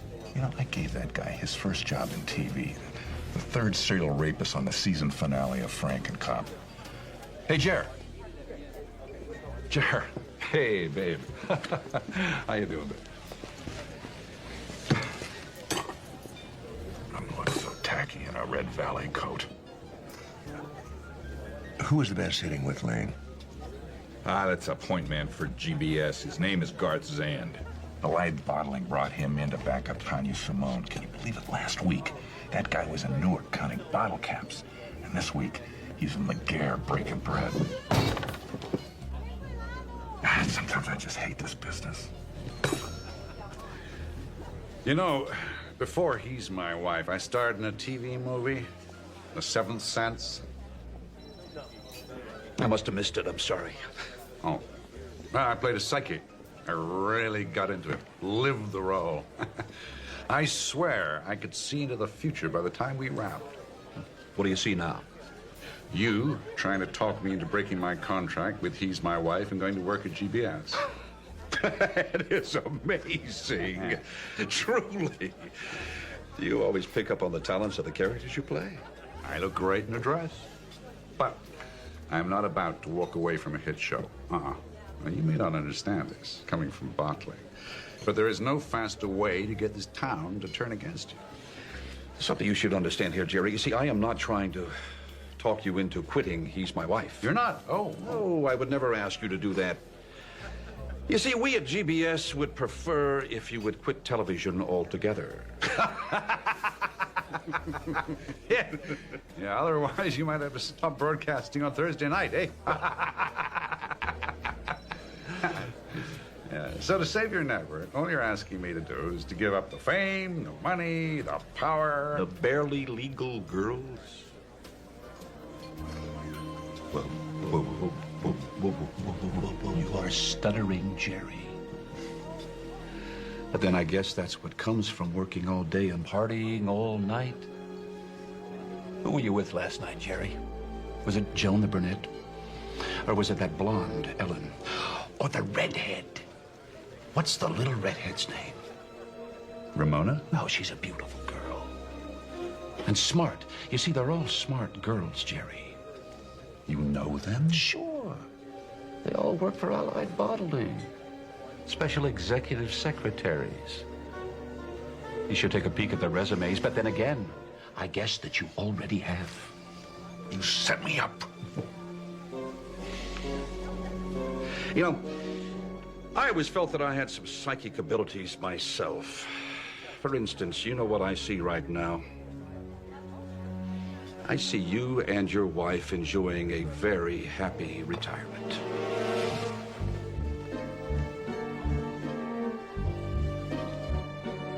Starting today, Jerry.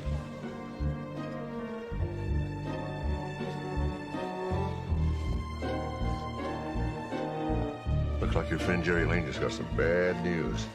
Yeah, his series picked up a 25 share instead of its normal 30.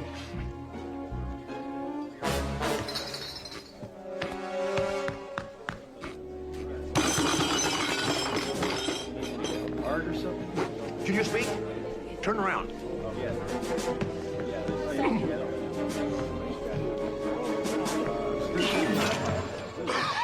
Jerry, David, listen. UBC, I hear they're looking for a spin-off, and I got just the show, Jerry. She's my husband. Think about this. She's my husband, Jerry. Get lost, Burley. She's my husband. It's a good idea, Jerry. She's my husband. Think about it. It's good. Mr. Lane seems to have something serious on his mind. Well, that'll be the first time. Lane, ankle skein, web scrambles. You want to translate for him? That means that Jerry Lane just quit He's My Wife and UBC is in a panic. You know, I just saw him yesterday. He seemed disturbed. Well, not disturbed enough to trade in his wig and frock for a career in feature films. No one at UBC can be pleased that Lane has abandoned the #1 show in prime time, the linchpin to the network's Thursday night lineup. Well, bad news for UBC, good news for everybody else. What? Well, He's My Wife gave UBC a chance to own Thursday nights. Now that that's gone, the night's up for grabs. That's right. Here we go. Jesse's right. That's why Derek Shaw was murdered and why the gun was switched on Dr. Danger. See, I'm right. What exactly am I right about? Somebody wants Thursday night badly enough to kill for it.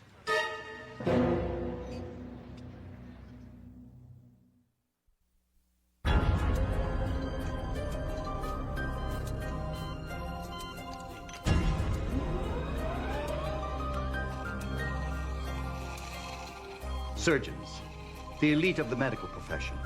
experts with scalpel, saw, and drill. We trust them with our lives and hope they know what they're doing. Unfortunately, sometimes hope and trust clash with grim reality. And the patient pays the price when operations go bad. Wow. That is an all-new low for television. Even for Kent Bodine. Tonight's episode, lethal liposuction. A teenager pays the price when her thighs collapse. Disgusting. Where did you get this? Kent Bodine sent it to me. He wants me to be his technical advisor. Well, I have a piece of advice for Mr. Bodine. How about that? Okay, put it over here in the corner, guys, if you will. What's that? This is the Thursday night primetime schedule. They say the most watched night in television. And the most lucrative, millions of dollars spent on ads every minute. Along with a life or two. Yeah, starting with The Masked Magician. And then NBC put Dr. Danger on the schedule. Which was taken right off after Derek Shaw's murder. And after Mark caught the masked magician's killer on national television, NBC brought Dr. Danger back to life. Starring Jackson Burley, who shot a day play for his first day of production. Goodbye, Dr. Danger. Which left He's My Wife on UBC as the highest rated show on television. Except the star opted for a sudden and unexpected retirement. That's right. Now, we all looking at the same thing here. Yeah, GBS's lineup is still intact. Allied Bottling will be glad to hear that. Allied Bottling? Yeah, Allied just bought a controlling stake in GBS. Take a look. Wow. The term multiple indictments was invented for these people. Multiple indictments, but not a single conviction. Sounds like Allied hired the right attorneys. Yeah, or intimidated the right people. Every time there's a trial, the witnesses suddenly tend to recant their testimony or vanish. Garzan is right in the middle of it, too. His name is on every lawsuit and every indictment in here. There was a driver strike in '94, and there was an unfriendly takeover of Burroughs Bottling in '95. Mr. Zam must be some kind of a super corporate hatchet man. Who just happened to have had lunch with Jerry Lane the day before he quit his job. Well, that could be a coincidence. Or it could be something else. And only Jerry Lane would know what. You know, Lane and Garzan.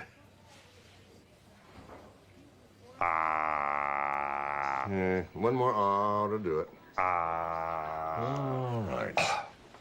Prognosis? Very good. You'd never know a tomato went down the wrong way. You haven't come all the way down here just for a couple of ahs? Well, I wanted to make sure you were all right. Hey, you're good, Dr. Sloan. You're real good. Well, I've been doing this a long time. No, I'm talking about the Concerned Physician Act. Yeah, if I still had a show, I'd hire you when the right part came up. If you still had a show, I wouldn't have had to get you down here on such a weak pretense. Ah. Yeah, now we're getting to it. What is this really about, huh? Zand. What did he say to you at lunch yesterday? Quit wearing a dress in prime time or I'll blackmail you into bankruptcy. Oh, come on, don't look so surprised. That is what you wanted to know, isn't it? Why didn't you call the police? Well, his threat just happened to coincide with a major career decision I was about to make anyway. Why work the series grind when you can make $20 million doing just one movie? And that's not including the profit points. Yeah, look, I'm already considering my first project. Casablanca? Rocky? Chinatown? Heaven knows been done? Not with me. Hey, why take a risk doing something new when you can do something that's already been done? What about Zen? Oh, he's in television. Tuh. I'm in the movies now. He doesn't exist for me anymore. Oh, gonna fly. You know, somebody has to stop Zan before he hurts somebody else. Well, whoever does it, you tell him I'll give him 2 tickets to the premiere of my movie if he pulls it off. Or to his next of kin if he doesn't. Guy's pretty smart for an actor. This is Brooks. Lane just told everything to Dr. Mark Sloan. Oh, is that so? What did he want? No, I'll take care of it myself after lunch. So, where were we? You were about to offer me a deal. Leave Pox and join GBS. Oh, was I? Yep. You told me yourself you were envious of my ratings. Well, they would look good on the GBS schedule. Hey, they'd look great on the GBS schedule. And I'd really like to help you out, but I just don't see how I can't. You haven't heard my offer yet. An order of 10 for when operations go bad. Fox just bought full season. I'll match it. And I will throw in a guarantee for 2 more series. Yeah, but can you guarantee to get me out of my contract with Fox? Never met a contract that couldn't be broken one way or another. Their lawyers are good. Ours are better. All right. Let's say we can make a deal. Where would you put me? Lead-off slot Wednesday. Against Cincinnati Law on Pox and SFPD on NBC, my audience share would be like -1. Then you pick your slot. Any night of the week. Garth, don't take this the wrong way, but any slot's the death slot on GBS. I really just, I don't see how we can make this work.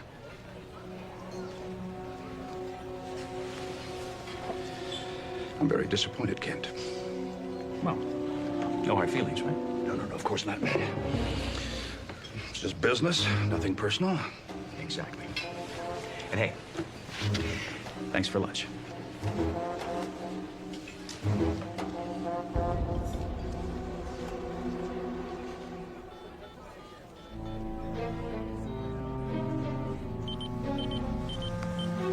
Take a break.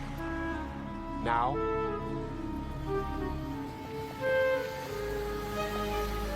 There you go. Hey, you want a nice tip, my friend? Don't bring the car back damaged, okay?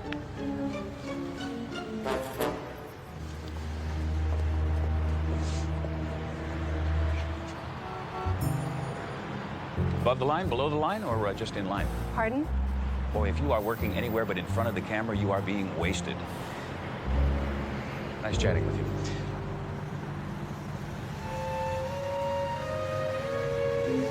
Is that a scratch on the hood? Oh, man, brand new car, they bring it back damaged.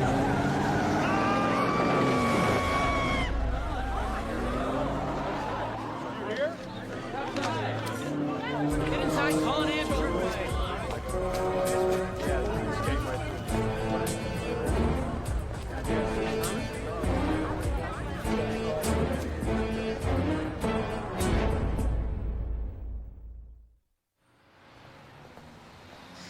There's got to be some way to get to Zan. Well, if there is, I don't see it. Jerry Lane won't talk.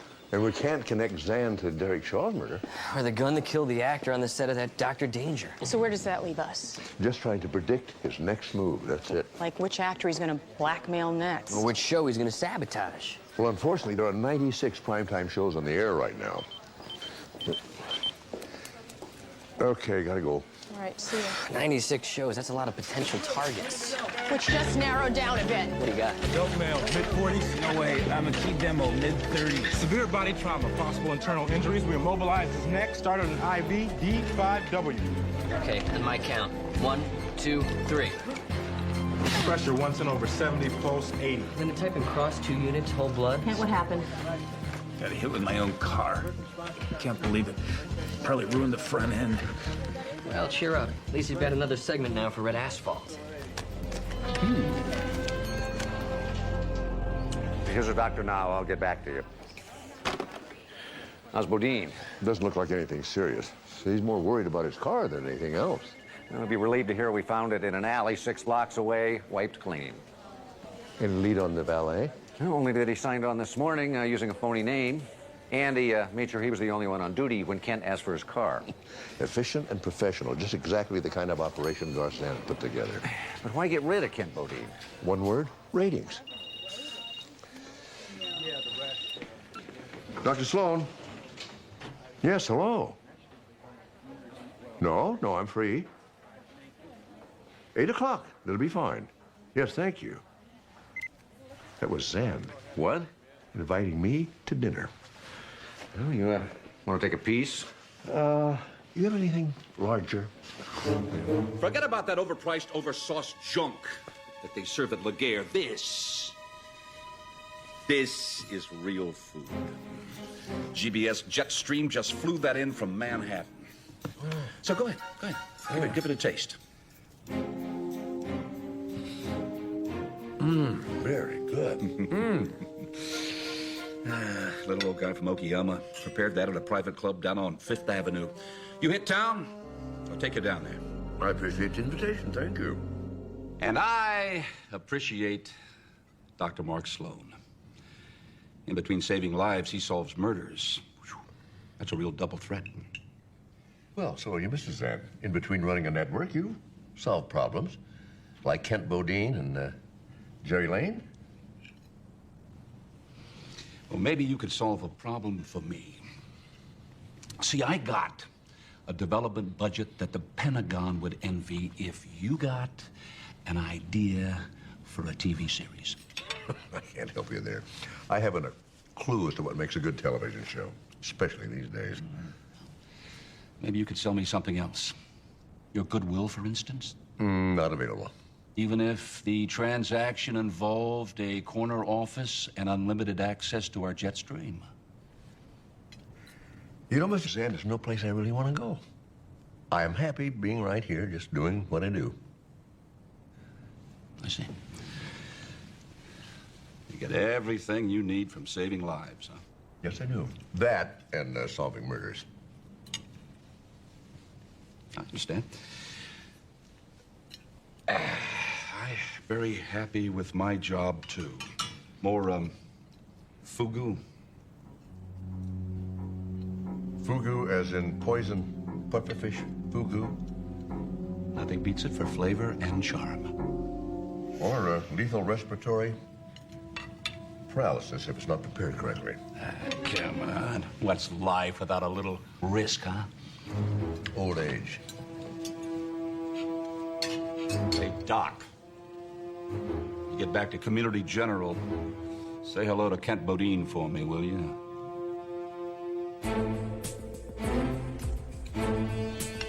Zand wanted you to jump networks? Yeah, I turned him down. Next thing I know, I'm staring at the roof of an ambulance. Did he threaten you in any way? Well, no, not in so many words, but hey, come on. I say no to Zand. 10 minutes later, I got a tire tread across my chest. Will you testify to that in court? Yeah, sure. Right after I get done changing careers. Get serious. Don't you want to help stop the guy? Not as much as I want to keep paying alimony to my 3 ex-wives. Okay, get in tight. Hey, get out of here! Out! Get these people out of here! Security! Somebody! Come on, just this is a private room! Jackals. Carrion eaters. Bottom feeders. Hey, wait a minute. Those bottom feeders look familiar. They should, considering you pay their salaries. There was a crew from Maiming's Massacres and Practical Jokes. Well, what are you doing standing there? Get him back in here, will you? Hey, fellas! Fellas, come on back! Come on back! Nurse, can I get a nurse in here? Oh. How'd the interview with Kent Bodine go? No better than your dinner with Garth Zand. He refused to testify? Yeah, which really doesn't matter, considering there's no evidence to corroborate his testimony. You're telling me that Zand's going to get away with 2 murders? You said it yourself, Dad. Zand is efficient and professional. And reckless. What do you call a man who eats fugu? Lucky if he's still breathing. Well, I think it's about time his luck changed. Dad, right now with what we've got, there's not a whole lot we can do. Well, it depends. On what? How creative we are. Ah, steak tartare for lunch. A nice choice. Why don't you like a 29 share for dessert? Well, you want to schedule a pitch? You talk to Tanya. Not a pitch. It's a question. Who wears red, breaks into your living room, and carries a Glock 9? If your kids are in trouble, you'll be there with 8 vicious reindeer as backup. Santa Claus. Sergeant Santa Claus, a Christmas hero. He's making a list. He's checking it twice. Pray you're not on it. Very interesting, but you go over to... Hey, what? No, hey, pal. Hey, I didn't order that. Compliments of the house. Whoa! Well, doves are a dime a flock, but a good martini in this town, rare as a hit series. Ah. The amazing Arturo at your service. Oh, gee, let me guess. You got a magic show to pitch. No mass, no controversy, and no dead bodies. And no audience. You got nothing to promote, Jocko. Oh, but you haven't seen my lovely assistant. Oh, now that is what I call a demographic. Well, all right. But the masked magicians already revealed all the good tricks, so what do you got left to show? I can make her clothes disappear. All right. I'll drink to that. When Allied Bottling took control of GBS, this network's share of the vital 18 to 49 demographic was below a 2.5. Now, it's hovering at a 3.7. And it's risen to a 4.5 on Thursday nights. Sybil Shepherd. Sybil Shepherd is a proven commodity. Her past series have drawn strong in the demographic we're looking for. It is our contention that a new series with Miss Shepherd, positioned at 9 o'clock on a Thursday night, will break us out. Sybil Shepherd is safe and traditional. I don't want safe and traditional. I want dangerous, scary shows.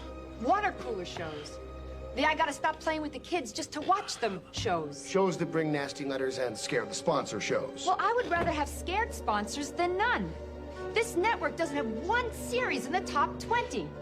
Playing it safe is the same as playing it dead. Give me something edgy. Give me something with Howard Stern in it. Give me something that makes them so mad that they have to watch it just to call and complain about it. Garth? Are you all right?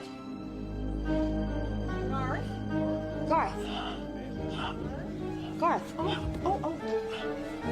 Garth, are you okay? You all right? Oh, my goodness. I can believe it. Call 911. Somebody call 911. Garth, are you okay? Can you hear me? All right, come on. Come on now. What's the matter? Can you tell me?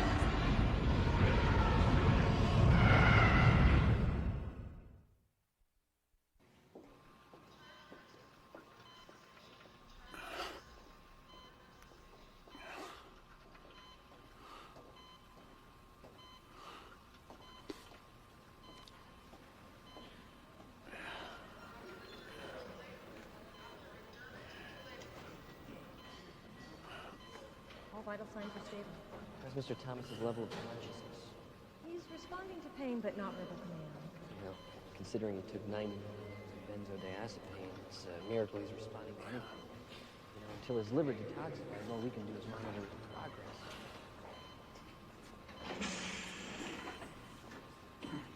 What the hell? Whoa, Suzanne! You had us nervous. We thought your heart stopped. Let me reattach these leads. No, get away.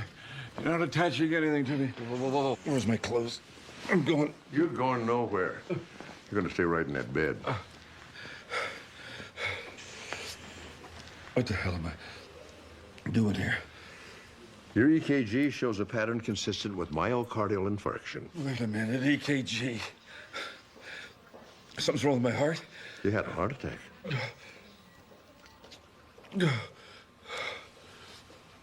Bad? Not so bad, what? It's not good, but it's not too bad. There's no sign of arrhythmia or any obvious discomfort. In English. Your heart's beating normal and you don't hurt, so you're out of the woods for now. For now? What do you mean for now? If you want to avoid another heart attack, you'll take it easy and get some rest. Oh, how much rest? Well, we're talking about a week in bed and several weeks of restricted activity, diet, and exercise. Oh, come on, Doug. I can't afford that much time away from my job. After what happened today, I'd kind of doubt you have a job to go back to. More likely you're going to jail. Unless you got the right answers to some very tough questions about blackmail, extortion, and murder. But right now's not the time to ask him. I was just getting to the good part. Well, unfortunately, we have to wait till he's out of recovery. Get well soon.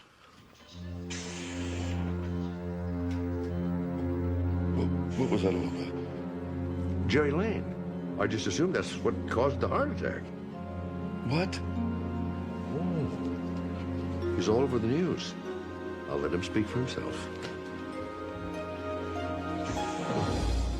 The former star of He's My Wife accused Garth Zand, GBS's vice president of West Coast operations, of forcing him to quit the series. In a prepared statement, GBS denied any knowledge of Zand's actions.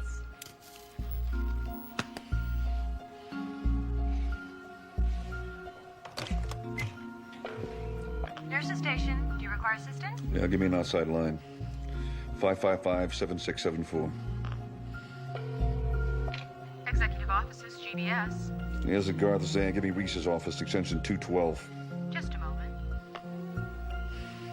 Mr. Reese is not available. Would you like to leave a message? Give me Tanya Simone, extension 9.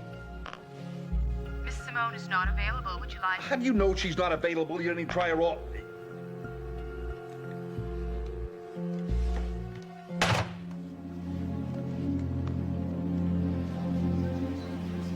The answer is no. No pressure on Zan, not with an interrogation, not now. Look, it's been half a day. It's still too early, Steve. He's not ready. I'm sorry. Look, Dad, we haven't got a whole lot of time here. What happens if GBS gets involved in this? Well, I imagine Mr. Zan's asking himself the same question. Hey. Listen, I treat you to a gourmet meal and you repay me with this? Well, I see the patient's mood hasn't improved any. How about his vital signs? Stable. And Dr. Tyson from cardiology had a look at him. You recommend a heart cath? Not yet. All right, if there's no change in the next 36 hours, transfer him to a telemetry bed. You know, you really should give acting a chance, Doc. If I didn't know you better, I'd swear that you were concerned with my health. Well, I am. But not just because you had a heart attack. I'm not following. You and I both know how efficient and ruthless your employers are at handling problems. I say right now, you're the biggest problem they got.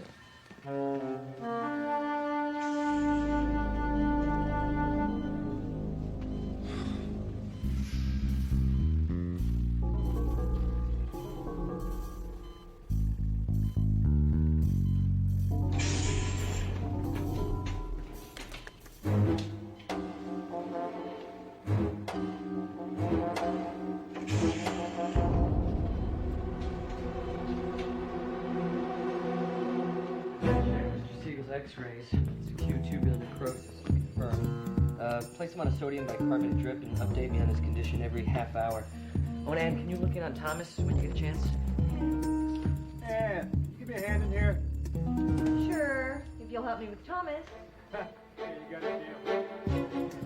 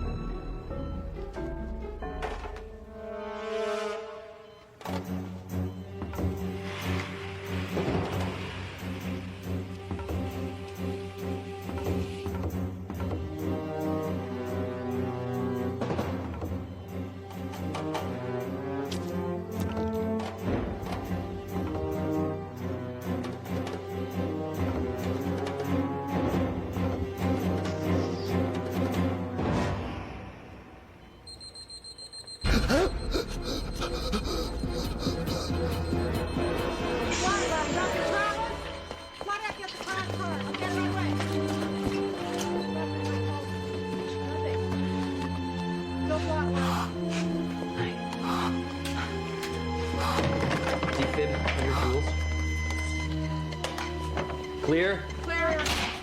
Flatline. 200 joules. 200 joules. We're sure? Clear? Clear. Nothing. Flatline. You wanted to see me? I'm in the mood to answer questions. Why the sudden change in attitude? Ask him. And I arranged for a valet of my own to be outside, and I hired him to run over Bodine.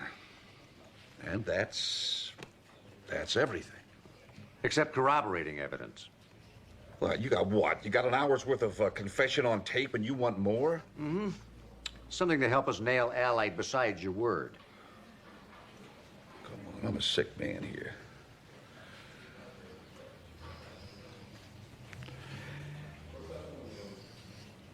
All right.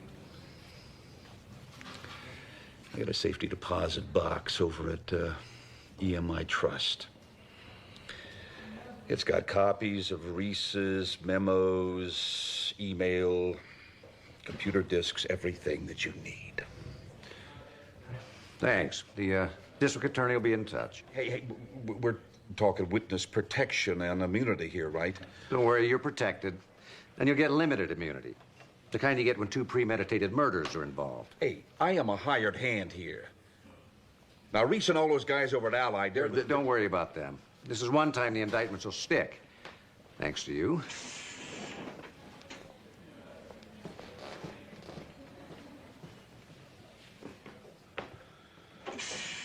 Yeah, you're welcome.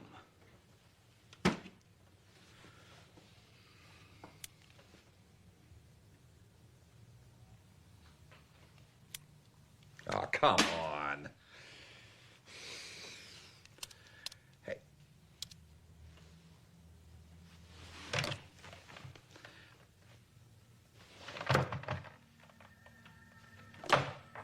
Hey! Hey, nurse! Hey, come on.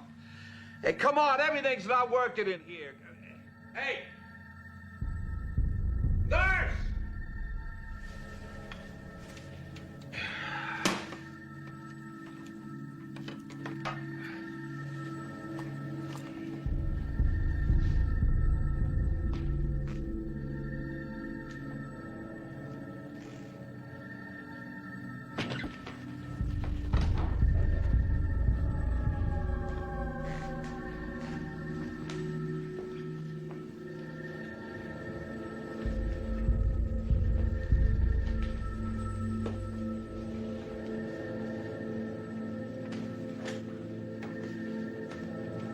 Hey! Come on, where is everybody?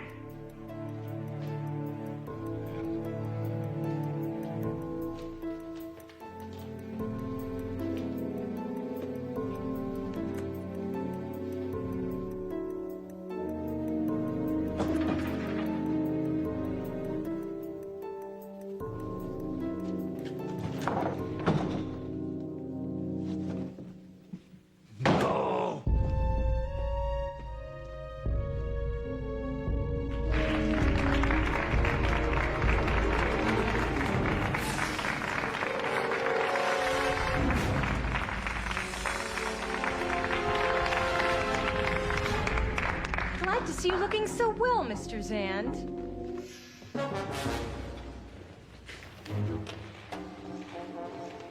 Your prognosis is good. For 20 years in Folsom. Welcome to the wrap party. Piece of cake? All I want to know is how you pulled it off. With a little help from his friends. Starting with Laguerre yesterday. And about 10 milligrams of diazepam in your drink. And if you want that in English, that's a good old-fashioned Mickey. You know, it took several hours for that sedative to work its way through your system.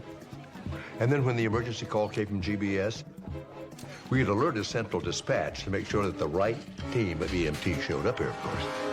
Our team. And they brought you down to the Dr. Danger set. Which Mr. Burley so graciously lent us. Along with a little technical assistance. Well, like a live video feed for our phony newscast over there. And a live audio feed for the phone call you made. Nurses Station, do you require assistance? Executive offices, GBS.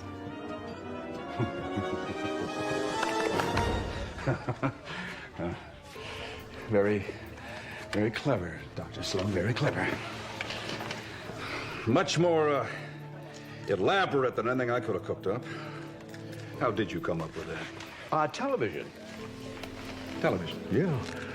I always loved Mission Impossible. I never missed an episode of that show. Oh. Hey, did you see the one where the bad guy's lawyers get him off because of entrapment? Yeah, but I wouldn't read too much about the trial. I'd be a little more concerned about what your employers might do to you if and when they see your performance. Good point. You got me. I know.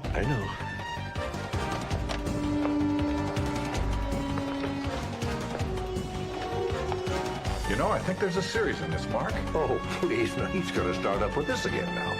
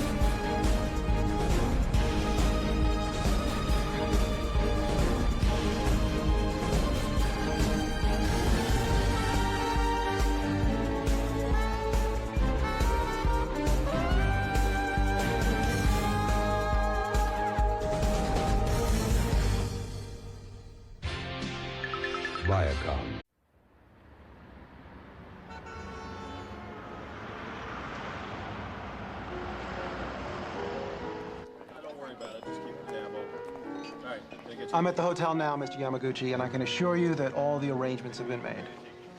Yes, we'll see that their every desire is satisfied during their stay. Arigato.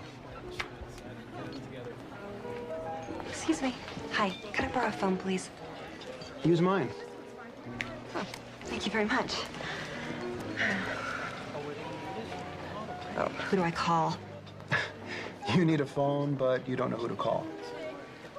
I just drove all the way from Ogden, Utah. I have a very big audition tomorrow. I know it sounds silly, but I want to be a model. Doesn't sound silly at all. You have all the right qualifications. Not if I don't get there. My car is stuck outside with a flat tire. I can't change it, and I don't belong to an auto club, so who do I call? No one. I'll change it. Really? You don't mind? Show me the way. Thank you.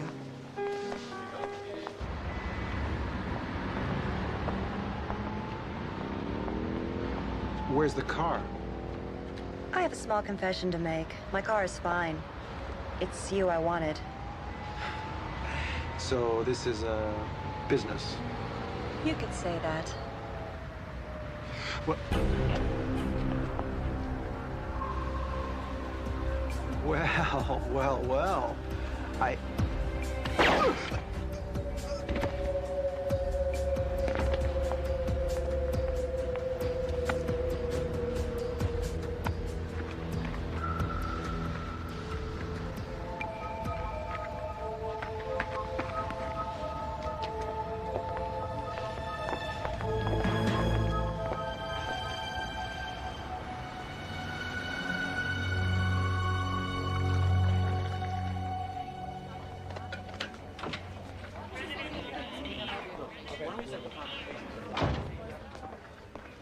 We'd had to wait another day or two for a donated liver. Your father wouldn't have made it, but he's in surgery right now. What are his chances?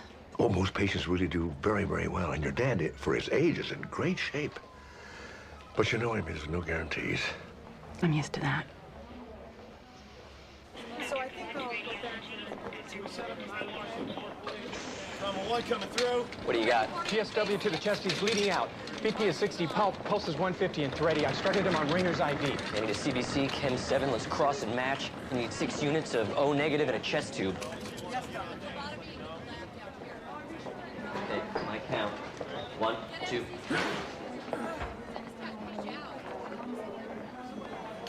Blood bank, set it down.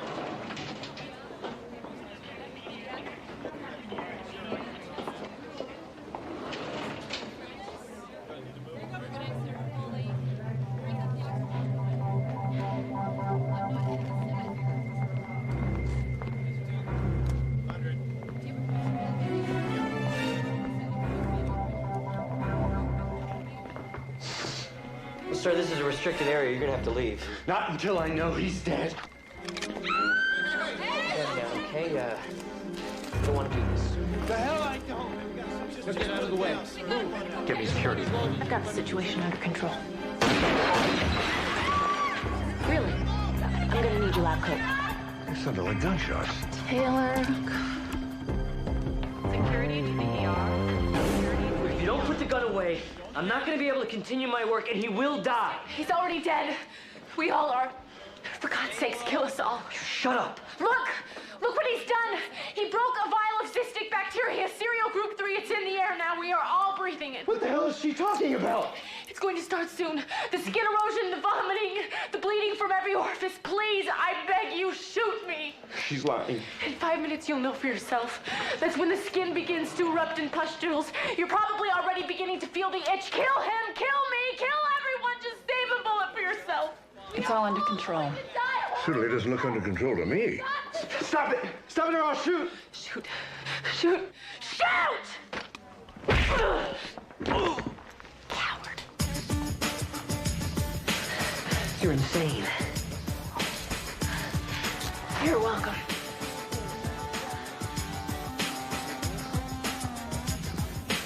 Dr. Sloan, I'd like you to meet my new partner, Detective Taylor Lucas. Nice hospital you have here. Chip?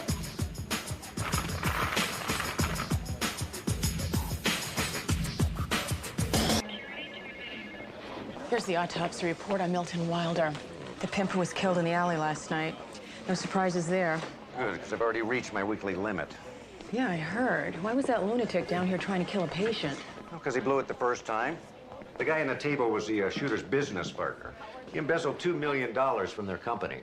When the shooter went to confront him about it, he found him in bed with his wife. Ouch. So he emptied his gun into him, but there was nothing left for his wife. So he left to get some more ammo. When he came back, he saw the paramedics trying to save his partner's life. So he followed them down here to finish off the job. Did he? That's what I'm waiting to find out. So, am I investigating a homicide or an attempted murder? Oh, attempted murder. He's gonna live. That's my cue to leave. I have a date with my son and 4 Teletubbies. Bye-bye. Bye. If you ask me, the guy on the table isn't the only one lucky to be alive. We all are. No thanks to Detective Lucas. Hey, she took on the shooter, didn't she? Yeah, after she told him to kill us all. But he didn't. He could have.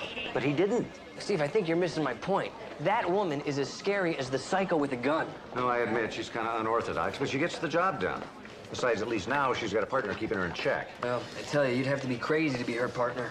Amy Devlin may be a lot of things, but crazy is not one of them. She made detective faster than any woman in LAPD history. I think she's aiming for chief one day. She ought to pick out a burial plot, because if she stays with Detective Lucas, she's not going to be living much longer.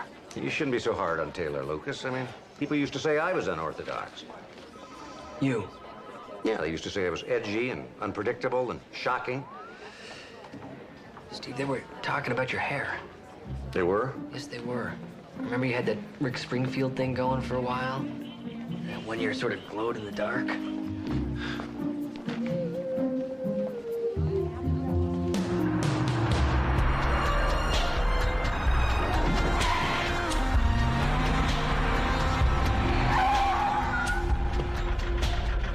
Do you always have to accelerate to a stop? It keeps me awake. Yeah, I wish I had that problem. You still not sleeping? You're worrying too much about your dad. Well, what you need is a distraction. like what? Like going undercover at Dudes. The male strip club. Yeah. Is there something illegal going on over there? You won't know unless you investigate.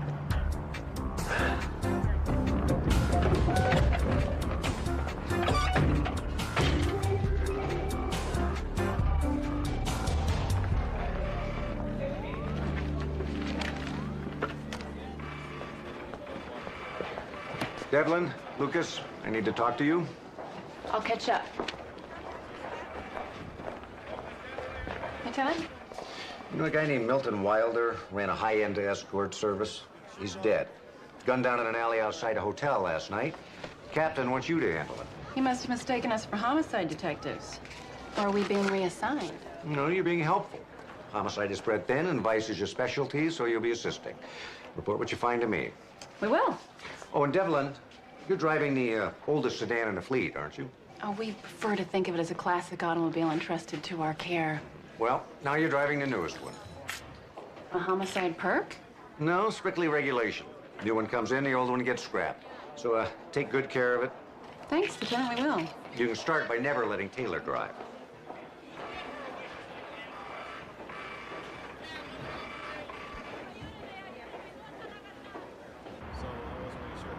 What's this doing in our spot? Where's our car?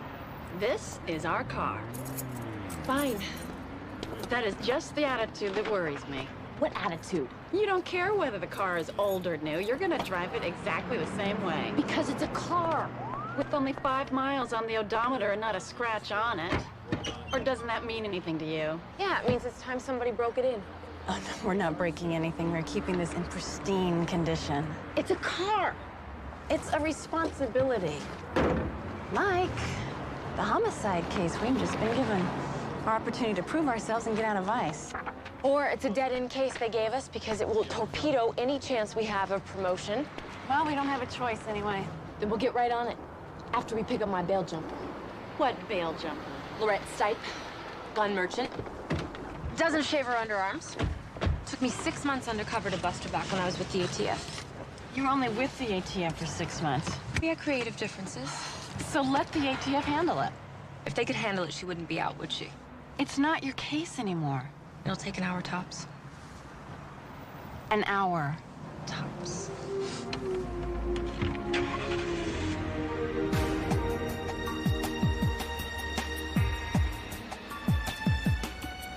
said it would take an hour. I meant an hour after we found her.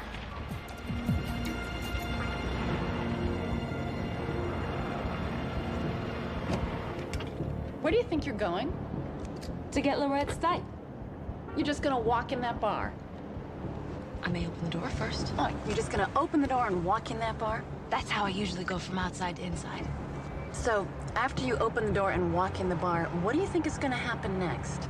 Do you need all the steps, or can I just summarize it under the blanket statement? I'm going to get Lorette Stipe. You don't think maybe this woman might recognize the undercover cop who arrested her?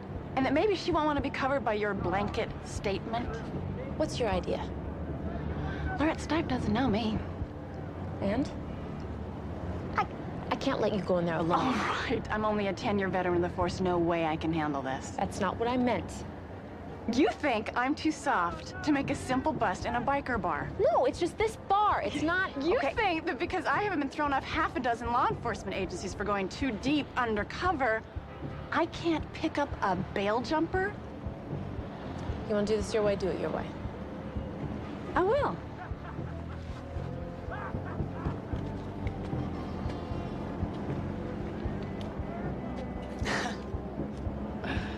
So what does she look like? I'm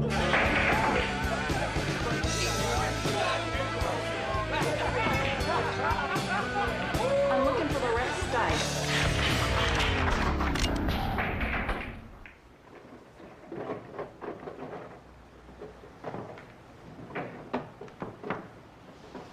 I hope you didn't buy those weapons from her.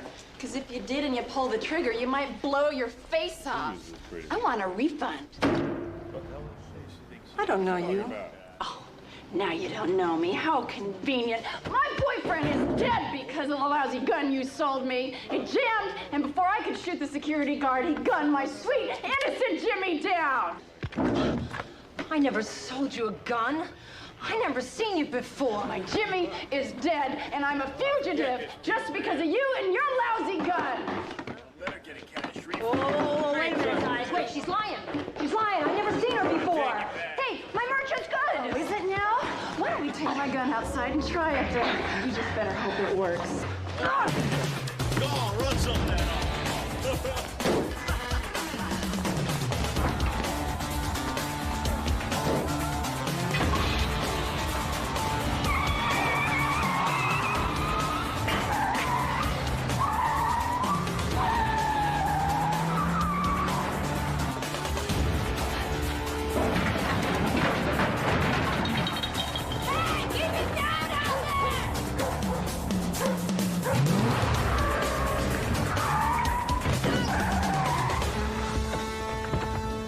Miss me?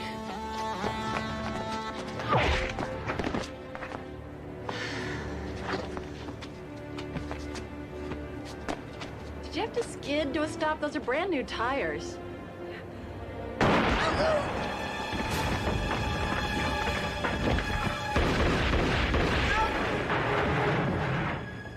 think I got him. What are you doing? Waiting to return fire if there is any. Well, wait somewhere else. Behind this dumpster. Behind that wall. I can get a good shot from here. What if he fires back? I'll duck. Behind a brand new car? We're supposed to be protecting it.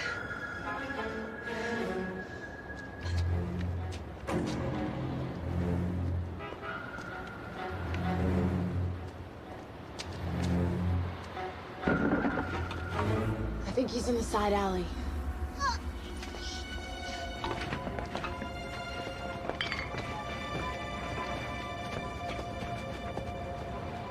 This is exciting. Where are you going? To find the shooter.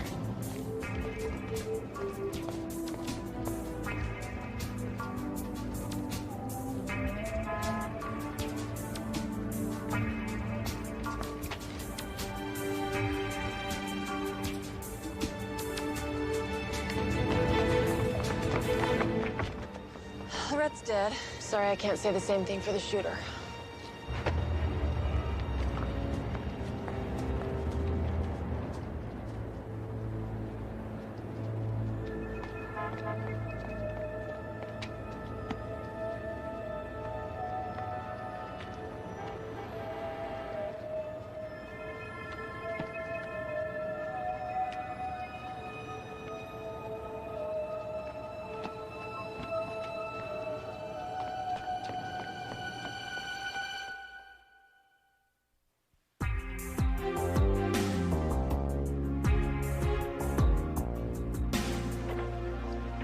Hey. Hey. How's your dad? He set off the smoke detector with his cigars, and he threw his lunch tray out the window. He's getting better already. Yeah, even bribed some orderly into smuggling in a corned beef sandwich. Actually, I did that. You did? I was worried about him. Thank you.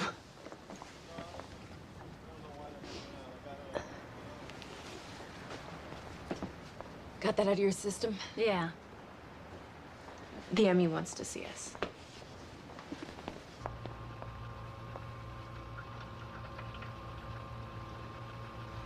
I always thought Lorette would have had more guts. You can discuss her bravery under fire at the memorial service.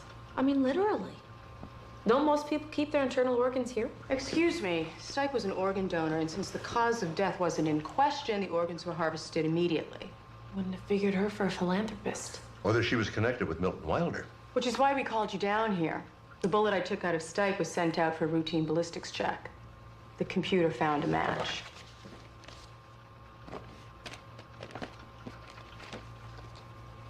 The bullet that killed Lorette Stipe came from the same gun that killed Milton Wilder? And you said going after my bail jumper was a waste of time.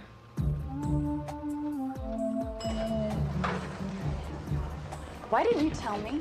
Why didn't you ask? Why didn't I ask what? I have no idea. What didn't I tell you?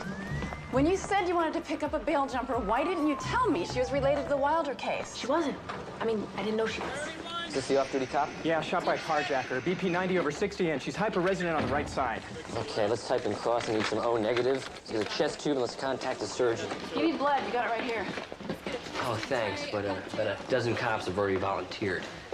That's why I always keep a gun under my seat. Carjacker gets in, they'll have to scrub him off the upholstery. I'm serious. It doesn't track. Wilder ran hookers, Stipe sold weapons. Not exactly a lot of overlap. Except the same guy shot both of them, and he's got my bullet in him. And he's gonna need a doctor who doesn't ask questions, so we hit the streets. Get nowhere. No one's gonna cough up the name of a dirty doctor to anyone who asks. They're too valuable. Hey, remember that guy I dated, special effects guy who did movie gore? Yeah, the geek who spoke Klingon. You criticize the guys I date. You don't date. I don't have to speak Klingon either. Okay, fine. The point is, he could make one of us look bullet-riddled. It's not good enough. I mean, even a shady doctor will know a fake bullet wound when he sees one. Okay, so what's your plan? Hold out your arm. I want to get a clean shot. You're going to shoot me? Just a flesh wound, barely a nick. You are not going to shoot me. We need to find a dirty doctor. Do you have a better plan? I don't need a better plan to know that your plan is terrible. Fine. Just an idea.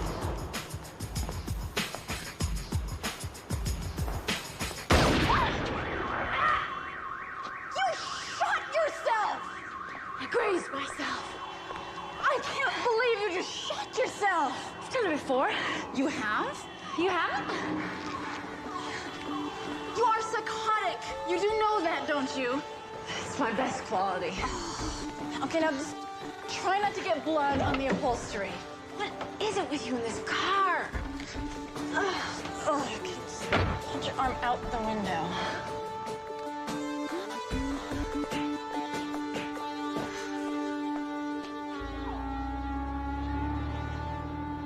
You sure this is the right place? We hit the streets, I bled all over them, and we only got 3 names. Yeah, and the first was a veterinarian, the next one was still in prison. This better be the right dirty doctor, because if the shooter didn't come here, we're out of luck. Yeah? My friend needs to see a doctor. Try selling subscriptions or candy. It's more effective. She's been shot.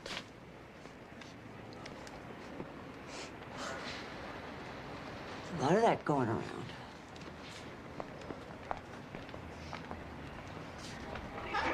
$500 cash up front for your basic disinfect and sew.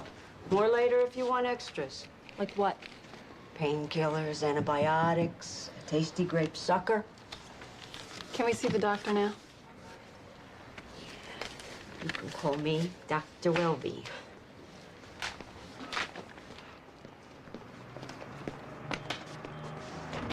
You wait here. Patients only.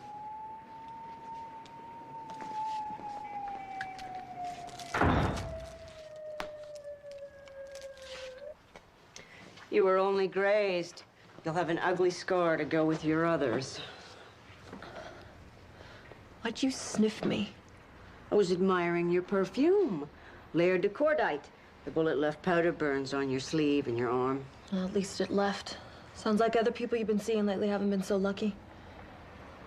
You said it was going around?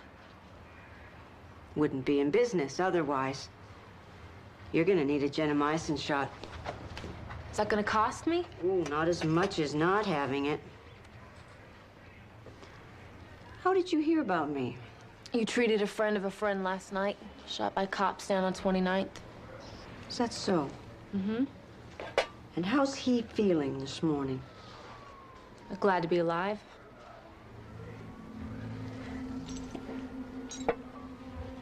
This is an antibiotic. The bullet may have missed you, but there's still a risk of infection.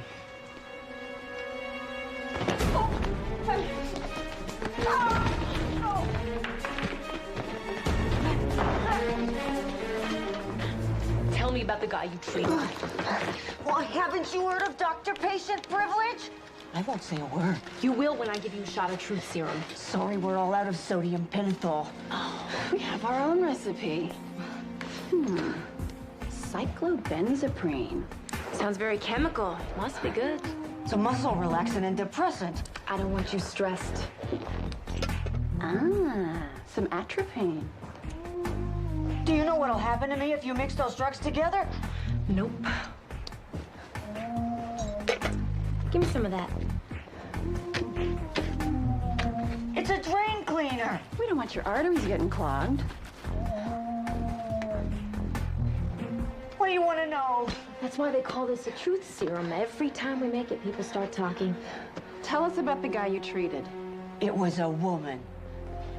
That was my mistake. She had a bullet in the chest. It was too deep. I couldn't take it out without killing her. She needed a surgeon. Did she get one? We don't do a lot of follow-up care here. Did you get her name? She paid. She left. That's all I know. Well, thank you, Dr. Welby. You're under arrest.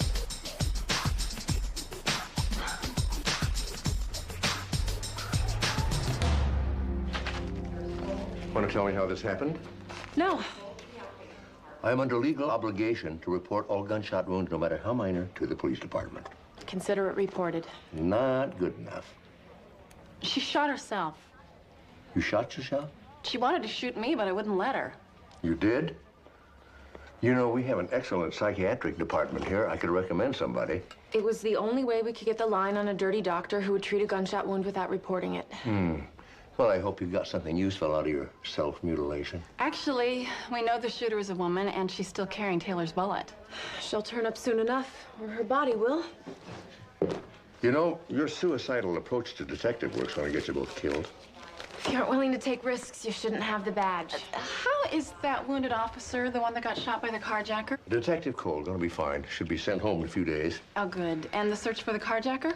Still at large, but not for long, I don't think, because nearly every officer on duty and off has gone down to 29th and Figueroa looking for a lead. Thank you, Dr. Sloan.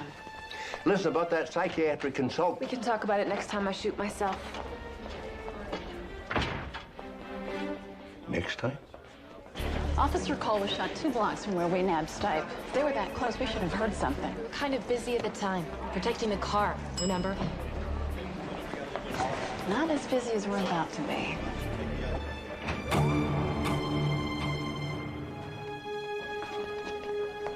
What are you doing? Hoping to prove myself wrong.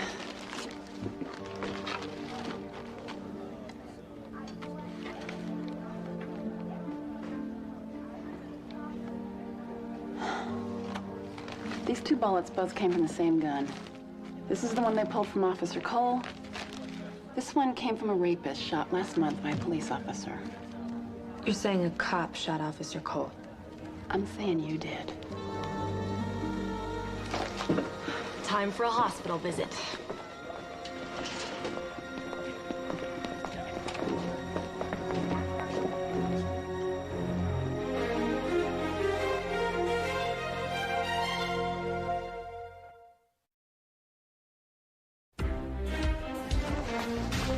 Where's the cop who was shot yesterday? Oh, gone. As in dead? No, as in home. She was shot in the chest less than 24 hours ago. How could you let her leave? It wasn't my decision, it was hers. Besides, I think that she's gonna be back here pretty soon and feeling lousy. She left without a prescription for antibiotics and painkillers.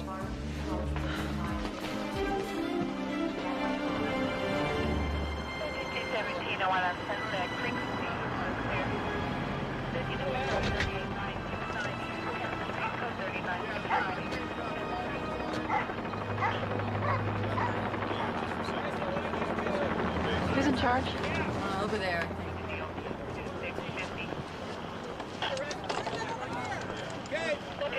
Amy Devlin, Vice is my partner, Taylor Lucas. We're looking for Officer Cole. There she is. I'm sorry, what are you two doing here? We came to arrest Officer Cole for killing Lorette Stipe. Well, so did we. Washington and Andrews run the anti-gang unit. They had suspected that a cop was helping Stipe sell illegal weapons to street gangs. When Cole was carjacked, a few blocks from where Stipe was shot, they put it together. They came here to confront Cole. Things went wrong. Well, Cole started shooting, we fired back, and Cole lost. So how'd you two put it together? Timing, geography, and a strong aversion to coincidence. Why do you suppose Cole checked out of the hospital in such a hurry? Well, the anesthesia wore off. I think she just wanted the bullet out so she could run. Didn't run very far, did she? No. Chalk one up for the good guys. I'll see ya. You know what you said about coincidences? I'm feeling a strong aversion right now. I'm just feeling sick. I think we should see a doctor. If you expect me to shoot myself again, you can forget it. That won't be necessary.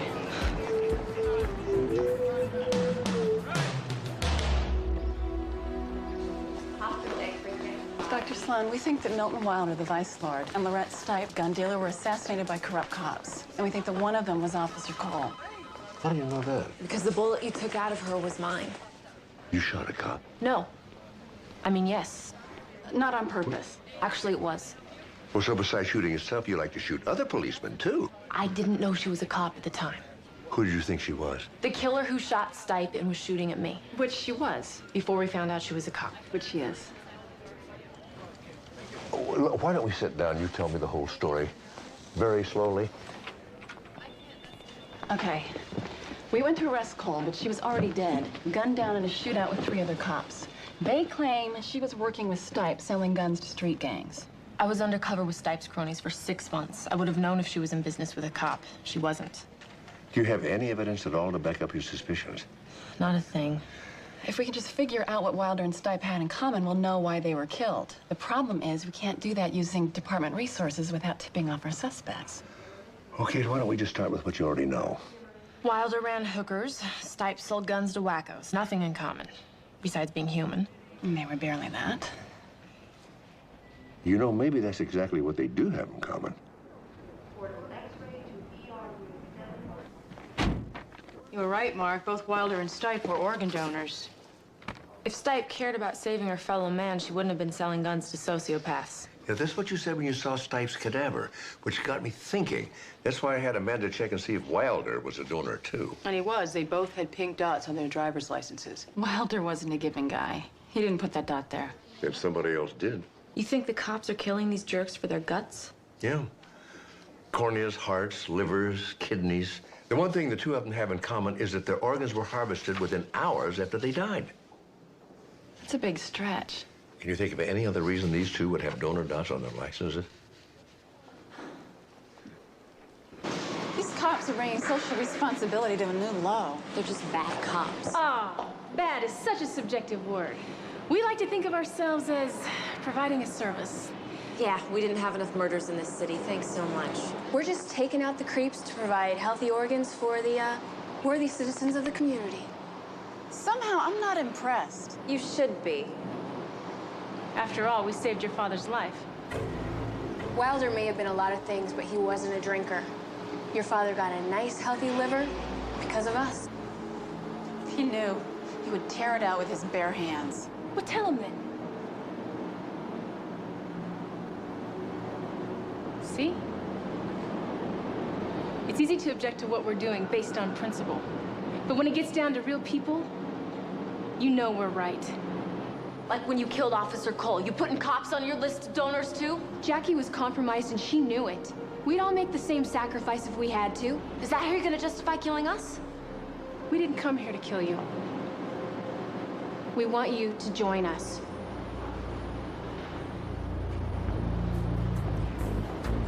This is that scene in every James Bond movie, isn't it? Yeah. Where the bad guy says, join me, we'll rule the world together. And if Bond says yes, he'll probably have a chance to get away, come back with the entire British army, and wipe out the villain's secret lair. Instead, he says hell no and gets thrown in the dungeon. I never understood that. Until now, right? Yeah. Hell no. So now what? Little Timmy going to get my pancreas tomorrow? Too bad. We could have done some nice work together. Never works like that for James Bond. They already killed one cop. Maybe they'd rather go down than kill two more. Right, because deep down, they're really good people.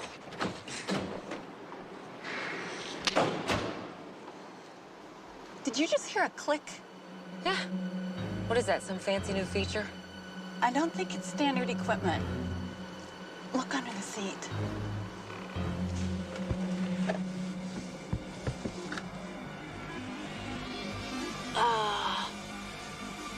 It's a bomb.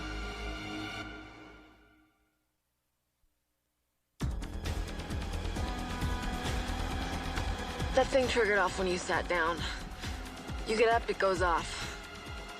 Okay, so I'll just sit here the rest of my life. Well, you could, but since there's also a timer attached, I'm not sure how long that would be. Great. What do I do? You might use this moment as an opportunity to reflect on how lucky you are to have a partner who worked in the bomb squad.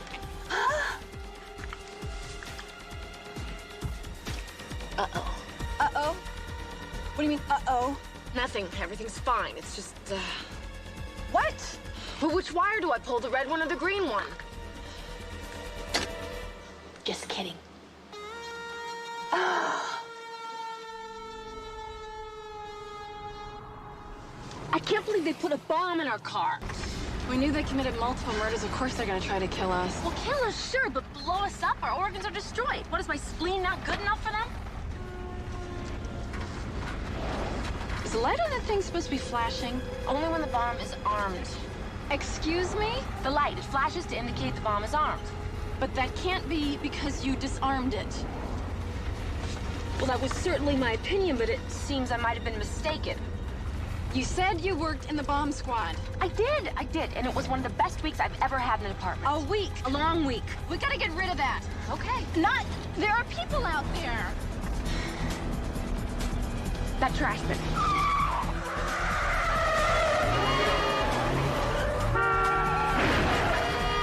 You don't know anything about bombs, do you? I know they explode. Why didn't you tell me you didn't know what you were doing? I didn't want to alarm you. I am alarmed. I am very, very alarmed.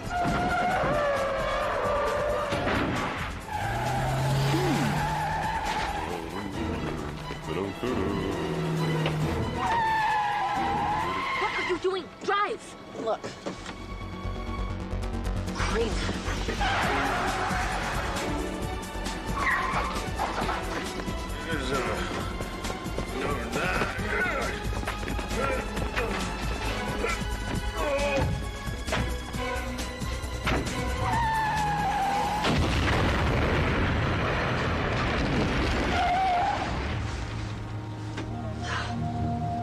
Pretty good driving.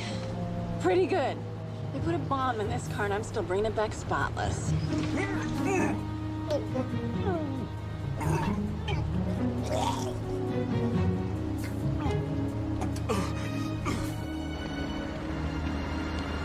Well, while you two have been busy, we've been trying to figure out exactly what these corrupt officers are up to. We started by examining how the organ donor registry works. Each potential recipient is listed according to blood and tissue type, and then they're prioritized in order of critical need. When an organ donor becomes available, we give it to the first person on the list with the same blood and tissue type as the donor.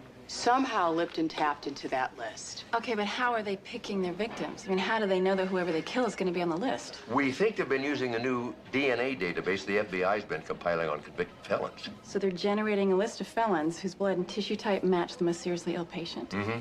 Only they've been doing it on the local level, making sure that the right organ gets to the right patient in plenty of time. If you're right, you can figure out who their next victim will be. We already have. We dug through the Southern California donor registry, identified the most critical patient, and then got his blood and tissue type, and then we matched it against the DNA database on local felons. We came up with 4 possible victims. We eliminated the people who might not be acceptable as donors, and from there we went on. Crook number 1 had a history of intravenous drug use. Crook number 2 was in jail, and crook number 3 had HIV, which leaves crook number 4. A Mr. Gil Thaxton, small-time pusher who sells tainted drugs, but is a little too smart to sample his own merchandise. You know, they're not going to go after Thaxton now. They know that you're on to them. If they stop now, they get away with everything. Okay, well, at least we know what they're up to. Find a way to use it. Soon. Amy, would you wait a minute? I'd like to talk to you. We have to talk about your father. Now remember, we said there are no guarantees.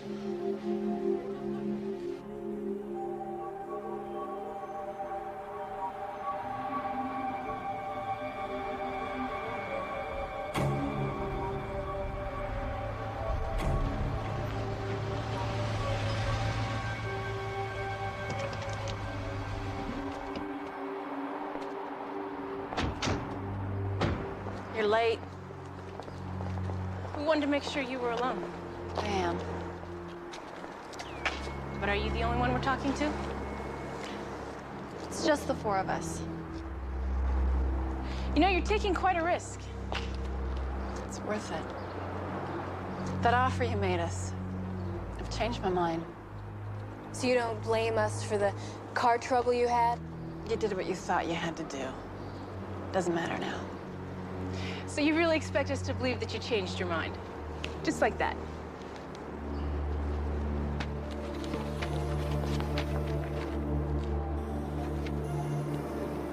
Your father's body's rejected the liver. Sorry, we don't have a returns policy. He needs another liver. That's not our problem. Please. We can't help you. But we can show you how to help yourself.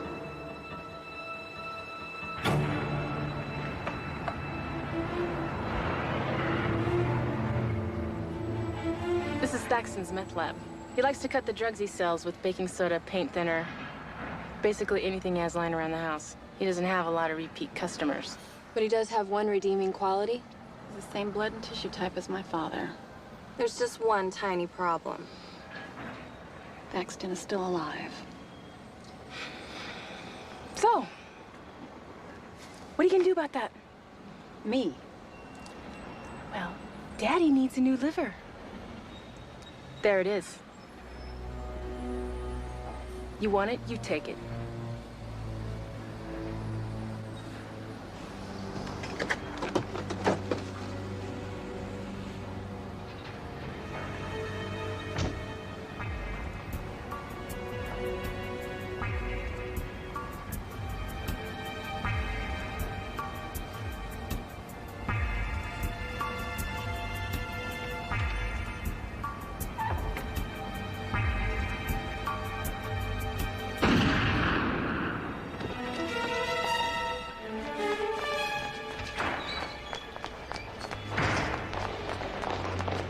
Now what do we do? We arrest you for murder. We were following you.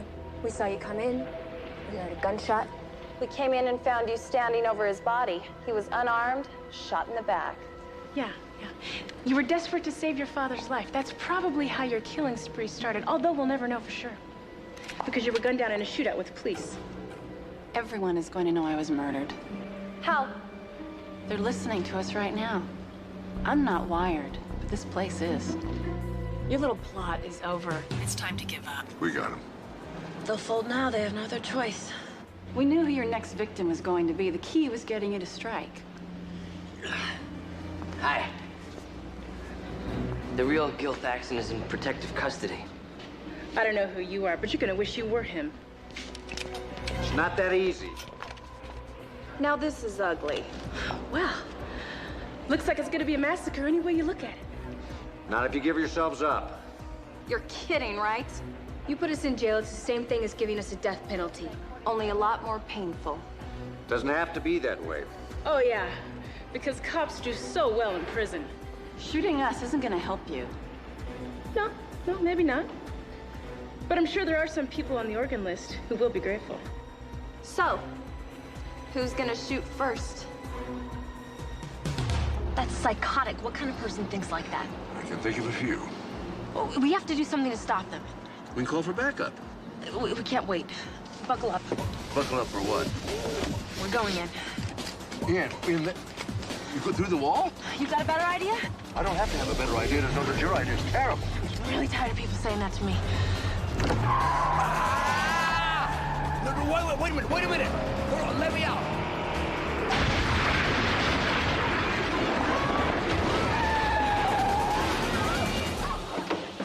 First corrupt cop who moves never moves again. You're all under arrest. You all right? That's an experience I could have lived without. I'm not sure I could have. What were you thinking? I was thinking of saving your life. And you couldn't have done it without the car? I don't know. I didn't give it any thought. Now see, that is exactly your problem. What's my problem? This whole not thinking thing. It's How long do you think they'll survive together? Longer than anyone that gets near them. I think if I were a criminal, I'd be very afraid. I said... I'm not a criminal. I am very afraid.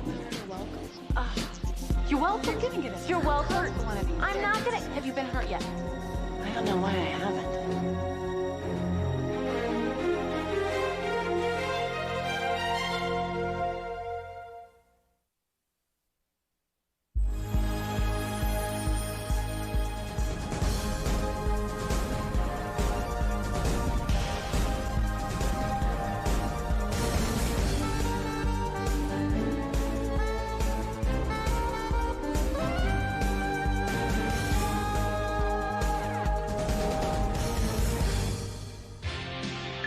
Viacom.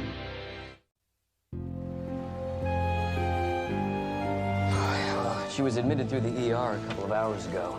I thought her nephew was staying with her. Why didn't he bring her in? Apparently he went out to get some groceries. The neighbor heard a crash. Miss Lamar wouldn't answer the knock, and so he called the paramedics. Oh, is she all right? Yeah, a few contusions, a couple of scrapes. Dutton got here about 20 minutes ago with a translator demanding to talk to both of us. Wonderful.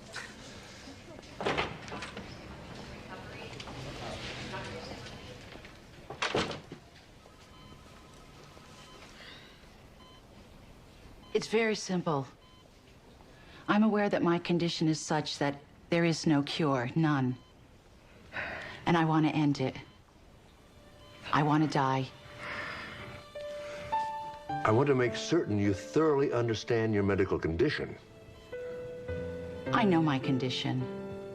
I have cancer, lung cancer, and it's spread through my system. I've been under treatment for the last 14 months. Radiation, chemo, all of it. Are you aware there are other procedures we can try? I know that.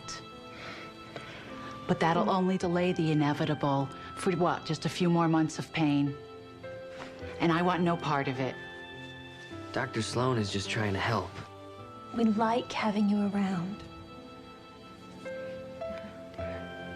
You're very sweet, but I don't want to hear anymore. I intend not to eat any longer, and I will not allow anyone to supply me with fluids.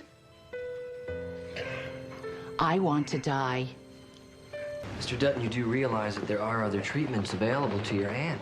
There's a chemo-radiation combination from the National Institute. There is a... Please don't. Look, I'm not trying to be difficult. Neither am I. But understand, people have always been trying to tell my Aunt Franny what to do her whole life. Because she's deaf. Because she's stubborn. And smart. She knows what she wants. She always has. Look, this is her living will. And she's given me her power of attorney. She also wants a do not resuscitate order on her chart. Mr. Dutton, Dr. Travis is trying to tell you the other things we can do for your aunt. She doesn't want anything except to be left alone to die her way. But if there's something else... Look, Mark, I'm with you on this medically, but a living will does take precedent. And so does DNR. All we can do is follow the patient's instructions. I hope you realize what you're doing. It's Aunt Franny doing this, Dr. Sloan, not me. That's what I've been trying to tell you. But you agree with her. She's going to die. One way or another. There's no choice here. And I hate that.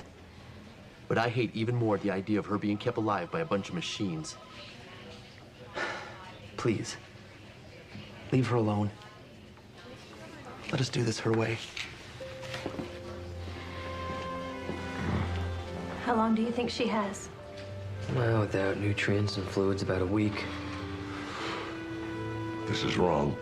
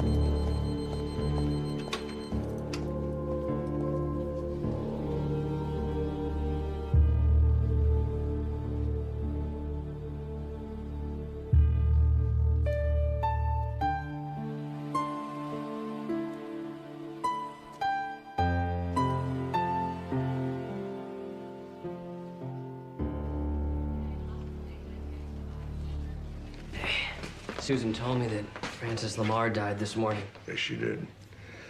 Dehydration and cachexia as a result of end-stage lung cancer, just like she wanted it. Took her 4 days to die. Well, we had no choice legally. But with that new radiation and chemo schedule, we could have had a chance.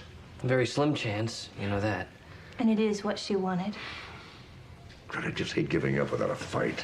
But it wasn't our fight. The fight was hers. So, I know we had to honor that, but I don't have to like it. Dr. Travis? Hi, I just heard about what happened. I'm sorry, I don't... Your patient, Frances Lamar, I just want to congratulate you on handling it in such a sensible way, even though I'm sure that was very hard on you. Excuse me. Who was that? It's Kate DeLiebe. She's the new attending. I don't know that much about her. She knows about you. Let's see, Frank. You had your checkup just last week. All your medications updated. Your next appointment's Friday the 14th. You're 3 days early. Is there something you wanted me to do for you? Look, Dr. Sloan, I'm a very tough man.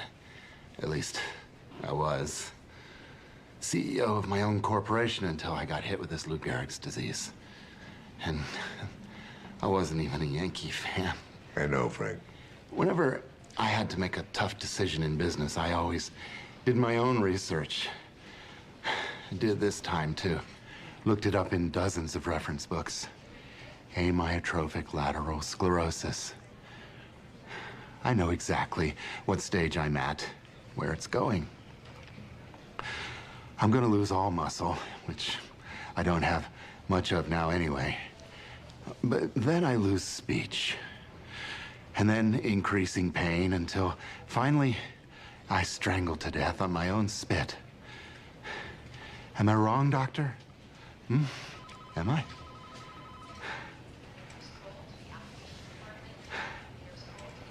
Okay. That's why I'm here today. To ask you to help me to do the only sensible thing. I'm suffering, Mark. I want you to help me to end it. Lois, how do you feel about this? I think that's Frank's decision. he wants to go. Frank, I can't believe you want to give up now after all you've been through. It wasn't exactly a snap decision. No, of course not. You did your research. You thought about it, and you discussed it. And you decided to let it beat you. All I need from you is a prescription for something. Morphine, anything. Hell, you're the doctor. You should know. Oh, yeah, I know, all right. I also know if you're half the tough businessman you say you are, you'll rethink this. And do what? Jump out of a window? Off a bridge, maybe? I can't even go to the bathroom without help. Maybe I should starve myself to death. No. You find a way to make the quality of your remaining time as good as possible. For you and for Lois. There is no quality. There's no way to fight this. I want it to end. And I don't want Lois doing anything. I don't want her in any trouble after I'm gone. I want it done quick, neat, and painless. Will you help me? Or won't you?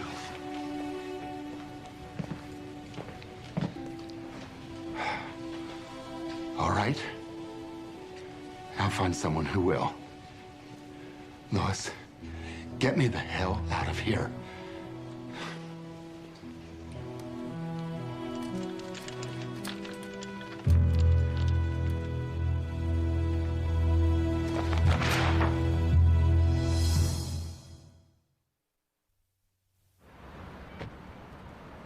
You sent for me, Mr. Lomax? Harold, please, call me Harold. You sent for me, Harold. You are a very senior staff member. Very senior. Is this about my retirement? Retirement? Oh, no. Thank God, Mark. Do you know anything about a new attending physician, Kate DeLiebe? Not really, no. I've got some very disturbing material here. About her? From Oklahoma. Seems she was involved in one of those assisted suicide cases. In Oklahoma? Didn't get the sort of publicity that these cases usually pile up, but, you know, I've got it here somewhere. The district attorney in Enid came close to an indictment on manslaughter or something, but then they sort of dropped the whole thing because of the history of indictments and trials like that. And, well, it's just our luck. She turns up at Community General. Well, didn't you or your staff look into her professional record, her vita? I'm looking into that, but that's not one of the questions we routinely ask. Have you ever been indicted for manslaughter? This is all we need with the endowment drive coming up. A Community General doctor on the 7 o'clock news for murder. Well, you said she'd never been indicted. I know. Mark, you were on the sidelines with that deaf woman that starved herself to death, but this is different. Believe me. Well, what do you want me to do, Harold? Well, the hell of it is, we can't just dismiss this Dr. DeLiebe without some reasonable cause. That would backfire. Mark, I want you to sort of keep your eyes and your ears open. God forbid anything should happen.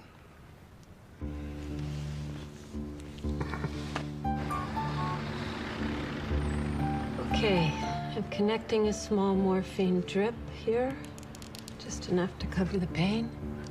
Okay. All right, now, do you see this cord? When it's pulled, the other medication will flow from here, all right? But it will only do so if you pull the cord. Do you understand? Yes. All right. I think we should try it before I actually put the medication in. I'm gonna wrap this cord around your finger. Let's see if you can pull it.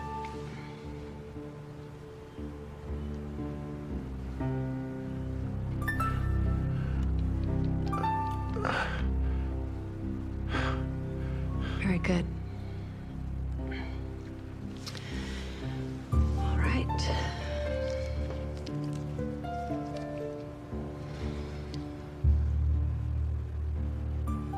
Now, Frank, nothing will happen unless you want it to. Unless you pull that cord. Do you understand? Yes.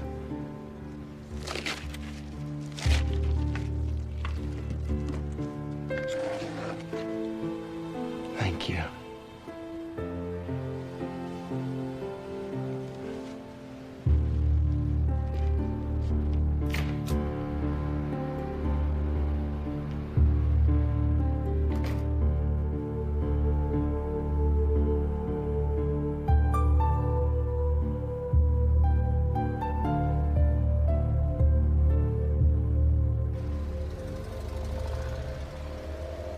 Frank Dugan was a patient here at Community General.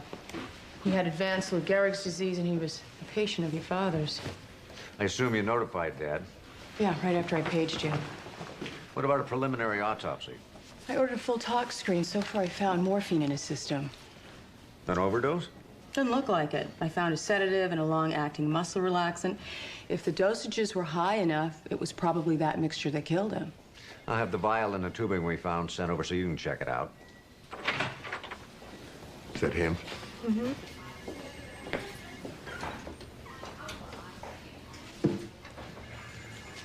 He wanted to die. Asked me to help him. You didn't? Of course not. What was it? Morphine, sedative, and muscle relaxant. IV needle was still attached. You know, I can't believe he actually did that to himself. He didn't. Looks like he had help. We found one of those suicide machines on the table next to him. His wife? I don't know. I do know the gear, the tubing, the IV setup, and the reservoir came from Community General. Still had the labels on them. One of our people. Well, actually, the string that triggered the flow of drugs was attached to his finger. And when you get right down to it, he must have done it himself. Technically, that's right. But technically, maybe. Ethically, no.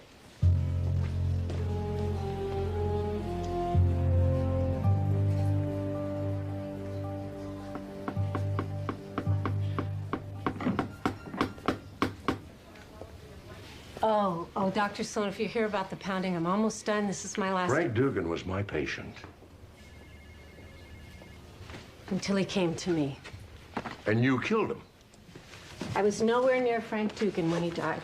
He couldn't possibly have had access to the tubes or the needles, much less the medication. You set up that equipment. You're responsible for his death. It's not really much of an office, is it?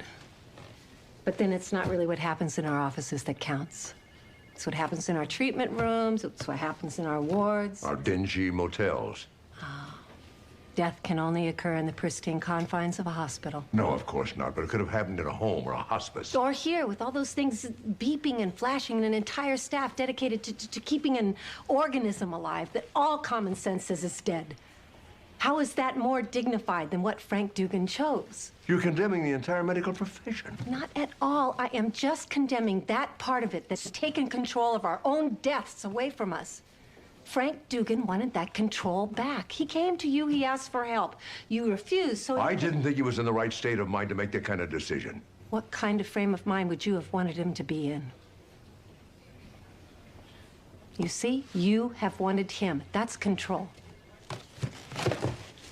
Frank Dugan wanted to commit suicide. I have it on tape in his own voice. So you caused him to die? Whatever he did himself. Oh, and you merely supplied the means. Doesn't that bother you? The medicine you practice causes death? Okay, Dr. Sloan, how long have you been a practicing physician? 35, 40 years? Your point. And in all that time, you have never seen a baby be delivered with just lethal birth defects that somebody just quietly let go. Or a young man's respirator be turned off whose EEG just flatlined after a car wreck? That's not the same thing. It's exactly the same thing. And it's hard and it's painful for us. And it's simple and it's painless for them.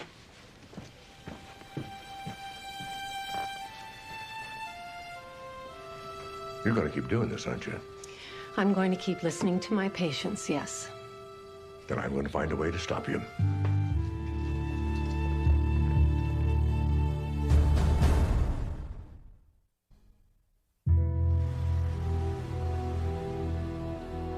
Have a seat.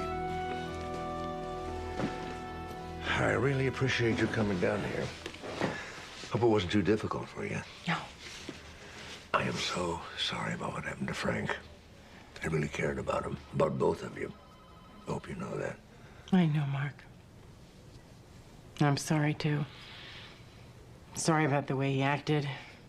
angry. It's that Lou Gehrig's disease. I know. He was so afraid of not being tough. I think that's why he wanted you to help him do what he did. Must have been so hard for you in that motel room, watching him get ready to die. I know when my wife had cancer. Never easy. Kind of a burr, really. Yes. It's exactly like that, kind of fuzzy. Could be very confusing, too. All that equipment and all the things that Dr. Doyle was setting up. The drugs. I really didn't understand. She was hastening Frank's death? No. I knew that that's what Frank wanted. What he asked you for. Only you said no. Because I wanted him to live. I wanted him to live, too. Only I wanted him to be at peace more. And so did she. Dr. Doyle. Well, I guess probably some help not having any regrets about what you did. Oh, Mark, I have regrets. I have regrets. I loved him. I'll always wish that it hadn't happened. That she hadn't intervened? That he hadn't gotten sick.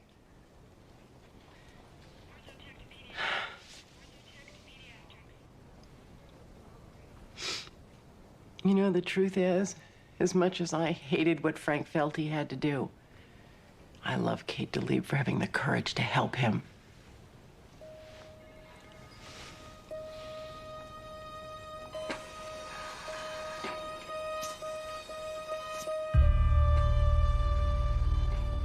Nurse, I need your assistance. I'm an ER nurse, not ICU. You're an employee of this hospital, aren't you? Yes. Well, then when an attending physician gives an order, you carry it out, no matter what service you're on. You're not Mr. Goodman's attending. Dr. Joseph's is. Well, I got a call from his daughter this morning. She wants me to take over the case. But... And she has the power of attorney, unless you're questioning that as well. No, doctor. Good. Now, it looks like Mr. Goodman has been receiving plasmapheresis, treatment which hasn't been effective. But he's only been here 2 days. The last time his Guillain-Barré led to paralysis, it took him a while to respond, but he did. And he walked out of here. I want you to remove Mr. Goodman's plasmapheresis catheter, and I want you to prepare him for discharge. His daughter wants him to spend the rest of his time at home with her. Paralyzed. I'll have to notify Dr. Josephs. I am Mr. Goodman's physician of record. My orders are in this chart, and unless you want me to pay a little visit to the nursing administrator, I suggest you carry them out.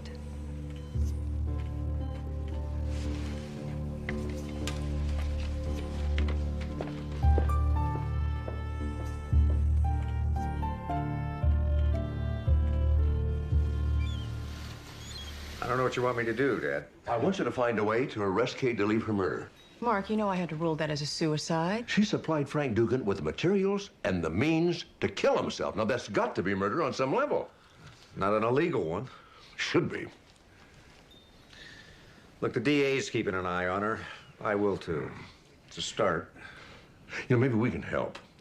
How? By keeping a close watch at that hospital. If she inquires about or approaches any seriously ill patient, we call Steve. All right, I'll discuss it with Jesse and the rest of the staff. Good. We have to stop her before she kills somebody else.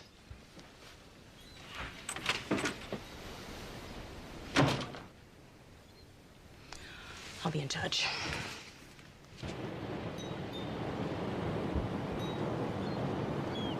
Amanda's headed back to the hospital. She'll call if anything comes up. Good. Won't take long. Kate DeLeeb's on a crusade. We'll get her. You know, I'm a little confused here. What, about going after a killer? Now, how about you? We've dealt with a lot of killers over the years, but I don't ever remember you being this angry about one. You know, she asked me the other day if I had ever let a patient die. And what did you answer? I didn't. But the truth is, I have. All doctors have. Those decisions come with a job. But there was this one case. Over 40 years ago. I was just out of residency. 83-year-old woman in extreme dementia. They didn't call it Alzheimer's in those days. And in terrible pain. Undiagnosed. A tumor, probably. Occasionally she had lucid moments. And in one of them she said to me, "Let me go. It's time."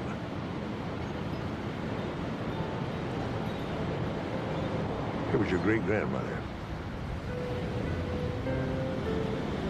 You never told me she was your patient. She wasn't. She thought she was. Of course, the whole family thought she was. I guess they thought so, too. What did you do? I prescribed morphine for her pain.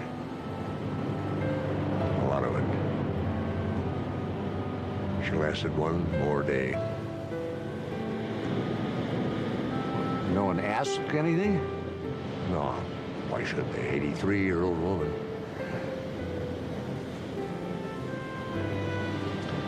I don't believe this. You know, I think your mother guessed. Never said a word. I thought I was being a good doctor, doing what was right for a suffering patient. But the next morning when I woke up, I knew. Just a killer. Kate DeLeve's a killer, Steve. I have got to stop her. You understand?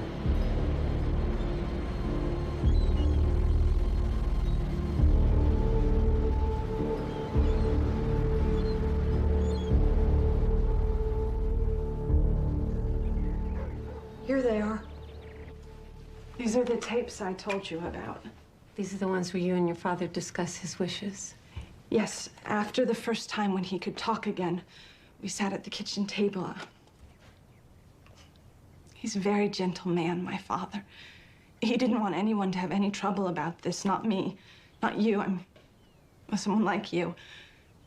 Because it's his choice. That's what he says on these. For the record. Yes. He made certain we put it all on tape, what he wanted to do. But there is one thing. From what I understand about how this works. It's okay. But he's paralyzed. He can't pull a string. He won't be able to give himself the injection. Don't worry. It'll all be taken care of. Okay. It's time.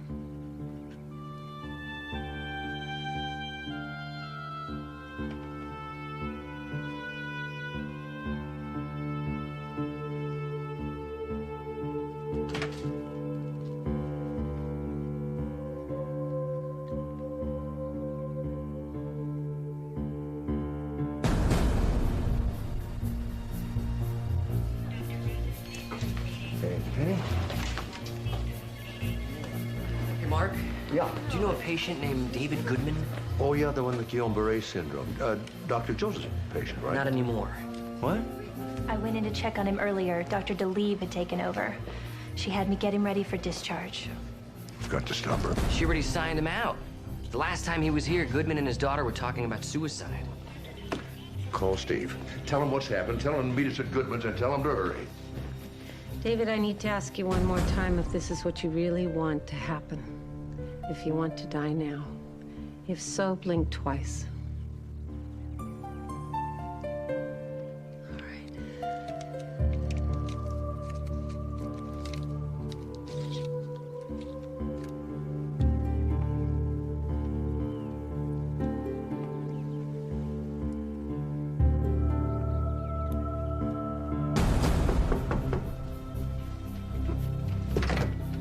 We're looking for Dr. Kate DeLeve. What? Where is she?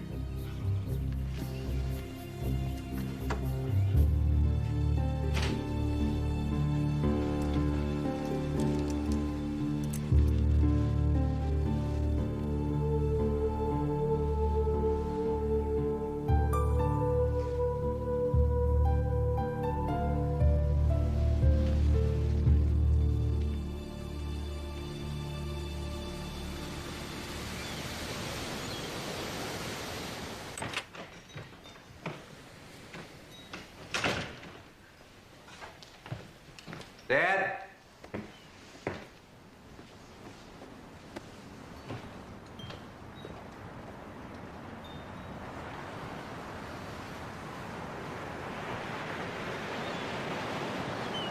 I paged you 10 times and then left 20 messages on your answering machine. Spent the afternoon with the district attorney. They're gonna take the case to the grand jury by the end of the week. Going for murder one. You think they'll get it? It's open and shut. Doyle was found with a murder weapon in her hand. The syringe that completed the paralysis the disease started. You wanted to nail her for murder. We nailed her. But murder one implies a conscious premeditation of wrongdoing, doesn't it? Well, she brought the syringe and the drugs with her. How much more premeditation do you want? You know, I saw Dave Goodman at the hospital. I thought you said he wasn't your patient. Oh, he wasn't. We all knew about him.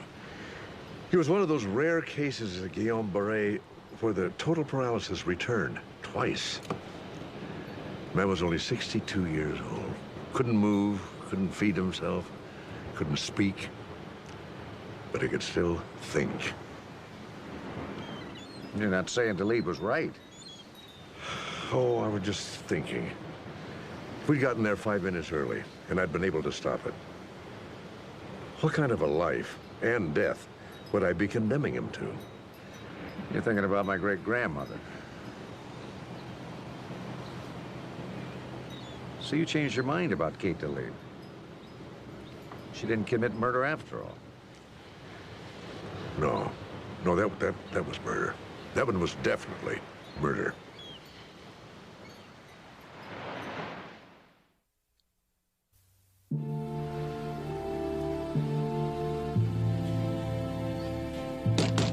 Come in. I have to appear in front of the grand jury. Well, that must make you very happy, but you appear to be angry. I don't like it when the medical profession and the legal profession get mixed up together. It confuses things. Oh, well, they've been mixed up together since the time of Aeschylus. There's always been limitations to the practice of medicine. Fortunately, now we're able to do transplants. I don't need a history lesson. And I don't need your condescension. So would you please leave my office and let me tear it down in peace? Why are you doing this? Because I feel that it's my duty as a physician to help my patients end their suffering. But why take the next step? From assisted suicide To active euthanasia? to murder. Because there are some patients that are so physically weakened they can't pull the cord themselves. But their commitment to dying is just as strong.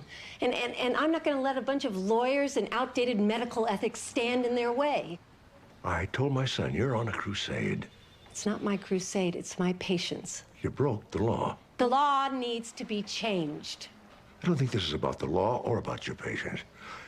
I think it's personal. Something happened to you somewhere in your life, and this is your way of fighting back. Oh, you mean like I had some parent who died some long-suffering death, and I don't want to see anybody else go through the same thing? Something like that? Well, it's nice psychiatry, but it's wrong. My father deserted us when I was a baby, and my mother's what they call dysfunctional. Anywhere I got there on my own. So you became a doctor so you could help other people in a way that you'd never been helped. Very good. That still doesn't explain to me how you went from helping people live to helping them die. I think that we've covered this. Oh, yes, that's right. You want to help people regain control of their lives and their deaths. Yes. I don't think so. I think you're imposing your definition of control on other people by telling them what to do when they are at their most vulnerable, when they're looking for someone, anyone, to take over for them. That is not what's happening here. You cannot control life by controlling death. It's backwards. And even if it weren't, yours is not the only way. Frances Lamar chose to let her disease take its own course. Well, that was difficult. It was painful, hard to watch. But she took control. There's dignity in that. Well, what you did to David Goodman wasn't dignified. It was convenient. But then I guess that's your definition of control, isn't it? Well, that's some hell of a crusade you're on, Doctor. So you would have condemned him to suffer? That's what you want for your patients? That's what you want for yourself or somebody that you love? I mean, because if that's true, then that is one hell of a crusade, Doctor.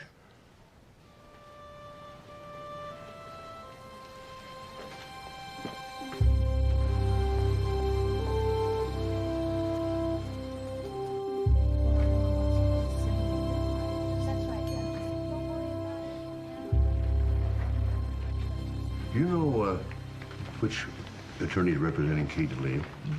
Carl Blumenstein. Does a lot of civil liberties cases. I've run into him a few times. He's a pretty good guy for a lawyer. I never understood why a person's attorney isn't allowed to go in with them. I'm supposed to keep the legalese down to a dull roar. I know, but if the witness has to keep running out to talk to his or her attorney, I mean, Yeah, I think if I was on the grand jury, I'd be annoyed. What makes you think they're not? Besides, the more she talks, the more likely she is to give the DA what he needs. Mr. Patterson, the point I am trying to make is Dr. DeLee, I am conducting this hearing, and I would appreciate... Yes, but you're not letting me... Give us all a lecture. You're here to answer questions, not deliver a diatribe. I would like the grand jury to note that you are not allowing... Doctor, I do not want to have to take you before the judge for contempt. You are the one who is showing contempt for Mr. Goodman. All I'm trying to explain is that he expressed his desire over and over to end his suffering. Please. I have it all on tape in his own voice. And if there's any subsequent trial, your defense counsel can present all the evidence you want. Now, you didn't answer my question. I've forgotten it. Then I'll refresh your memory. Did you inject David Goodman with what you knew would be a fatal combination of drugs? Yes or no? It's a simple question. Yes, I did, but I... Thank you. I have no further questions.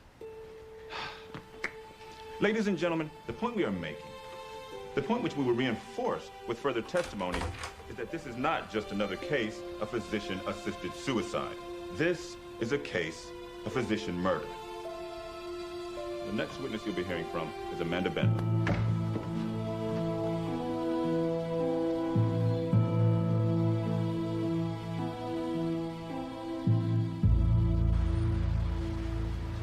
How long's Amanda been in here anyway? About 45 minutes. They're probably going over all the autopsy reports. Frank Dugan, maybe Francis Lamar. Why, what has that got to do with this? We're trying to establish a pattern. Dr. Mark Sloan? Now? You can come with me.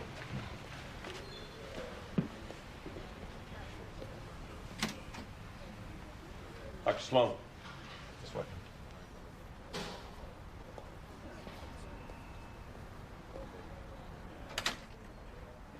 So that in the case of Frank Dugan, Dr. DeLee took over your patient from you. Yes. He never told you he was changing doctors, though, did he? No, but he was very angry with me when he left. Was that because you refused to supply him with a lethal substance? Apparently, yes. Now, in the case of David Goodman... He was not my patient. Yes, I know. What I want you to do is to describe exactly what you saw when you and Lieutenant Sloan broke into David Goodman's bedroom. Mr. Goodman was on the bed. There were no vital signs. He was dead? Yes. And where was Dr. DeLee? Beside the bed. And in her hand? A syringe. And what did you say? I said, "What did you give him?" And she indicated the vials. These vials? Yes. Yeah, we've already heard testimony from the assistant coroner that these contained a muscle relaxant and a sedative. The man was dead. Dr. DeLee had the syringe in her hand, and when you said, "What did you give him?" she indicated the vials. So she admitted to you that she had performed the injection of what proved to be the lethal drugs. Is that correct, Dr. Sloan? Is that correct, sir? Yes. You are a physician of long experience and excellent reputation. Your work on behalf of law enforcement is well known. Your outstanding record of service at Community General is equally well known. Considering your seniority and standing, I'd like to ask you one final question. Would you have filled a syringe with a lethal substance and injected it into David Goodman? No. A simple no. I think it would be helpful to have on the record whether you have any further ideas about Dr. DeLee's actions. I've only had one thought since David Goodman died. One thought. When my eyes are closed late at night, when I'm with patients, and it won't let me go. And that thought would be? 10 years ago, there was a patient at Community General. 10 years and 3 months. Your patient? No, not officially. It was my wife, Catherine. I was aware of the spread of her cancer and how the radiation and chemotherapy were giving her pain, but with no appreciable benefit. I would sit with her for hours, just watching her suffer. And one thought kept coming to my mind. The thought that I had it within my power to end that pain. That I could get rid of the torture that standard medical procedure had put her through for the last 2 years. 2 years. But I couldn't. Not that it wasn't possible. There were many, many ways I could have done it. So why didn't I?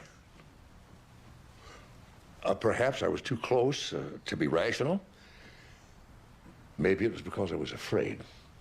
Frightened by guilt, insecurity, or, God forgive me, just selfish concern for my own professional reputation. Whatever the reason, I did nothing. I sat for 3 months and watched her die in agony.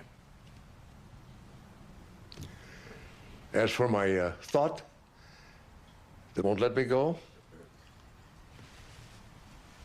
it is that Kate DeLeeb may be more honest and more courageous than I am.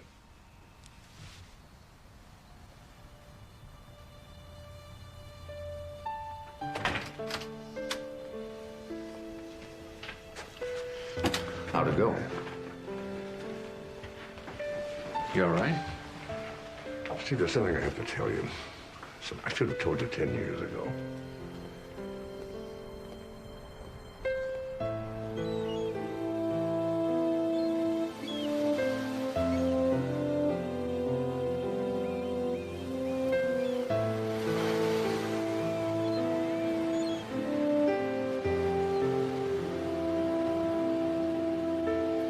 Dad, grand jury ruling just came out.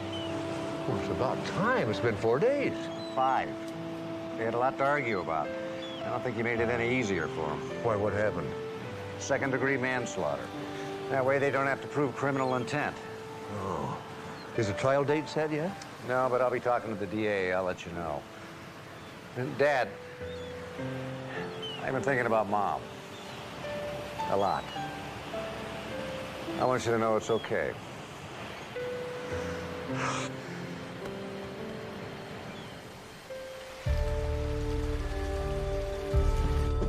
Dr. Sloan?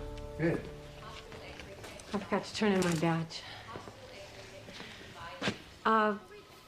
I'm sorry about what happened with your wife. I know the grand jury testimony is supposed to be sealed, but you know, the lawyers have a way of finding things out. Yes, they do. Something I can help you with, Doctor? I want you to be on my witness list for the trial. Why? I don't approve of what you do, and I wouldn't lie about it. Well, no, I don't want you to do that, but at least you can tell the jury that I'm honest about what I do. That you're not doing it for the publicity. I want the way we treat dying patients to change. I don't care if they cover it or not. You know, I'm not so sure that this is the way to make the changes you want. But you seem to have conflicting emotions. Yes, yes, I do.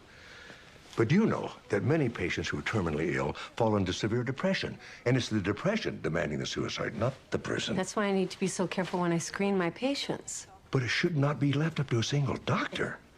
I mean, if we're going to make this step as a profession, we must have second opinions. We must have peer reviews. We must have a waiting period. That sounds like a crusade.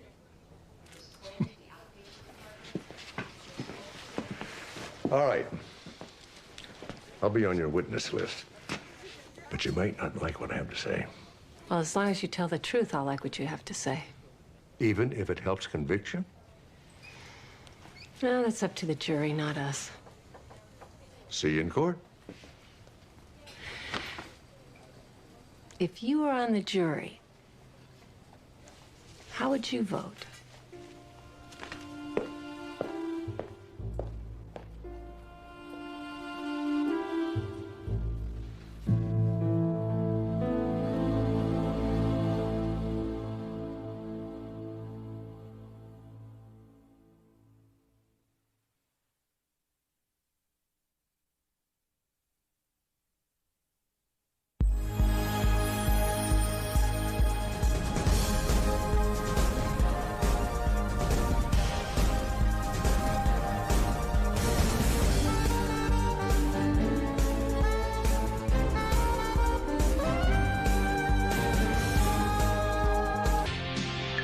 Viacom.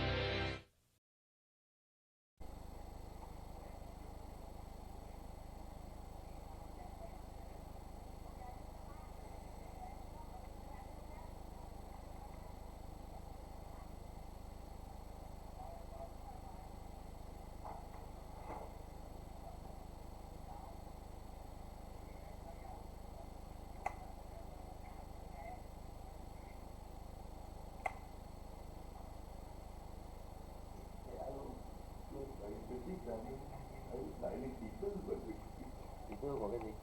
Nó phải tiểu ấy. Tiểu lý. Vai lột.